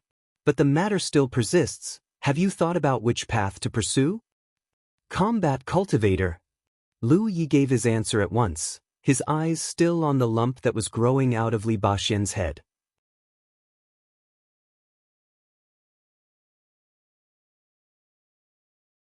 Chapter 174, The Vault of Providence. Lu Ye's journey into achieving the 5th order of the Spirit Creek realm did not come without all the many battles which he had survived with the help of his saber. It was such a modal of fighting that not only had he grown accustomed to, but also defined the path that he had decided upon a long time ago. Combat cultivators are a broad breed, Li Baxian nodded. Chief among them practiced the sword. It is widely regarded that swords are the most versatile of all weapons, and swordsman cultivators are especially deadly even among combat cultivators. Are you interested in being one? I think I'll be more comfortable with the saber, Brother Baxian. I know, but I've seen your saber before. It resembles the sword a lot in some ways. If you have any inclinations towards becoming a swordsman, I believe I can be of help. That would save you a lot of trouble. Lu Yi thought about it. At length, he shook his head. I'll still stick to the saber. I've tried using a sword before, but it never felt right. Well, things like this take time, Li Baxian persuaded. I'm sure that given enough time, you'll feel used to the sword. Thank you, Brother Baxian, but no thank you, insisted Lu Yi. The saber is still my favored weapon. The corner of Li Baxian's eyes throbbed. How could I have failed to convert him? He nearly screamed out loud. But he sighed and relented. Very well then. Go find yourself a suitable weapon. I'll teach you a thing or two starting tomorrow. Things that I'm sure you'll find very useful and illuminating. Lu Yi noticed his lips curling, and that did not look good at all. In the meantime, he needed a new weapon. The one he had been using had been damaged beyond repair back at the Battle of Golden Tip. Fortunately enough, it was only just a cheap weapon, and Lu Yi wasn't too perturbed about losing it. But it won't be easy replacing that saber. He had been collecting the spoils of the opponents he had defeated during the Battle of Golden Tip. Most of them he had collected himself, much to the reluctance of the 1,000 Demon Ridge side. But when he got too tired, it was Wei Yang who took over collecting the spoils for him, and antagonizing her was the last thing anyone in the enemy faction wanted to do. These were all handed to him just a few days ago by Shui Yuan. The magic that sealed them all had been undone, but Lu Yi wasn't amused at all to find that most of the storage bags formerly belonging to his now-deceased opponents contained spirit stones and spirit pills and nothing else. Guessing Lu Ye's predicament, Li Baxian pointed out, "Go have a look at the contents of the jade slip I gave you, then you'll know what to do." "Oh, okay." Lu Yi went back to his chamber and took out the jade slip. He gleaned through its contents and found it immensely instructive, especially for one who barely knew enough about the Spirit Creek battlefield. Li Baxian must have expected that he would like to know more about the Divine Opportunity Column and the forces that be which governed it, therefore he had the jade slip specially prepared for Lu Yi. Despite spending almost 6 months in the battlefield, Lu Ye's understanding of the battlefield barely scraped the tip of the iceberg. It took 2 hours for him to soak up all that information and even more time to digest what he had just learned. After quite some time, he finally got up. He went to the Sanctum of Providence and entered the battlefield again using the Divine Opportunity Column there. He found himself back inside the Outpost's Sanctum of Providence. He patched to the Divine Opportunity Column there using his battlefield imprint. Then he recited what Li Baxian taught him, low-grade spirit artifacts. A vortex opened right before him, just like when he requested the bonding pact. Only this time, the vortex emitted such a powerful force that before Lu Yi could even react, his entire self was sucked into it. When his senses finally returned to him, he was already standing right in the center of a very spacious and cavernous hall filled with rows and rows of racks, each laden with weapons that stretched so far into the distance that he could not even see there. Each of the weapons now presented right before his eyes were really spirit artifacts. This was the first time Lu Yi had seen something like this. Feeling amazed, he examined himself. His body was still inside the sanctum of Providence in the Outpost. It was only his consciousness that was transported here. This must be the Vault of Providence that Baxian had told him about. Any cultivator in the Spirit Creek battlefield with enough contribution points could conduct trade with heavens, just like how Baxian had purchased a sacred pact and like how he had purchased Amber's bonding pact. Almost anything could be purchased from the heavens with the utmost convenience. If there was any downside, it would be that all transactions with the heavens were conducted with contribution points and nothing else. Trading with the Divine Trade Association just required the use of spirit stones, which was easy enough. But one could not deny that conducting transactions with the heavens was fast. With enough contribution points, one could procure almost anything from the heavens. If Lu Yi wished to replace his shattered saber, the Vault of Providence would be his best shot at getting a suitable one. No one knew how or from where the Vault of Providence came to be. Like the mystery of the battlefield's real location, it remained an unsolvable enigma that had boggled the minds of those curious enough to try to divine its secrets. But inhabitants of the battlefield did know this. The Divine Trade Association must have relations or links of some sort with the Vault of Providence. There have been people who discovered that the Trade Association had been selling items that came from the vault, and items sold to the Trade Association had appeared in the vault before. But at the moment, Lu Yi had zero interest in solving mysteries. He came to find a saber and he needed one fast. But the hall stretched so far that he could hardly see its end, and rows of racks filled with weapons were dizzying and confusing enough. Too many items and certainly too many to pick. He opened his mouth and called out, "Saber." His surroundings warped and distorted into a blur, and when everything went back to normal, the vault had changed. It looked considerably shorter now, still breathtakingly big, but at least he could see where it ended now. And the spirit artifacts presented on the racks were, as per his request, sabers. Many even resembled the one that he had been using before. He took one up and channeled his power into it. To his dismay, it felt no better than the one he had used. He returned it to its position on the rack and picked another one. It was also the same. He paused to think again, then he said, 9 glyphs, plus a reinforced blade. A spirit artifact's quality is contingent on the materials used and the number of enchantments layered on it. A 9-glyph enchantment was the maximum for all low-grade spirit artifacts. Anything with more than that number of enchantments would at least be a middle-grade spirit artifact. This was also included in the information Baxian supplied to Lu Yi. And just because a spirit artifact was good did not mean that it would be suitable for everyone. It depended on the wielder. The more glyphs were enchanted upon the weapon, the more spiritual power one needed to use to wield it.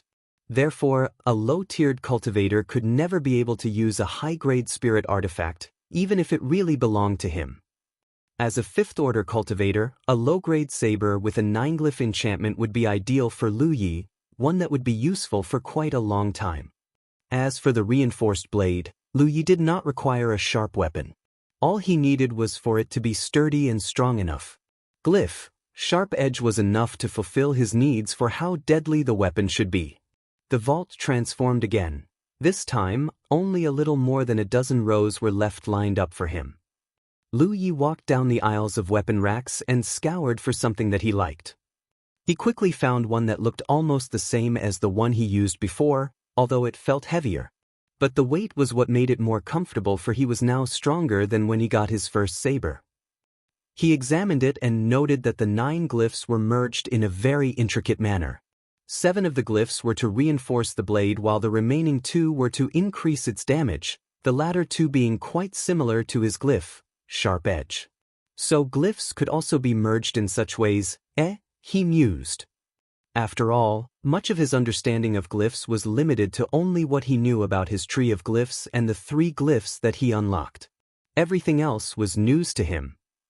He resisted the notion of finding out more about glyphs. At the moment, he was immensely satisfied with his new weapon. The saber might be less than useful to other cultivators, but not Lu Yi. With glyph, Sharp Edge, he could cut down almost anything. The cost of the saber was tagged just on the blade in the form of numerals glowing in soft light. 138 points. That would mean that if Lu Yi wished to take the saber out from the vault, he would need to pay 138 contribution points. Whether the price was high or low, Lu Yi did not know. But if compared to the cost of getting a bonding pact, then this would seem like a real splurge. He did not want to look through the rest. The rest of the low-grade sabers wouldn't be much different, and he was quite satisfied with this one. But as soon as he made up his mind, everything whirled into a blur once again. When he finally came to, he was already back in the Sanctum of Providence. Next came a sensation of fatigue. Lu Yi was already informed about this. Another cost of using the Vault of Providence was the exhaustion of his vigor.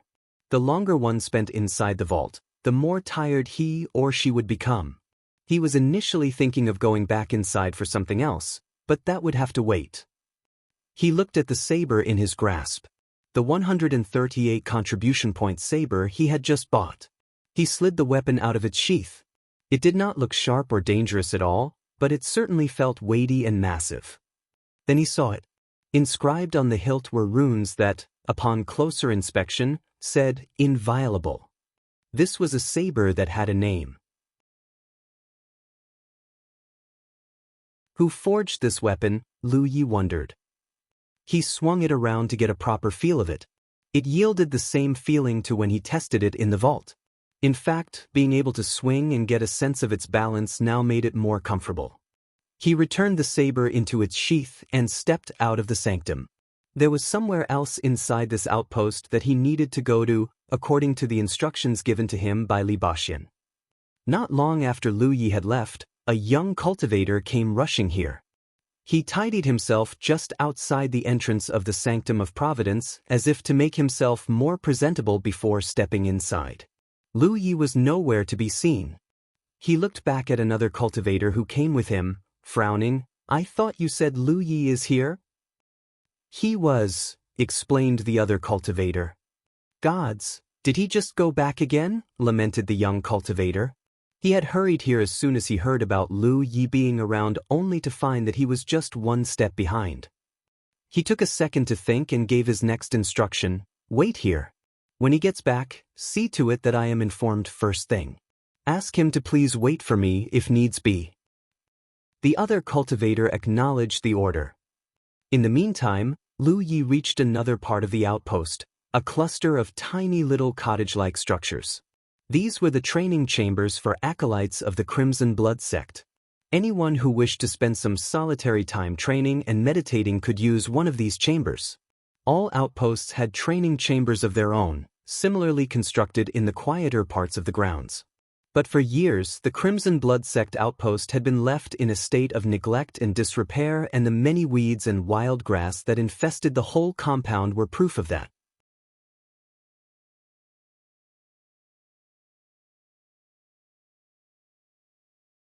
Chapter 175, Outpost.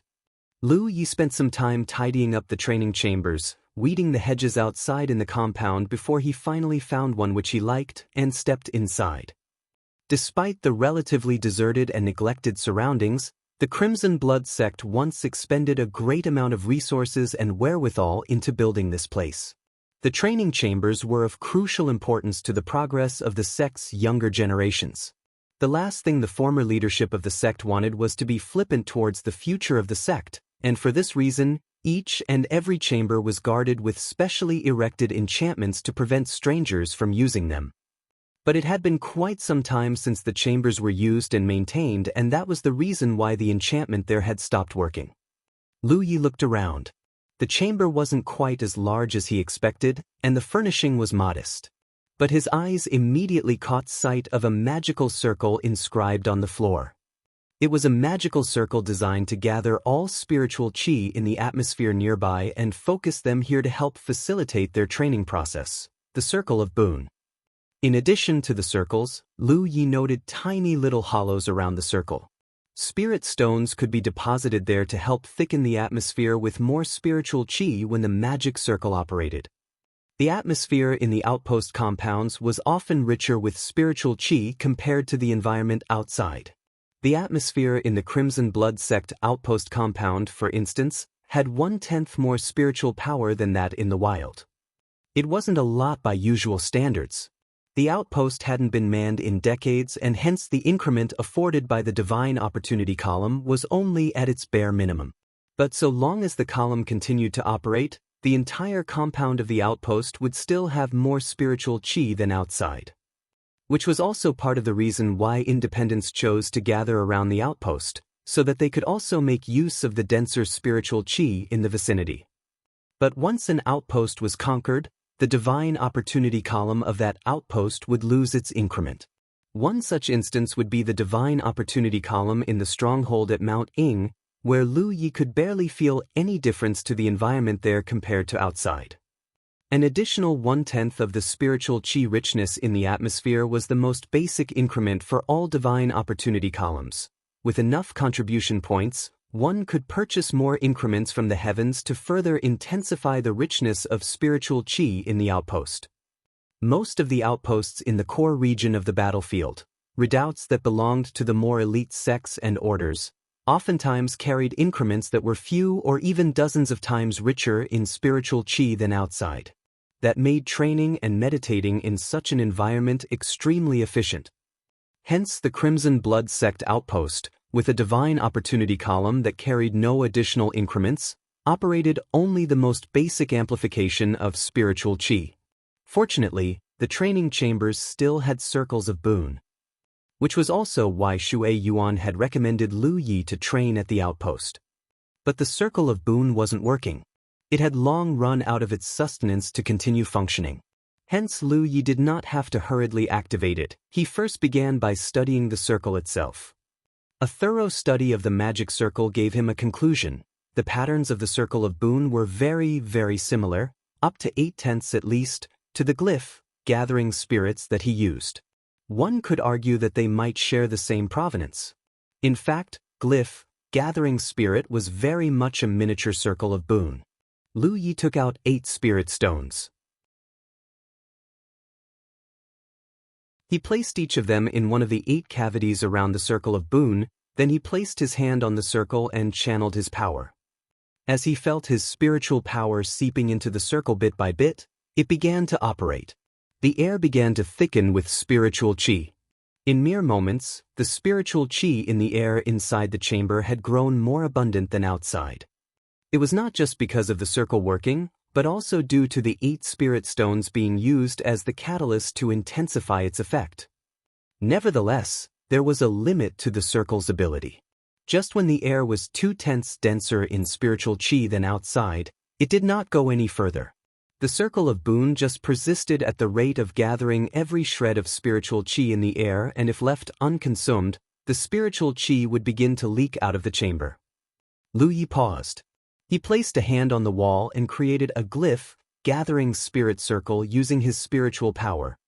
The air roiled and swirled with even more spiritual qi. He had a feeling that his guess would be correct. The bigger a glyph, gathering spirit circle was, the stronger its effects would be. And today, he finally confirmed his hypothesis. Moreover, unlike the Circle of Boon, which required the use of spirit stones as sustenance and catalyst, the circles of glyph, gathering spirit, could consume spiritual qi as fuel to keep running. He examined himself. Creating such a large glyph, gathering spirit circle had taken a toll on his spiritual power reserves. He had never created one so big before, although he was certain he could make another one. It did not take long. Lu Yi created a second gathering spirit circle on the wall, and the exertion felt like a huge gaping hole in his gut. But it was not for naught. The air was now practically teeming with so much spiritual qi he could almost taste it.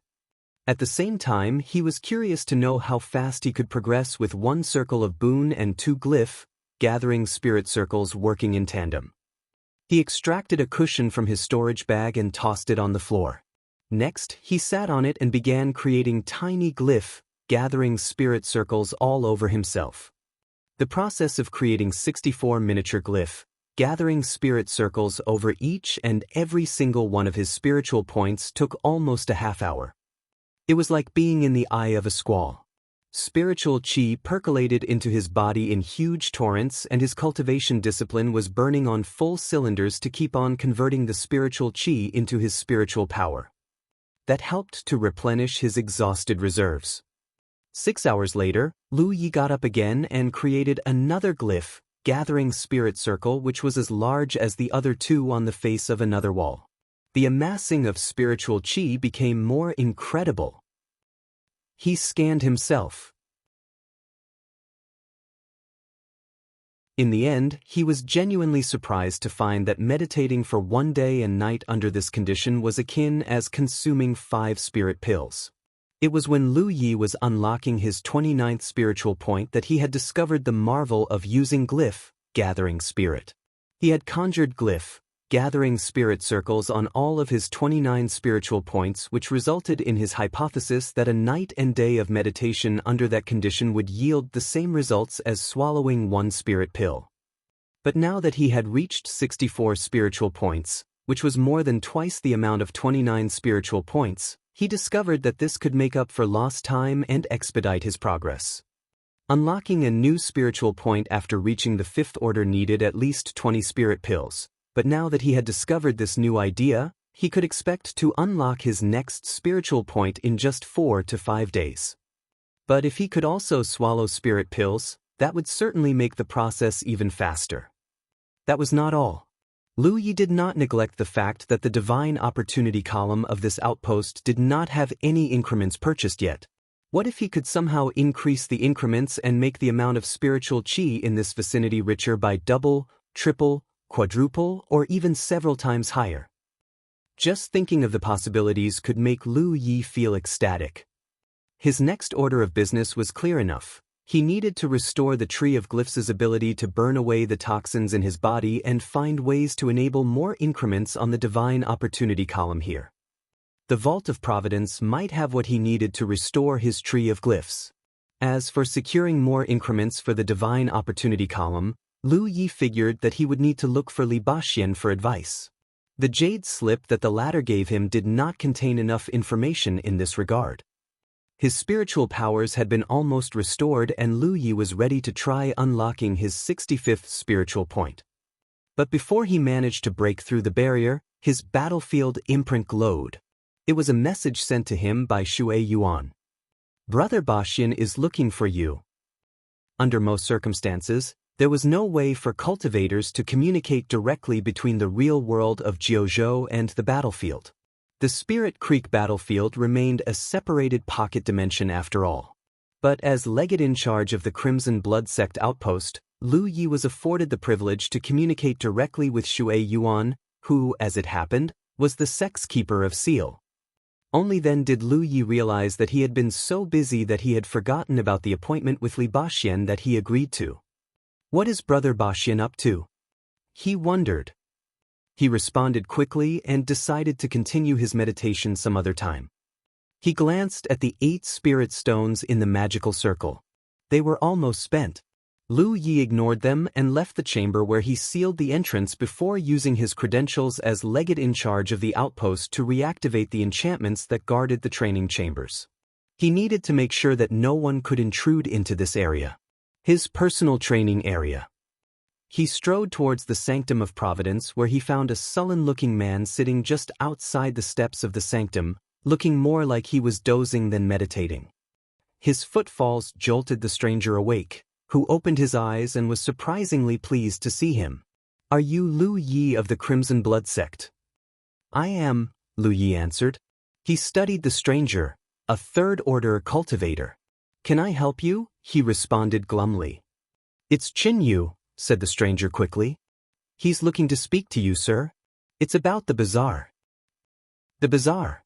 uttered an incredulous Lu Yi. What for? Was the first thought that came to mind. But he quickly grasped the reason. The bazaar had been here for a long time with so many independents gathering there. In fact, the bazaar could function as a pseudo-divine trade association branch in some ways. But now that he had been made Legate-In-Charge, the independents did not know what to do. The bazaar had turned this place into a mecca of sorts for all independents, but at the same time, Lu Ye's presence here had introduced a new unknown into the equation which they could no longer solve. As much as they knew that they needed to respect the wishes and arrangements of the Crimson Blood sect, the independents were in no way amused to have a stranger breathing down their necks all of a sudden. "If you could just wait a moment, sir. I'll have Qin Yu come here at once," said the stranger who was about to trot off. "Wait a minute. I'm in a hurry. Let's talk next time," said a fidgety Lu Yi who wanted to get back to the sect's main stronghold as soon as possible. Besides, he could use some advice from Li Baxian and Shui Yuan on how he should manage this quandary with the bazaar. "When would you be coming back?" "I could at least have Qin Yu here at that time, then," said the stranger with every semblance of a dutiful steward. "Tomorrow then," Lu Yi responded curtly before he dashed into the sanctum of Providence and transported himself back to Jianghu. Lu Yi only just stepped out of the sanctum of Providence when the aroma of delicious food tingled his senses. He followed the smell that led him straight to the dining hall, and there was this table laid full of sumptuous food. Just the sight and the smells could instantly pique anyone's appetite. This was a feast not only to satisfy one's palate but also for nourishment. The dishes were all cooked by Shui Yuan in person, and the ingredients included very wholesome herbs and spices. But Lu Yi noticed that today's feast appeared unusually big. Li Baxian was already at the table, stuffing his mouth with food on one end before flushing them all down his gullet with mouthfuls of liquor. He was elated to see Lu Yi come back. "Come, Lu Yi, come try this fish I just caught." Lu Yi hastily sat down and helped himself to some fish. He tasted the flesh and pronounced it fresh and delicious. Li Baxian was delighted. "This is the blood sturgeon from the Lake Lunarmere. In the past, each acolyte had a monthly allocation of blood sturgeon flesh because of its nourishing properties. It can help to enrich one's physical constitution. But now you can have your fill. In fact, if you ever find yourself strapped for cash, all you have to do is to get a few of these and sell them for spirit stones. A blood sturgeon can easily fetch you hundreds of stones." Cough, cough, cough. Lu Yi launched into fits of coughs. Never did he realize that he could be eating anything so valuable. "By the way, Beaky loves these. Take some back with you. A couple of these should make him happy." "Poor thing has been alone for so long." "Understood," Lu Yi nodded. "Do you drink?" Li Baxian asked, although a second later, he quickly regretted his question. He could feel the scalding stare coming from somewhere that was threatening to burrow a hole through him. He quickly rephrased, "Well, you're too young, so you better abstain. By the way, be careful of women trying to get you drunk. You could be forced into a very compromising situation where you could be blackmailed." Lu Yi did not know how to respond to that.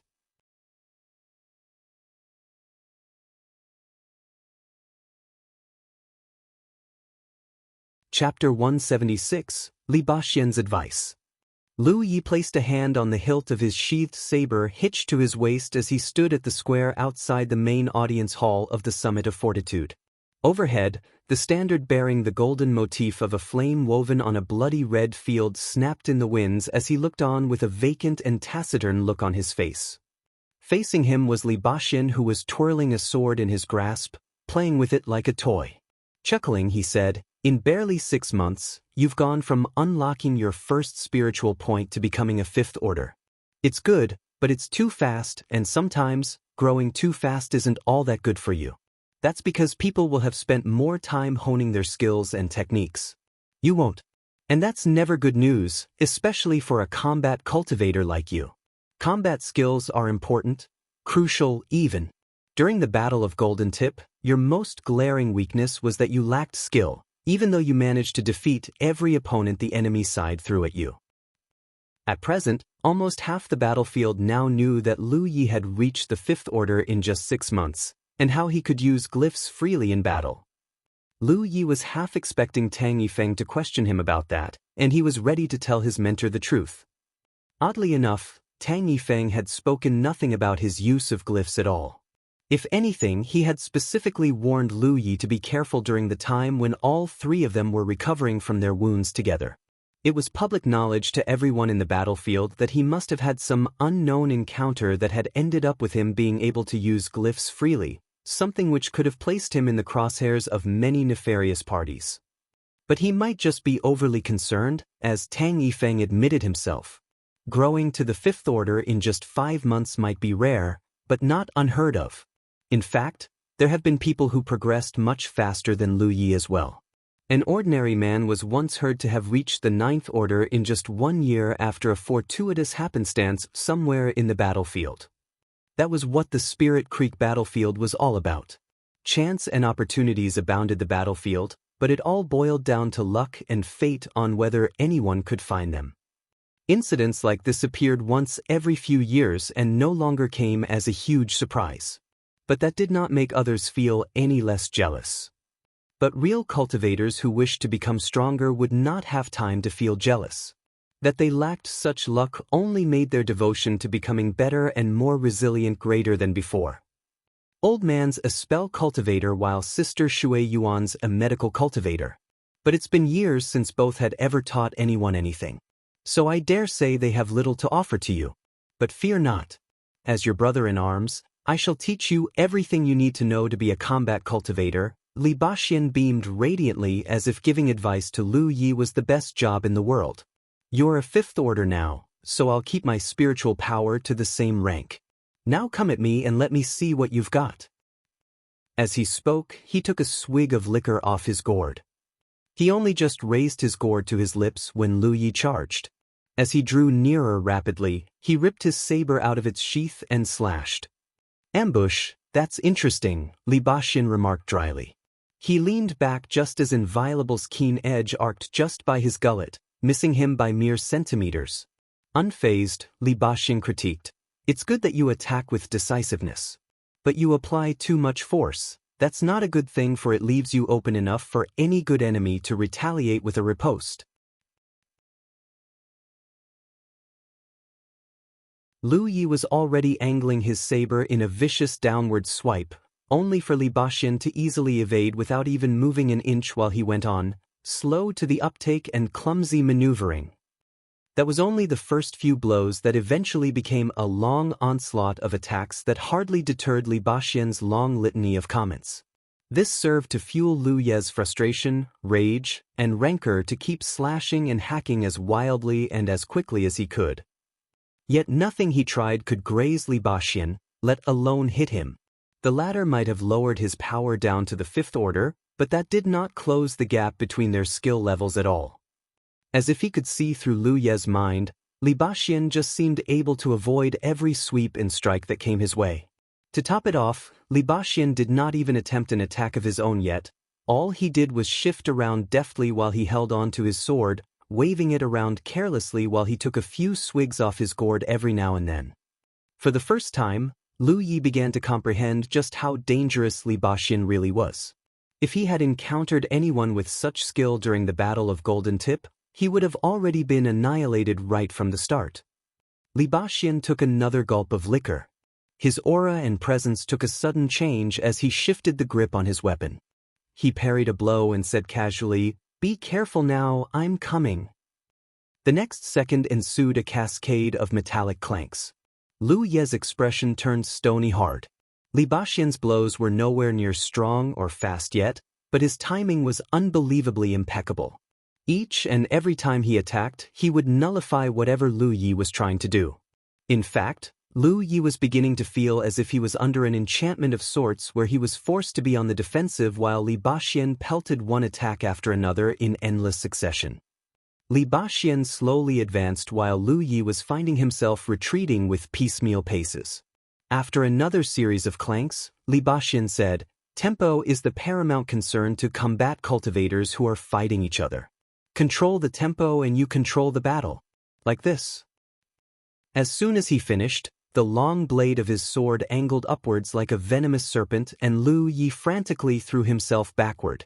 That left a huge opening and Li Baxian thrust his sword straight, firing a tiny bolt of light. That sent a jolt of fear tingling down Lu Ye's spine as he quickly summoned a glyph, protection shield just in front of his chest. But he froze. He looked down only to find that Li Baxian's sword had entered an inch through his chest. Another inch and he would have ruptured Lu Ye's heart. Glyph, protection did not work quickly enough. "Brother Baxian, are you for real?" He nearly gasped. He looked up at Li Baxian, who responded nonchalantly, "You're dead, Lu Yi." He withdrew his blade and Lu Yi staggered backward with some blood trickling out of the wound.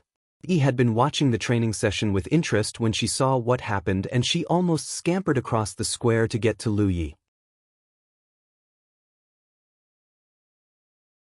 If not for a hand that seized her shoulder. She turned her head around and there was Shui Yuan shaking her head at her. He will meet enemies that would show him anything but mercy. I would rather that he faces some hardships today than face the pain of death in the future. He was sure that Shui Yuan only had Lu Ye's best interests at heart. As much as she felt worried for him, she knew that she could do nothing else but sit by and watch. At the same time, she began to understand why Shui Yuan prepared a large basin of medicinal potion. One more time. Lu Yi grunted, taking a deep breath. He was only an inch from having his heart perforated, but he could trust Li Baxian's impeccable skills and he was certain that he would be safe. Brandishing his saber, he lunged once more. It did not take long for another spray of blood and Li Baxian's voice, insouciant voice pronouncing the end of another round, "You're dead again, Lu Yi." Another few minutes later, the same voice rang out again, "That's the third time, Lu Yi." 2 hours later, Lu Yi laid on the ground, pallid and incapacitated. Poke marks scattered all around him. Although none of them were life-threatening, the loss of blood was enough to render him motionless and wearied. In just a span of 2 hours he had died almost 100 times by Li Baxian's sword, which would have really killed him if Li Baxian had not been careful to stay his hand. The glaring light of the sun blinded Lu Yi. A shadow loomed over him. It was Li Baxian beaming down at him. "How do you feel, brother?" Lu Yi did not know how to respond to that question. Should he just say, "Terrible"? At the risk of being insolent, he finally asked, "Brother Baxian? Is this how the Crimson Blood sect trains its acolytes? A tad too brutal, don't you think?" "Nah, not even close," Li Baxian giggled. "It's only because you're the only one left here, so we're showering you with our unbridled love and care. Anyway, there's nothing to be worried about. That delicious and nourishing food you ate just now? They're good at reviving your vigor and replenishing what blood you've lost today. All you need is one good night of rest, and you'll be as fit as a flea tomorrow." Lu Yi finally knew the reason behind such a lavish and nourishing meal. "But have you trained anyone before, Brother Baxian?" "Can't say I have." "That means you know nothing about training someone." But that made sense somehow. Because Li Baxian did not know how he should train Lu Yi, the best way that he could come up with was for Lu Yi to remember the palpable sense of danger through pain, a sensation that his body would never allow him to forget. That way, he would forever remember this lesson for as long as he walked the battlefield. Li Baxian placed a hand on his shoulder. Solemnly he admitted, "Well, we'll just try to do this for each other's sakes, all right? This is Sister Shui Yuan's idea, by the way, not mine." Before he could finish, Shui Yuan appeared out of nowhere and seized him by the scruff of his neck and dragged him to a corner. Then she came back for Lu Yi. She got him back to his feet and helped him to a chamber just nearby where the potion was already waiting. Shui Yuan's skills as a healer once again performed miracles.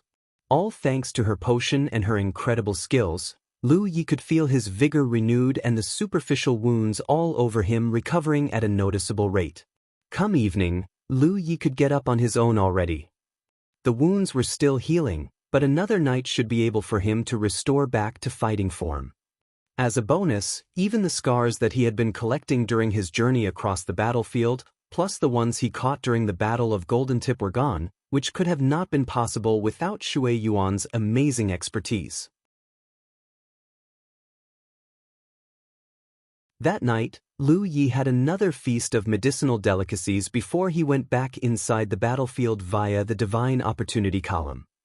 He wanted to spend the night inside the battlefield where he would have the most efficient progress in his training. Lu Yi had only just emerged from the Outpost's Sanctum of Providence when he immediately noticed that he was not alone. He wheeled around and noticed a pair of heads staring at him. One was the independent he encountered yesterday and the other, a stranger that he did not recognize. But the latter's emanation of power showed that he was a seventh order. Lu Yi paused and decided to approach them. The seventh order looked overjoyed to meet him. He bowed and saluted as soon as they were near. "Are you Lu Yi of the Crimson Blood Sect? Greetings, my name's Qinyu." Lu Yi nodded and tossed Qinyu a pact. "Leave your mark on it if you have no problems with it." "Huh?" Qinyu gasped with bewilderment.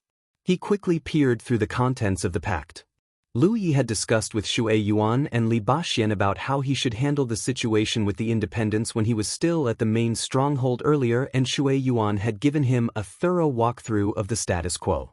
She might have been away for quite a long time, but there have been a handful of independents that she would gladly vouch for. She had earlier sought their help in locating Lu Yi before, but being powerless and nowhere near influential, they did not manage to find out where Lu Yi was before it was too late. It was also these independents who had been keeping her informed about the ins and outs of what had been going on inside the battlefield. Among this number of trusted independents was Qinyu, the strongest of the independents and the de facto chief of the group of independents taking refuge here. Being a seventh order, he had reached a level where he was powerful enough to survive in the outer rings of the battlefield. As chief of the bazaar, it was imperative for him to speak to Lu Yi as well. The bazaar area here varied slightly from the townships and cities that Lu Yi had visited before. Owing to the fact that this was the Crimson Blood Sect's territory, the Divine Trade Association did not have a presence here. That allowed the independents to operate their bazaar here. Even so, that did not mean that the bazaar would pale in comparison to a Divine Trade Association branch. The bazaar here had always been busy, and because of the richer spiritual qi in the atmosphere compared to outside, this place was the nearest the independents could get to a proper safe haven in these parts.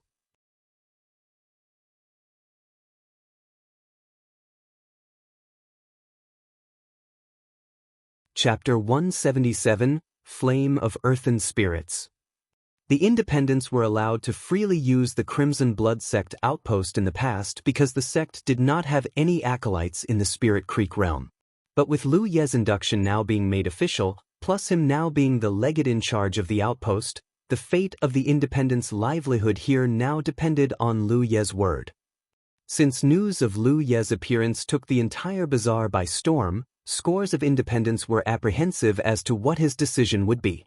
Would they be allowed to stay, or would he drive them out the door like a sack of filth? It was for this reason that Qinyu had been trying so desperately to meet Lu Yi. But to his bewilderment, before he could even articulate his purpose for wanting to meet Lu Yi, the latter first shoved a pact into his hands and insisted that he read it. Qinyu poured through the contents, and once he comprehended Lu Ye's intentions, he felt relieved. The terms of the pact were simple: the bazaar would be allowed to carry on, although the Crimson Blood Sect reserved the right to dismantle it and reclaim the area at any time.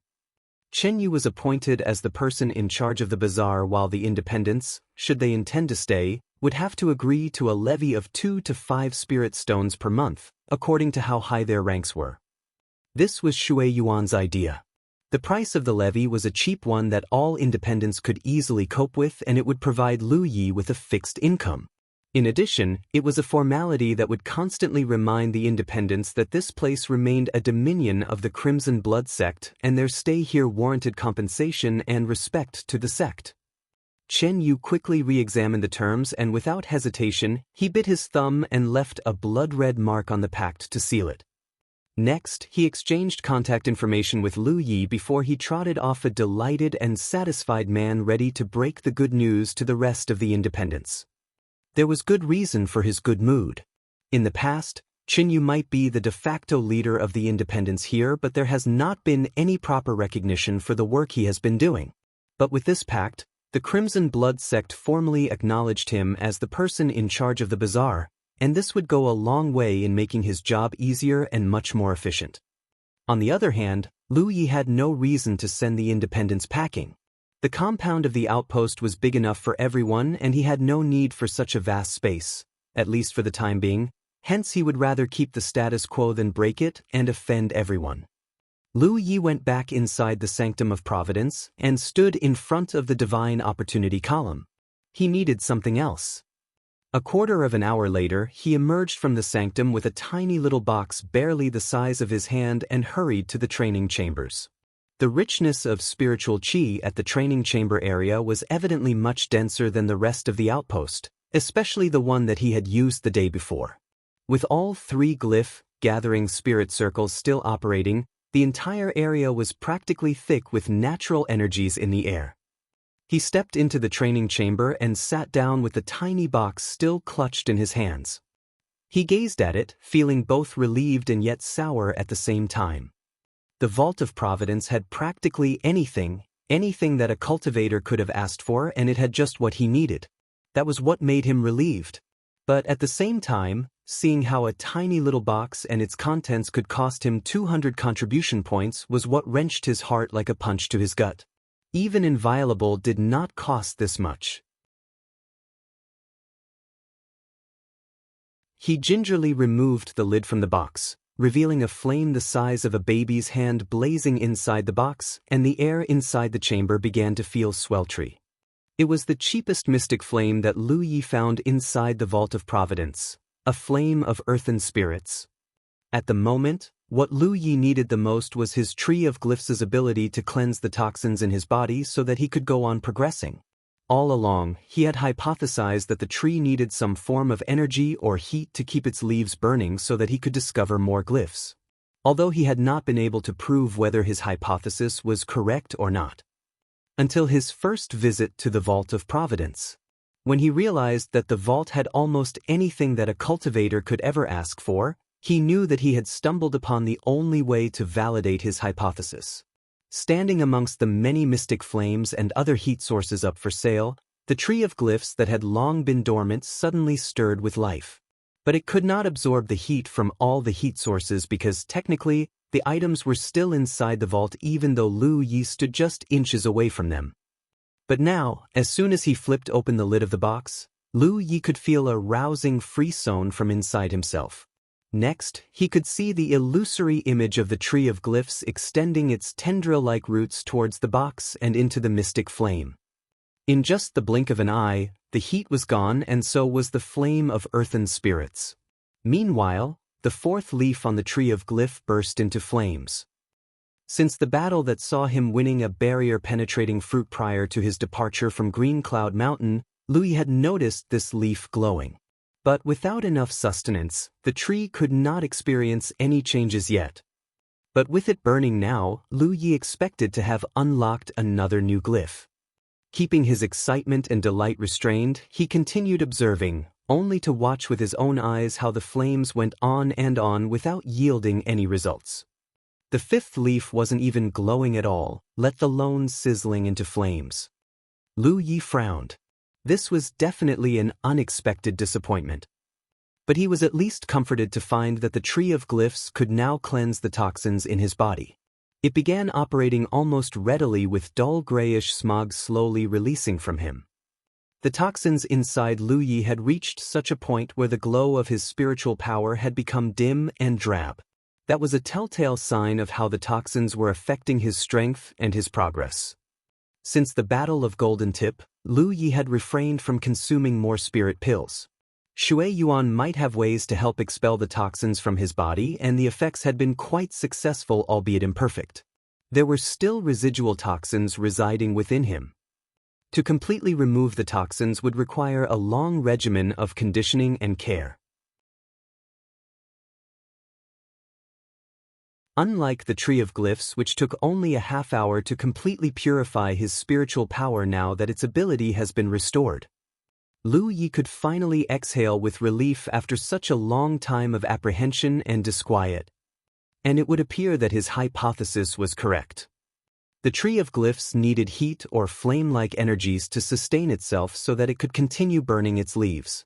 That would unlock access to even more glyphs. On the other hand, excess energies would also be stored inside the tree to be used as fuel to burn away any toxins incurred from the ingestion of spirit pills. This time, only one leaf was set ablaze. Lu Yi surmised that this could be due to the tree's need to reserve fuel, hence only a tiny fraction of the energy was used to have the fourth leaf burned. But there was nothing to be worried about. The Vault of Providence has an abundance of mystic flames that the tree could feast on. For starters, this was only one of many flames of earthen spirits that Lu Yi found inside the vault. All that was needed to get more mystic flames was contribution points. With enough points, Lu Yi would be able to purchase more mystic flames to unlock the full potential of the tree. Lu Yi checked his tally and sighed. 500 contribution points. To think that just a few days ago he was so close to breaking 1,000. Contribution points. Like money, contribution points did not grow on trees. Yet they just seemed to flow out of his pockets as easily as a leak. Without any interest to train yet, Lu Yi centered his spiritual sight on the tree of glyphs, specifically on the fourth leaf that was still aflame. He took one deep breath and looked as intently as he could with every shred of will and focus he could muster. His sight honed in on the leaf and it grew larger and larger. But that also blocked his mind from being able to think. Then all of a sudden he felt a jolting pain in his mind as if a red-hot piece of iron was shoved into his brain. The blow nearly knocked him out, and by the time he recovered his senses, he was drenched in his own sweat. Shaking his head, he attempted to dispel the terrible discomfort in his mind. As always, trying to observe the glyph using his spiritual senses was just as difficult and taxing as before, fifth order or not. But luckily enough, he did not black out as he did the first time. Glyph, Blood Rage. That was the name of his fourth glyph. Upon closer inspection, Lu Yi discovered that this might be an offensive glyph, but its function was something other than of a direct enhancement of damage, unlike Sharp Edge. Nevertheless, Lu Yi was confident that if utilized properly, Blood Rage would give him an edge, especially when dealing with a superior opponent. One that would make him extremely dangerous, even to enemies of higher rank. Every single glyph on the Tree of Glyphs could very well be a trump card that Lu Yi would rely on, but first, he needed sustenance suitable for the tree. And for that to happen, he would need contribution points. Lots and lots of them.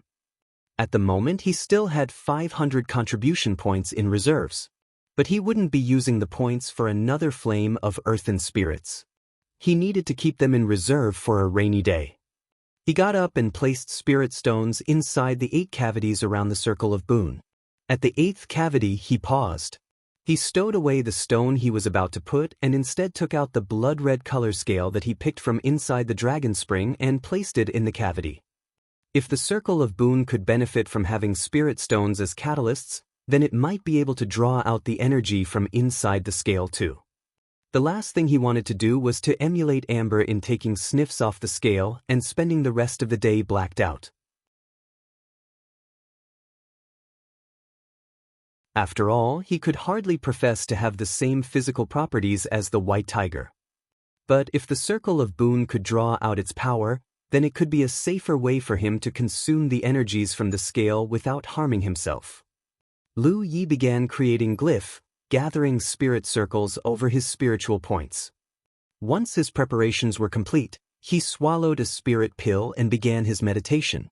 Before long, the air swirled with thick curls of spiritual chi mixed with a reddish tinge, with the reddish effluence looking more like dragons the more Lu Yi looked at it.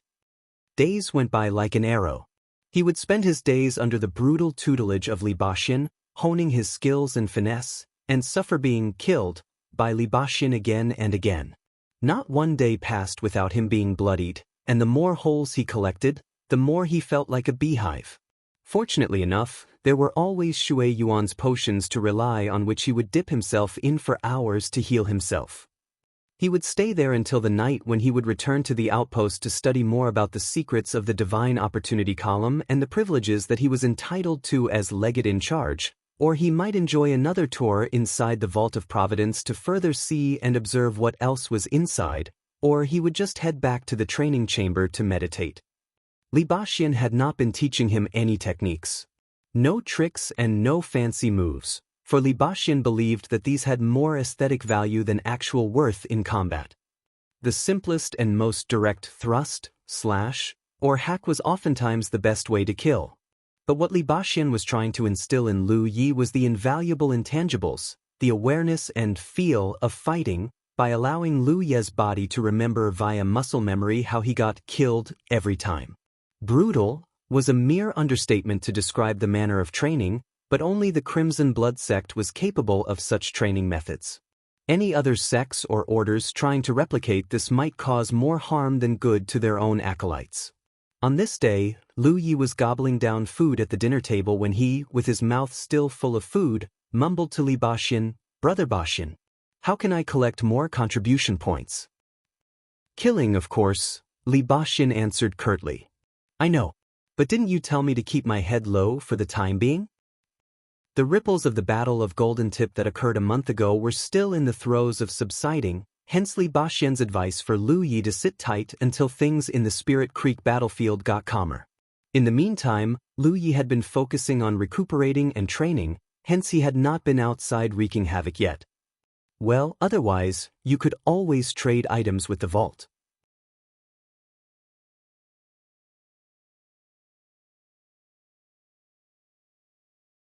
Chapter 178: The Fast Way to Gain Points. Trade with the Vault of Providence went both ways. Anything of value could be bought and could also be sold to the vault. However, there was little worth in reselling items to the vault. Lu Yi had tested reselling Inviolable to the vault, and the price he was offered was just a measly 50 contribution points. He bought Inviolable for 138 contribution points, and less than 1/3 of the original price was offered in return. But if there was anything of value, then beyond any doubt, that would be the dragon scale he got from inside the dragon spring. To his surprise, the scale was offered a price of a whopping 8,000 contribution points during a test he did on a whim. But of all the things Lu Yi could trade away, he would never sell that. It had just done so much good for both Amber and him. In fact, putting the scale in one of the training chamber circle of Boone's cavities has been what he had been doing lately so that he could gradually assimilate its energy. And as a result, Lu Yi had been feeling his physique making noticeable improvements. Not unlike how Amber had become more intimidating and ferocious since he began inhaling the energy released by the scale last time. The next item that the vault ranked lower than the dragon scale was Lu Ye's barrier-penetrating fruits. Valued at 500 contribution points apiece, the fruits were one of the few items that Lu Yi could barely bring himself to part with. The fruits have proven to be extremely useful in unlocking spiritual points, and he would need the fruits one day. As it happened, he had already given both fruits to Shui Yuan. Not only a medical cultivator, but Shui Yuan was also an accomplished pill cultivator who could synthesize the barrier-penetrating fruit with other herbs and turn them into pills which could be better and more effective than just ingesting the fruit.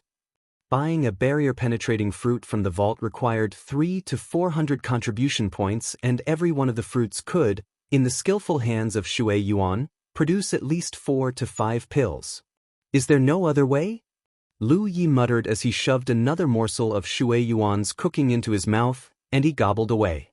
Issue a challenge then, Baxian smiled. You could challenge 1,000 Demon Ridge factions to battle. Assign a fixed amount of contribution points, both sides put it on a wager, swear the terms with a pact in heaven's name, and if you win, the entire sum goes to you. Lu Ye's face turned sour. With him as the only Crimson Blood sect member in the battlefield, he could hardly just strut up to another outpost, bang on its doors, issue a challenge, and expect to win, could he? As much as they really were enemy outposts scattered around the vicinity, even he did not have any certainty that victory would be his, assuming that they would even accept the challenge in the first place. Besides, at the moment, Lu Yi was sorely lacking in contribution points which would be needed to put forward as collateral. Or how about the battle royal of the legates? The suggestion only just slipped out of Li Baxian's tongue when Shui Yuan gave him a nasty glare.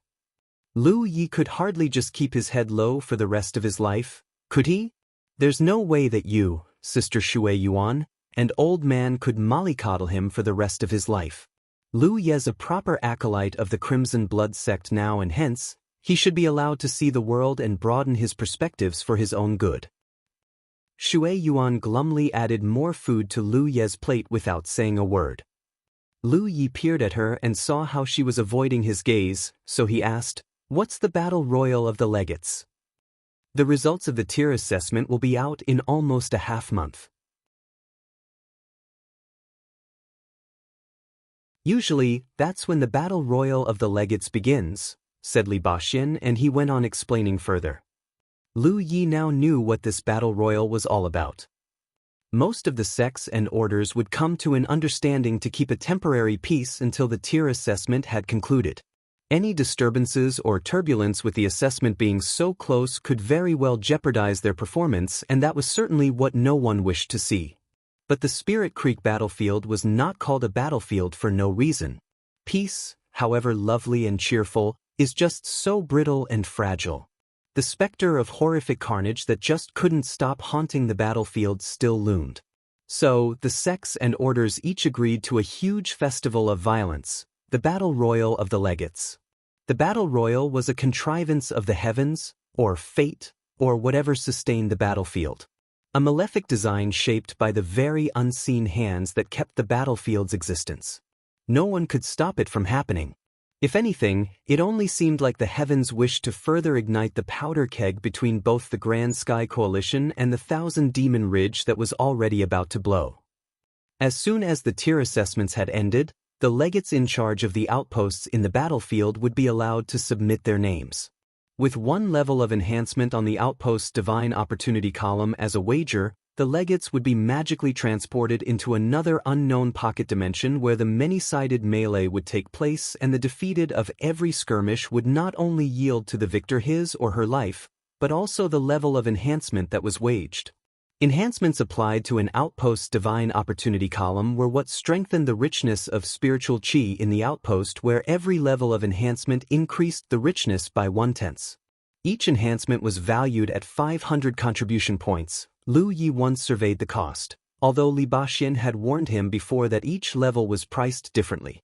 Enhancements could grow increasingly expensive the more enhancements the Divine Opportunity column of an outpost accrued.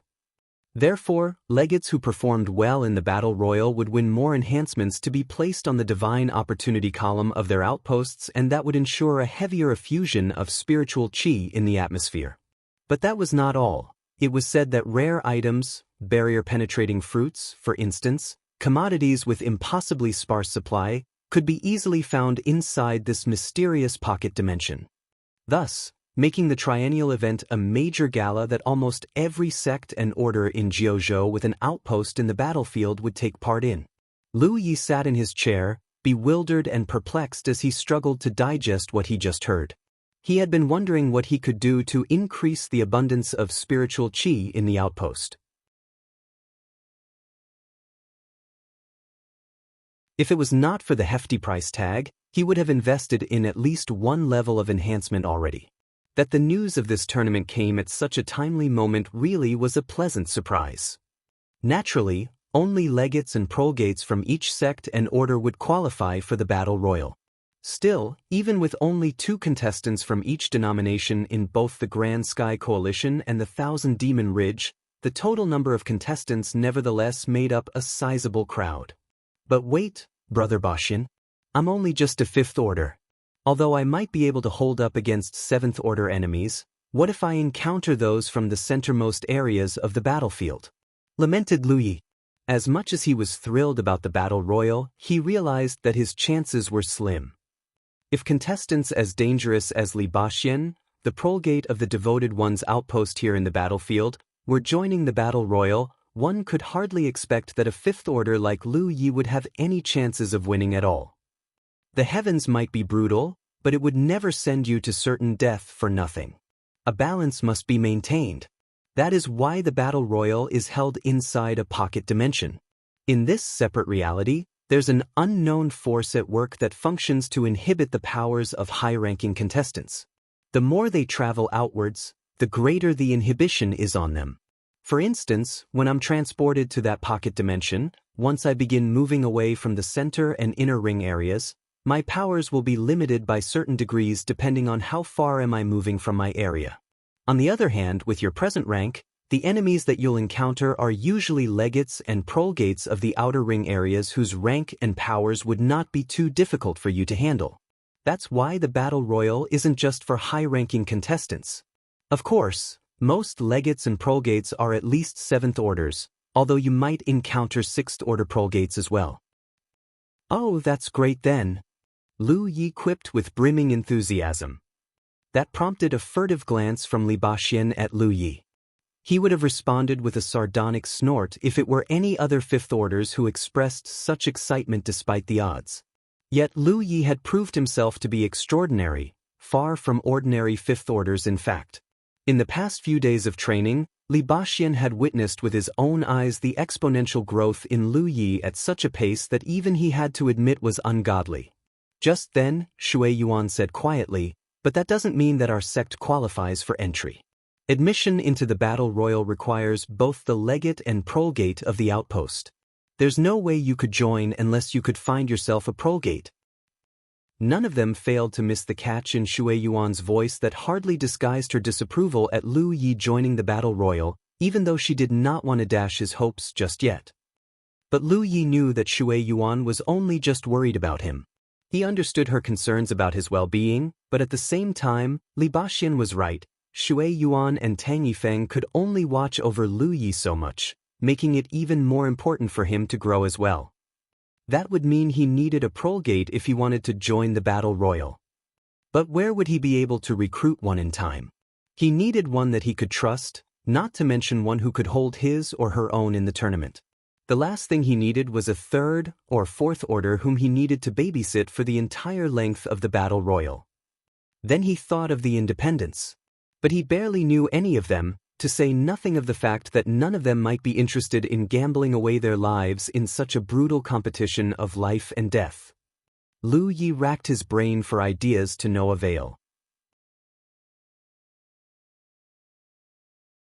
After his meals, Lu Yi continued his training with Baxian before he was dragged off by Shui Yuan for another round of treatment. By the time he headed back to the Outpost's training chamber for his nocturnal meditation, it was already night. It was during one of his meditation sessions in the Outpost when Lu Yi felt a fleeting and ethereal sensation sweeping the whole compound. It was coming from the Outpost's sanctum of Providence. Squinting his eyes with curiosity, he got up and paced quickly towards the sanctum of Providence where the answer to the strange phenomenon was revealed immediately. The tier assessment results had been announced. The assessment itself was an act of the heavens that no one could sway. The Crimson Blood sect should have been defunct in this year's tier assessment, but due to his induction, the sect managed to endure. But it was also due to the fact that the sect had at least one member each in the Divine Ocean Realm and the Real Lake Realm, otherwise the sect would have lost even its present Tier 9 status. The tier assessment was done based on the Heaven's very own ordained set of standards which remained an enigma to most, but what was certain about the grading was that the number of members of a sect or order and the overall strength of the members had direct influence on the performance of the group in the assessment. Not knowing what just happened to the Divine Opportunity column, Lu Yi could only choose to return back to the training chamber to continue his meditation. Two figures fleeted around in a whirl of metallic clangor and gnashing at the square outside the main audience hall of the main stronghold the next day, a pair of colliginous shadows throwing themselves at each other before dislodging only to ram right into each other again. At times, they just missed each other just by inches, although that, too, was followed by the shrill ring of steel striking steel. That was until Lu Yi retreated, and when he looked down, there was blood trickling out of puncture wounds on his chest and abdomen. But that did not stop him from wheeling around to face his opponent and maintaining a defensive stance. Not far away, across the other side, Baxian focused his gaze on his chest, and there it was, a faint red line of blood. His own. He smiled and sheathed his sword. You've done it, Li. Well done. I have nothing else to teach you after this. But trust that your skills with the saber have greatly improved and you will do well. This was the first time Lu Yi had managed to hurt Li Baxian since they began training a month ago. Even with Li Baxian keeping his power down to Lu Ye's rank, he was nevertheless a very deadly opponent, and training with him was what gave Lu Yi a deep impression of the finesse, the strength, and the power of the one who was one of the 10 deadliest cultivators of the battlefield. Lu Yi returned his weapon to its sheath and bowed. Thank you so much for your help, Brother Baxian. Li Baxian tossed his gourd into the air. The object grew in size with visible speed, until it was the size of a tiny boat. Li Baxian leaped into the air and glided on top of it. The results for the tier assessment are out. So it's time I head back to prepare. Farewell, brother. Let me know if you are in need of help. I'll see you soon. He waved to Shui Yuan, then he paused and respectfully bowed in the direction of the main audience hall before he morphed into a bolt of light that shot into the distance and vanished. That was it. Li Baxian left with suaveness and style. Lu Yi watched him leave. Finally, the question that had been like a rock in his chest could not stay suppressed any longer. Sister Shui Yuan, why is Brother Baxian a member of this sect, and yet he became an acolyte of the devoted ones? In fact, Li Baxian was hardly the only one. Lu Yi remembered that a brother Xinghe was mentioned as well, another one of the sect's former acolytes who had joined another sect. But Li Baxian came and went like this was his home. Even Tang Yifeng and Shui Yuan too treated him like he was still one of theirs.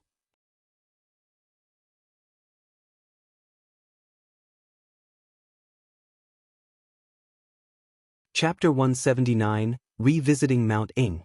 Still, the answer to the puzzle remained elusive, for Shui Yuan flatly dodged the question. Whatever her reasons were, Lu Yi felt that she was holding back the answer from him. But since she refused to tell him now, Lu Yi did nothing to pry. He kept himself submerged in the giant tub filled with Shui Yuan's painstakingly concocted potion, and his wounds healed quickly. Lu Yi only got out of the tub completely refreshed and invigorated when the sun was about to set. Amber trotted up to him and nudged him with his big furry head. The recent days at the main stronghold of the sect had seen Amber growing beefier with all the comfort and good rest, not to mention the mounds of spirit pills to feast on and the occasional inhalation of the red substance from Lu Ye's dragon scale. It really was paradise for him. On the other hand, he had not seen her lately. She had been spending a lot of time with Tang Yifeng. She had been with Shui Yuan all the time, at first, before telling him that she was learning how to be a medical cultivator. Her reason was simple enough. She had witnessed how frequently Lu Yi was injured during their journey. But Lu Yi would one day fight again, and at that time, he could be hurt once more. That prompted Yi to opt to be a medical cultivator. She might not be useful in battle, but she could at least keep him alive. But for the past few days she had been missing, leaving Lu Yi puzzled and confused, although he could only chalk it up to some early-stage difficulties. Next, he heard about how Tang Yifeng had taken her under his wing. Was she thinking of becoming a spell cultivator now? Lu Yi knew that his mentor Tang Yifeng was a spell cultivator and one of the best in the land too. Lu Yi retrieved his dragon scale and allowed Amber another sniff. The big burly tiger took one draught and shuddered. Stiffened, he crashed to the ground with a loud thud, with his blood churning like choppy waters. Shui Yuan was rather unperturbed by this. Lu Yi had explained to her before about the dragon scale and its provenance. In fact, she had borrowed it for closer observation, and finally, at the end, she concluded that the substance in the scale really did have the ability to enrich one's physical properties, and all he needed to do was to have precise control of his ability and it would be safe. There must be some sort of secret prowling beneath the dragon spring, Shui Yuan later told him. There might be treasures that Lu Yi might be able to access if he was strong and powerful enough to explore the dragon spring himself one day. That was a notion that Lu Yi would gladly entertain. He had not forgotten how Han Zhiyu of the Tai Luo clan exposed to the entire world the secrets about his glyphs, and what happened after that nearly killed him. That was a debt that Lu Yi vowed to collect one day. Ignoring Amber's spasmodic fits as if it was having a stroke, Lu Yi headed straight for the Sanctum of Providence. He traveled back to the outpost and jabbed a hand at his battlefield imprint the moment he reappeared at the sanctum there to deliver a message. A reply came back quickly enough. I'm afraid that there's few that match your requirements, Lu Yi. I've been asking around, but not many are keen to go on such a perilous quest. I have two though, but one of them's of 5th order and the other's of 4th order. Still, I don't think you'll want to enter the tournament with dead weight instead of a partner. Lu Yi had asked Xinyu to be on the lookout for any possible candidates that he could partner with to join the battle royal of the legates. However, it would appear that the search remained fruitless. Most if not all cultivators in the Spirit Creek battlefield knew about the battle royal of the legates. But with most of the independents that clustered at the Crimson Blood Sect outposts being low-tiered independents aside from Xinyu, Lu Yi was in a situation where he could count himself lucky if he could find enough 6th orders to make a quadruple. Those that he managed to find did not look convincing enough. Needless to say, a bunch of cowards that Lu Yi could barely rely on. As 6th orders, they could have long ventured into the inner ring areas of the battlefield to further challenge themselves to climb greater heights. That they chose to stay here only showed how severely they lacked in both fortitude and mettle. To say nothing of the battle royal of the legates where deaths and injuries were as common as the very dirt they stepped on. The same went for Xinyu. Not unlike the others, he too possessed the ability to try his luck in the inner ring areas of the battlefield. But Lu Yi saw this coming a long way ahead. As disappointed as he might be, he knew all along to not place any faith in any independents saying yes. I guess that leaves me no choice then, Lu Yi mused quietly. He stepped out of the sanctum and dug inside his storage bag until he yanked out a fish the length of a yardstick by the tail. Red from head to tail, the fish glistened with such luminescence like a slab of crimson jade. It was a blood sturgeon. Baxian had caught a lot of this fish, and most of them had been eaten. Those that managed to be spared from the dinner table, for now, were given to Lu Yi. The silhouette of something large shadowed him from overhead before it landed just before Lu Yi, eliciting a huge burst of wind slamming into Lu Yi's face with such force that it felt like a slap to him. It was Beaky the giant eagle. The giant eagle lowered its head and gave Lu Yi a playful nip before scooping up the blood sturgeon, throwing his head up to swallow the fish down in just one gulp. Since Baxian told him about how Beaky loved blood sturgeon, Lu Yi had been bringing him some every now and then. But with his size and girth, a blood sturgeon or two wasn't anywhere near enough. The 1-meter-long fish looked just like a tiny worm for Beaky. Still, that quelled Beaky's love for that unique species of fish not one bit at all. In fact, feeding him the fish has helped to make Lu Yi closer to the gigantic avian predator. For decades it had guarded the outpost alone. Neither snow, rain, heat, or gloom of night had kept Beaky from maintaining a steadfast watch over the Crimson Blood Sect's only, albeit abandoned, presence here in the battlefield until Lu Yi's appearance, which added colors back to its humdrum monotony. With one fish down into its belly, Beaky peered at Lu Yi, tilting its head with anticipation gleaming in its round bulbous eyes. Lu Yi pulled out another blood sturgeon. This time, he tossed it up into the air and Beaky caught it with his beak deftly. He looked at Beaky and said, "Beaky, can you give me a ride?" The giant predator gave him a judging look before he craned down and caught Lu Yi by the collar of his shirt with his hooked beak and flung Lu Yi up on its wide and feathery back. That was not amusing at all for Lu Yi, who scowled. "Just nod next time. I can climb up myself, you know. I'm not a 5-year-old that needs help climbing up your back." Ignoring the jibe, Beaky unfurled its wings. The winds howled and tossed.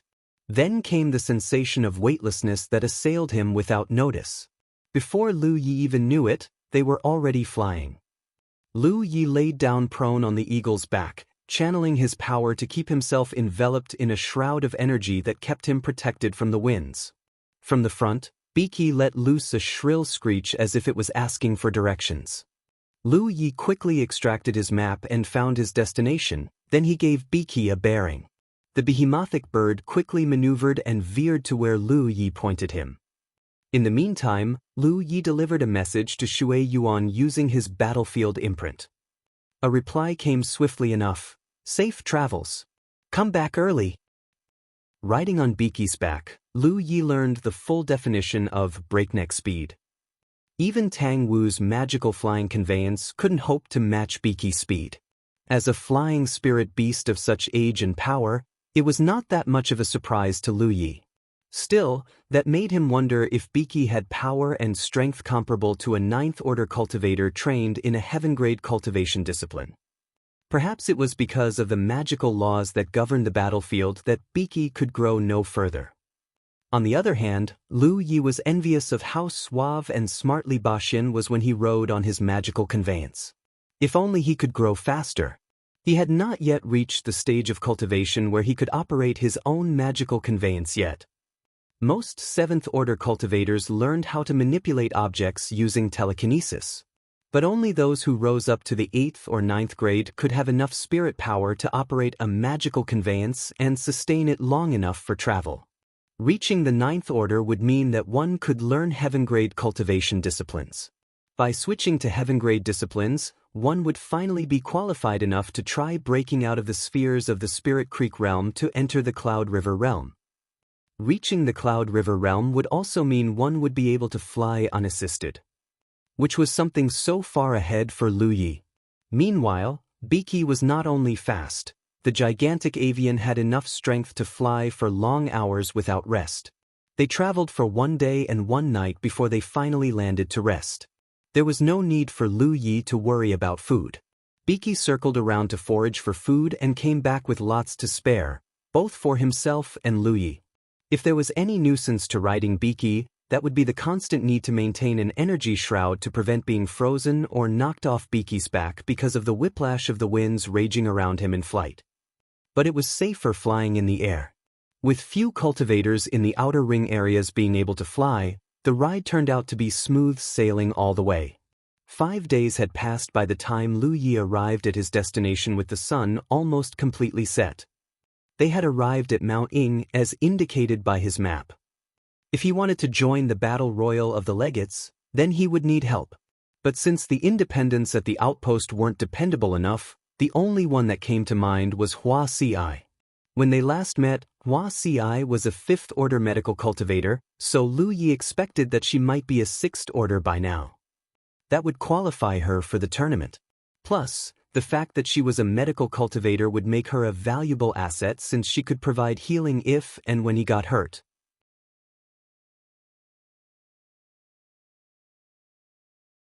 Then again, Lu Yi was prepared for the eventuality that she might decline. A carnival of blood and death might not be a well-disposed healer's idea of fun. Still, Lu Yi needed to try.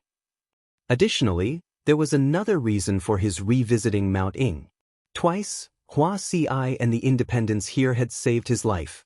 Life for the independents here wasn't safe at all, and he thought that if he could convince Wuxia and the independents here to move to the Crimson Blood Sect outpost, then he could at least provide them safer pastures. He had long thought of this. But without any knowledge about the sect himself, he wasn't in the position to make such a promise.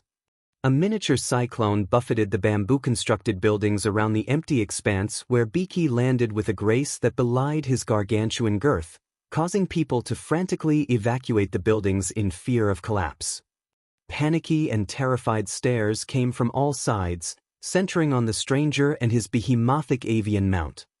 Lu Yi immediately caught sight of Wuxia, Ruan Lingyu, and the ever-so-brawny Kong Niu, plus a few other faces that he could not recognize.